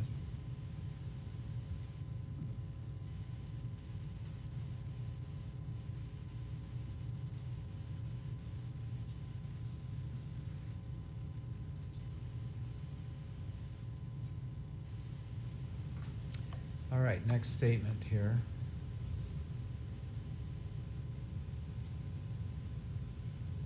First Oh, of you all, want is me to this a read it? true statement? Is what you said, were you speaking the truth when you prepared this report? Okay. Where were you in relationship to the student at the time of the incident? I was above the student. Okay. Did you witness the incident? I said no, because I did not see the impact. If not, how did you become aware of the incident? I saw the immediate aftermath. Okay. Was ski patrol called or first aid visited? You marked what? I marked no, because we did not call patrol, because patrol came along very soon after that. And to the right there, what did you write? Name of patroller. I did not catch the name. I wish that I had. But once again, if there had been comments of, oh, I'm hurt, something's wrong, things like that, things would have changed very quickly. But what happened was I was in the process of helping Mr. Sanderson get his skis back on. I had my skis off, and both he and Mr. Ramon were there together. the patrollers came by, and one of them came up to us and asked if they needed any assistance. Objection, hearsay.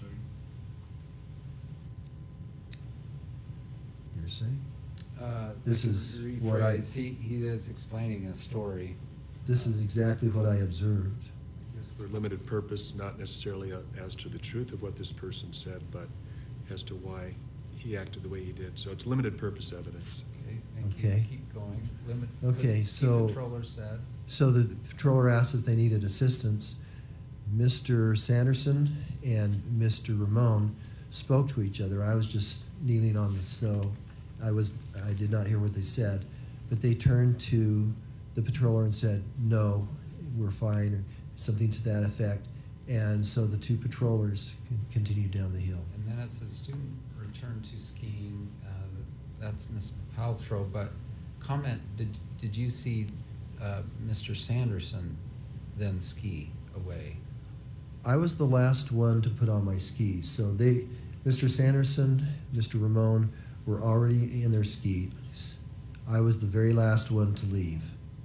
And so I can't recall exactly how they skied off, but we basically either skied off together at the same time or they left slightly ahead of me.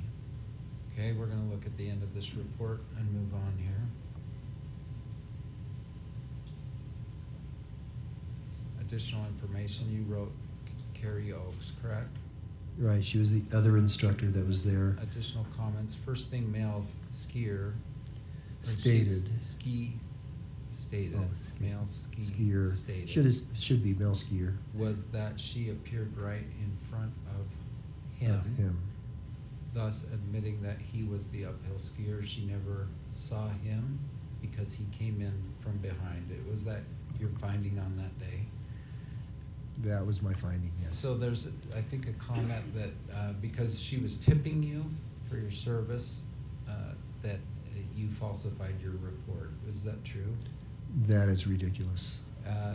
It says this was reviewed by Liz Wright. Is that your supervisor or what? She is a supervisor. Okay. Not my direct supervisor, but a supervisor at the ski school, yes. And that's your signature, bottom right? It is. And so, same day of the event, did you try to accurately represent everything? I did. In my mind at that point, I thought that all issues had been resolved. I never expected it to come to this type of a situation. And so I was simply writing down briefly what happened. If I had realized that this would come to this type of a situation, I would have written much more in detail. Did I hear you say that you never observed the Mr. Sanderson unconscious? Oh, absolutely not. And were you there within seconds? Probably within 10 to 15 seconds. The first thing that I did was I turned to Miss Oaks and said, "You take Moses, I'm going to go over and help out," or something to that. And then it was kind of a flat traverse, and so I simply skied across, and I was there within maybe 10 seconds. Mr. Sanderson said you got in his face and yelled at him. I did not. The tone of my voice would be very similar to what it is right now.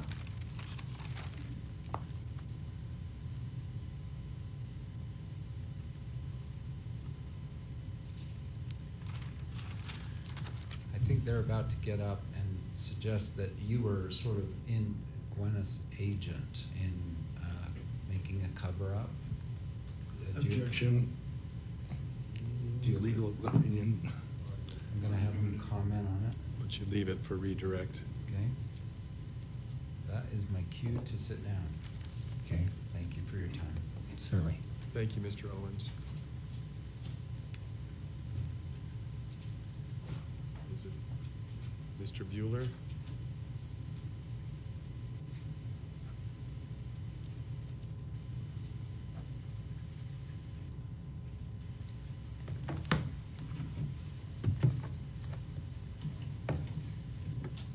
No thanks.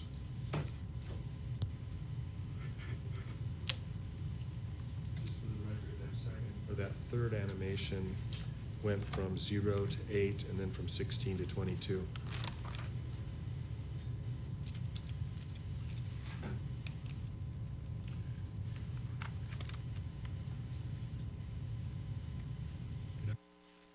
Mr. Christensen, do you recall your deposition of October 27, 2020? Yes, I do. In your deposition, you mentioned that Terry Sanderson, he was underneath her, and she was talking about discomfort.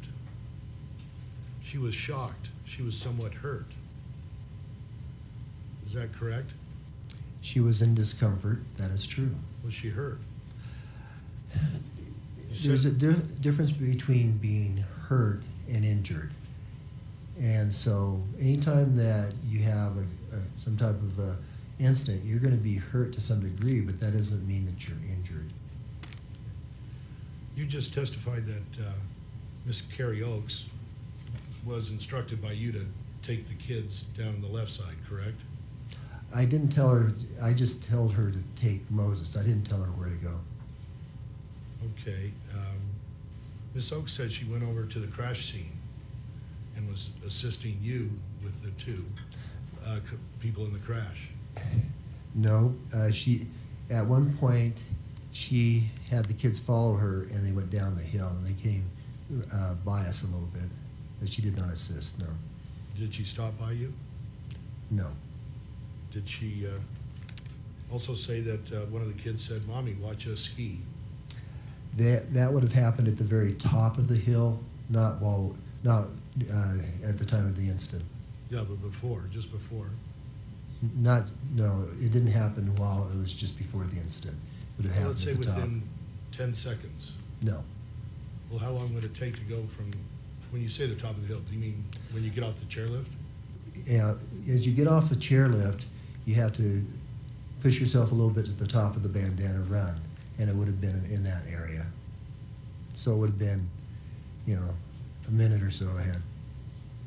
So the viewpoint of those animations, those demonstrative, like a cartoon, it was that where Miss Oakes would have heard one of the children say, "Mommy, watch us ski"? It would have been before we started to get to that point. Well, how do you know that? You testified that didn't happen. What I'm saying is it didn't happen during that time. Okay, so you do you agree then that one of the children said, "Mommy, watch us ski"? I cannot speak to that. All I know is it didn't happen while we were skiing down the hill. It could have happened with Miss Oakes. She could have heard it. Maybe she did. Miss Paltrow, why would the kids say that? But they wanted their mother to hear them and watch them ski. At the time of the incident, there was nothing said. We were busy making our own turns. But just before the incident, there was some seconds that elapsed, maybe 10, 15. That's when Miss Paltrow would have heard one of her children say, "Mommy, watch us ski." I never observed hearing that. Okay? You never saw the ski crash, right? I didn't see the impact. No, I did not. You said she screamed before the crash, right? Well, I heard her scream, which would possibly be when the contact was made. Could the scream have occurred before the contact? No. You have no basis of knowing that because you didn't see it. Miss Paltrow doesn't go down the hill screaming. There would be no reason for her to scream, just to scream. That's your speculation because you didn't see it, right? I did not see the point of impact, no.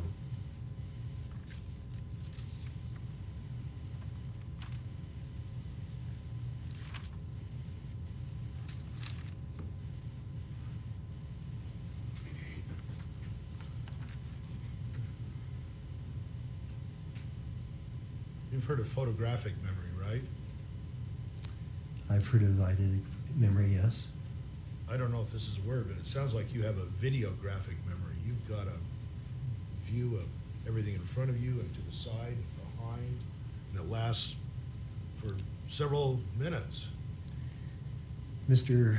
Bueller, when an incident like this occurs, it is very much in your mind, and you remember the things very clearly. Now, this was about your third time instructing for Miss Paltrow's family on her third vacation for her. Isn't that true? That is correct.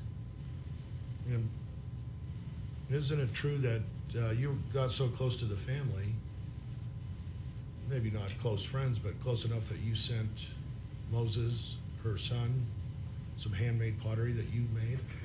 I didn't send them. I gave them to them on their last day. On this trip? Not on this trip. I'm not sure, to be honest with you. The trip before? I think 2 trips I gave them some things. Did you give out candy to the kids? No.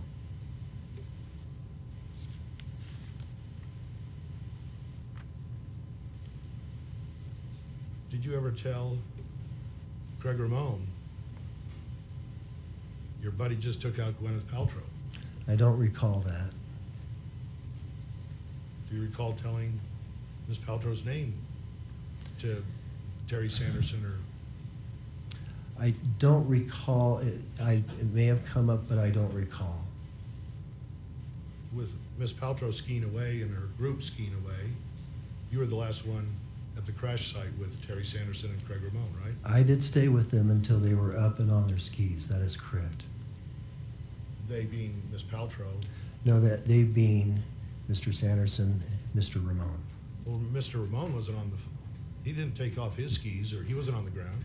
No, he never took off his skis but Mr. Sanderson had his skis off because I took them off.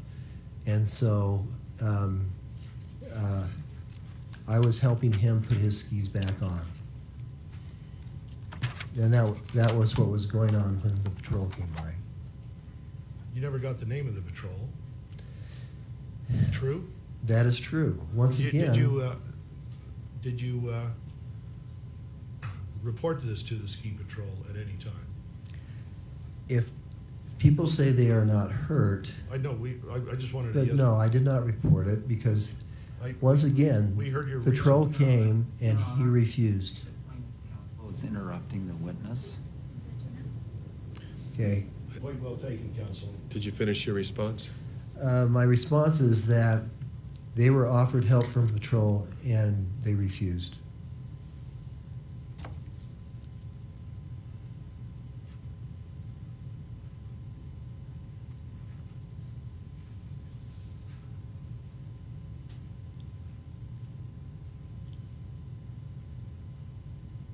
Other witnesses say that the body positions that Ms. Paltrow and you say where she's on top of Terry Sanderson, they testified that the positions were different than that. Do you know that? It doesn't matter what they say. I can only tell you what I saw and what I observed.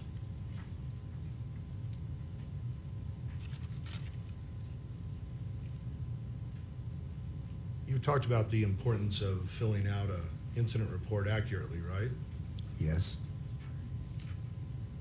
You mentioned that Ms. Paltrow said she was, or looked like she was sore, may have been hurt, or was hurt, according to your deposition, right? That's what she told me during lunch, yes. Okay. And you filled out your report later, At the end of the day, yes. but in your report, you never got the names of Terry Sanderson, right? I did not. You never got the name of the only eyewitness we know of, Craig Ramon, right? I did not, because once again, when people say, I'm fine, I'm sorry, and when I ask them if they're hurt, and they say no, they went their way, we went our way.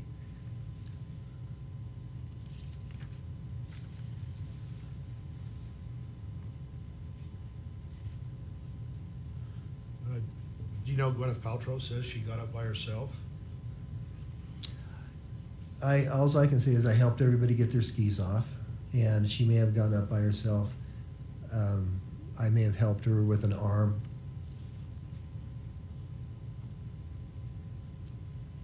She said her skis weren't off, I believe. Do you know that? And they never came off. Well, no, they never came off during the incident. I removed them so that they could get untangled. And just backing up, right after you heard the scream, you didn't see the collision. You skied over, and you yelled at Terry Sanderson, "What did you do? What did you do?" True? That is not true. You don't yell at all in your life? I did not yell. First of all, I was trying to observe what was happening, and I took off my skis. I came around to try to untangle them. I did not yell at Mr. Sanderson. Do you ever teach group lessons? I do. And do sometimes the students spread out? At Deer Valley, private rotation instructors teach max fours, which means there's no more than 4 people in your group. So I do teach those. As far as spreading out, you try to keep your group as close together as possible, but there are tasks where they may go down one at a time and things like that. Well, if a student goes far away, don't you yell at that student to come get back in line? Don't you have to holler at them? I don't yell. I don't How have would they hear you then? We ski down to them. Well, then the other students go another direction. You never raise your voice at Deer Valley? Is that your policy? If I raise my voice, I lose my voice very quickly. I can't yell. As far as talking to students, you try to maintain a class situation where we will stop at certain places, we'll gather together. We try to always gather at the edge of the run so we're out of the line of traffic. But no, I don't go around yelling all over the resort. I didn't say that. I just said, do you ever yell once at a student who might be too far away from your group and you want them to come back? No, they can't come back. If they're below you, you have to go to them. They're not going to come up the hill. You can't say, hey, come back over here, Bill. Oh, I might, if they're just across the run, I will say things like that, but I'm not yelling.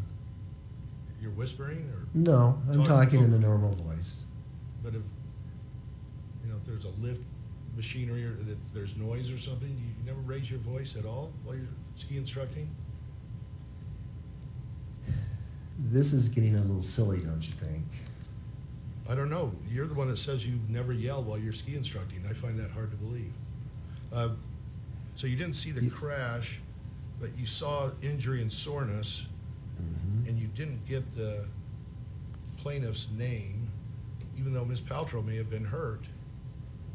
Doesn't that seem like a violation of what you're supposed to do as a ski instructor at Deer Valley? What I was relying on was the comments of both parties. And both parties said that they were okay.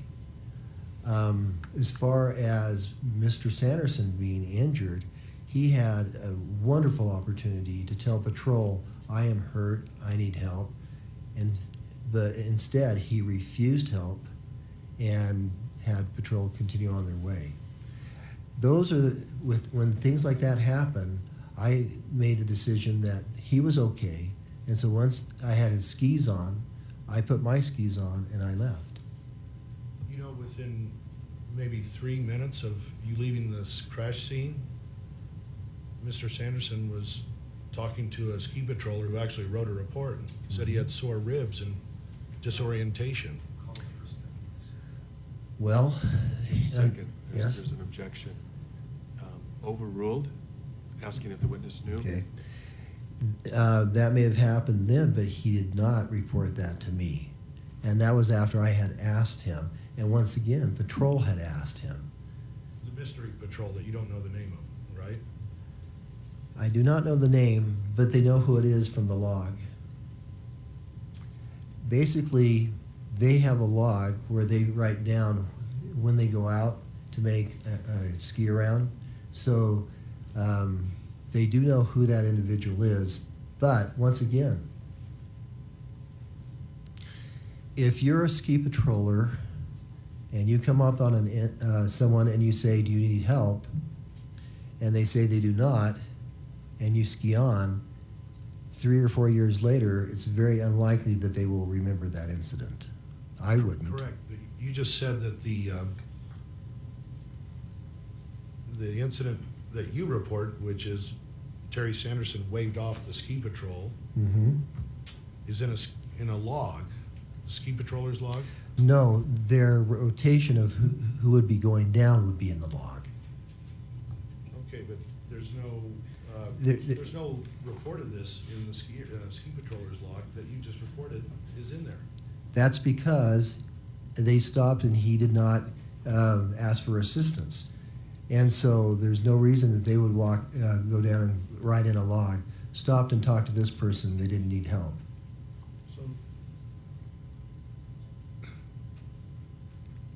So you're saying then your testimony from about 1 minute ago is incorrect, that it's should be a log report of Terry Sanderson waving off? No, that's not what I said. That's what I thought you said. That may be what you thought I said. What I said was that when ski patrol goes out and takes a run and just observes things, they put in a log that when they leave and make that run. So they do know who was on the hill at that time. So are you speculating about this? This skier's log? That it No. should show this? This You know can, this? You can talk to Steve Graff when he testifies, because he's the one that told us that they pretty well know who it is. But once again, if somebody stops and talks to somebody for just a few moments and then skis off, they're not going to remember that 4 or 5 years later because it was such a minor incident. They stop and talk to people constantly, and unless there's an incident where they have to respond, it's not going to be something that they keep in their memory. Right, but the 4 broken ribs, severely broken ribs, my client Terry Sanderson had, they're the kind that make it hard to breathe, let alone talk. And I'm not, Well, and you're speculating that he was not injured, correct? no, I'm not speculating. I'm saying that he never said he was injured. There's a difference. Because he couldn't speak No, he was speaking. normally? I have no knowledge of that because I don't know the man. I don't know how he speaks normally. Just give me a moment. Hmm?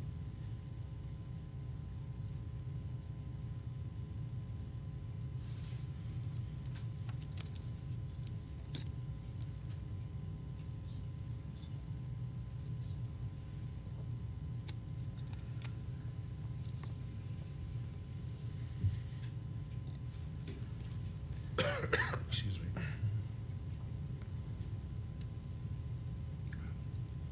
You say if kind of implies to me that you're speculating, or it's not necessarily true. If the patrol log had information about who was skiing down at the time of this crash, we don't have that information. Remember, these. I don't think there's any question right now. Yeah. Okay. Move to strike What- the statement. Sustained, sustained. Was Brad Falchuk at the scene of the crash? He was slightly downhill. I don't know, 20 to 30 yards possibly. That's slightly 20 to 30 yards. He was ahead of us. Did you say, is that your testimony, 20 or 30 yards approximately? I'd be speculating at this point, but I know that he was ahead of us. Well, you knew that Craig Ramon was maybe 60, 80 yards, maybe out of the picture No, above you. I didn't say that. I said that he was, time-wise, it took him about 45 seconds to get to us. I never said anything about distance. What if Craig Ramon was right behind you, and you don't have eyes behind your head, do you? I do know that when I responded and came over, I took off my skis. I was helping both parties. I was over the edge just slightly on skier's right. I could see the whole ski area, ski run in front of me. Mr. Ramon didn't show up for approximately 45 seconds. So all I am saying is that he was it took him longer to come down the run. I have no idea how far up the hill he was, but he was not close enough to be right on the scene. So the animation where it depicts Mr. Ramon way up the hill is based on not your testimony. I never saw Mr. Ramon on the animation, did I? Are you looking to counsel to answer for you? I don't remember seeing Mr. Ramon on the animation. So that part of the animation is fiction. It's not supported by your opinion. I do not know where Mr. Ramon was, no. That's all for right now, unless. Oh, wait.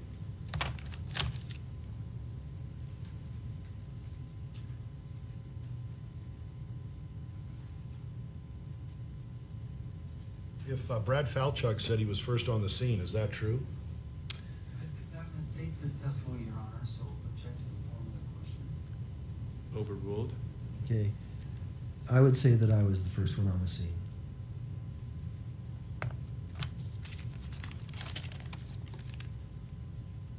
That's all for right now, thank you. Thank you, Mr. Bueller. Mr. Owens? Your Honor, defense 110 is a better copy of the prior defense 110, and I'd like to approach. I think we already discussed this, Yes. Yes. Okay. as long as the other side has seen it. Oh, you're giving, are these my copies? Yes, for your Okay, binder, and may I put this, give Sure. this to the witness? yes. And James, could you bring this up?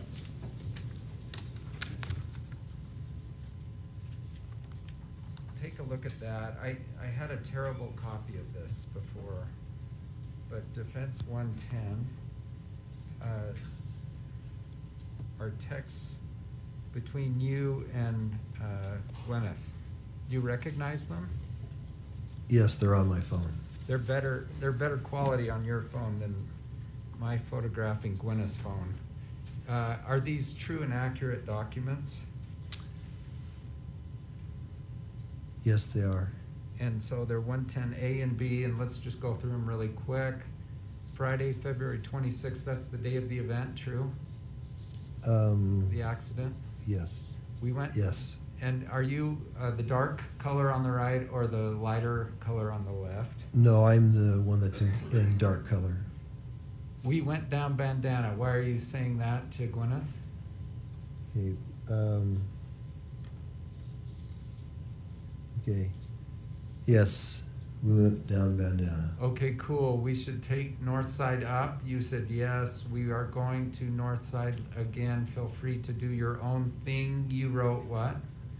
We are Ruby lived. Okay, that's at 10:36. We have new skis. This is 205 U, right? We have new skis. We've gone down Ontario and we're back to Smiles. She wrote yay. Mm-hmm. And then 229 Moses wants to know if you are skiing, still skiing and where. You wrote that to my client? Yes. And she wrote, and a little further down, James, I came in. That guy sort of hurt me. Mm-hmm. Okay. I'm going to get a massage at 3. Gigi is here if he wants to come in. Was that a true and accurate statement? Yes. Yes. By the way, so separate from this, Carrie Oakes,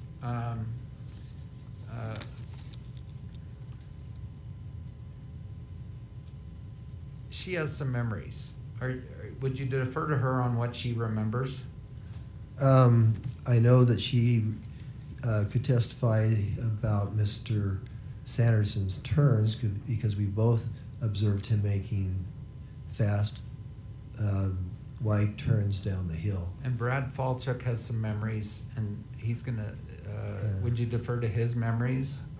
I don't really know Brad at all, so, and I've never talked to him really, so I can't say anything to that. Yeah, I'm just saying, But, yeah. like, were you focused on what Carrie was doing and what Brad Falchuk was doing, or were you focused on the two people who had a collision? I was actually focused on Moses, but part of focusing on Moses is being aware of everything around me. Okay. Those are all my questions, thank you. Thank you, Mr. Owens.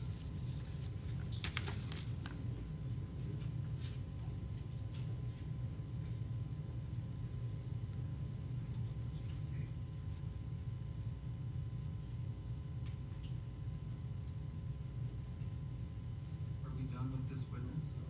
Just a second.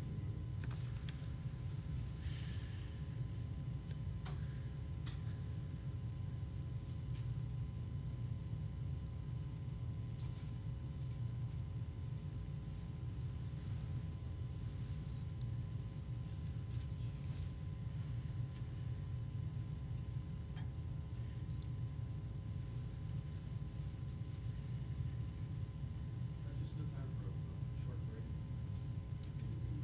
For a little bit. Sure, let's take a short break now.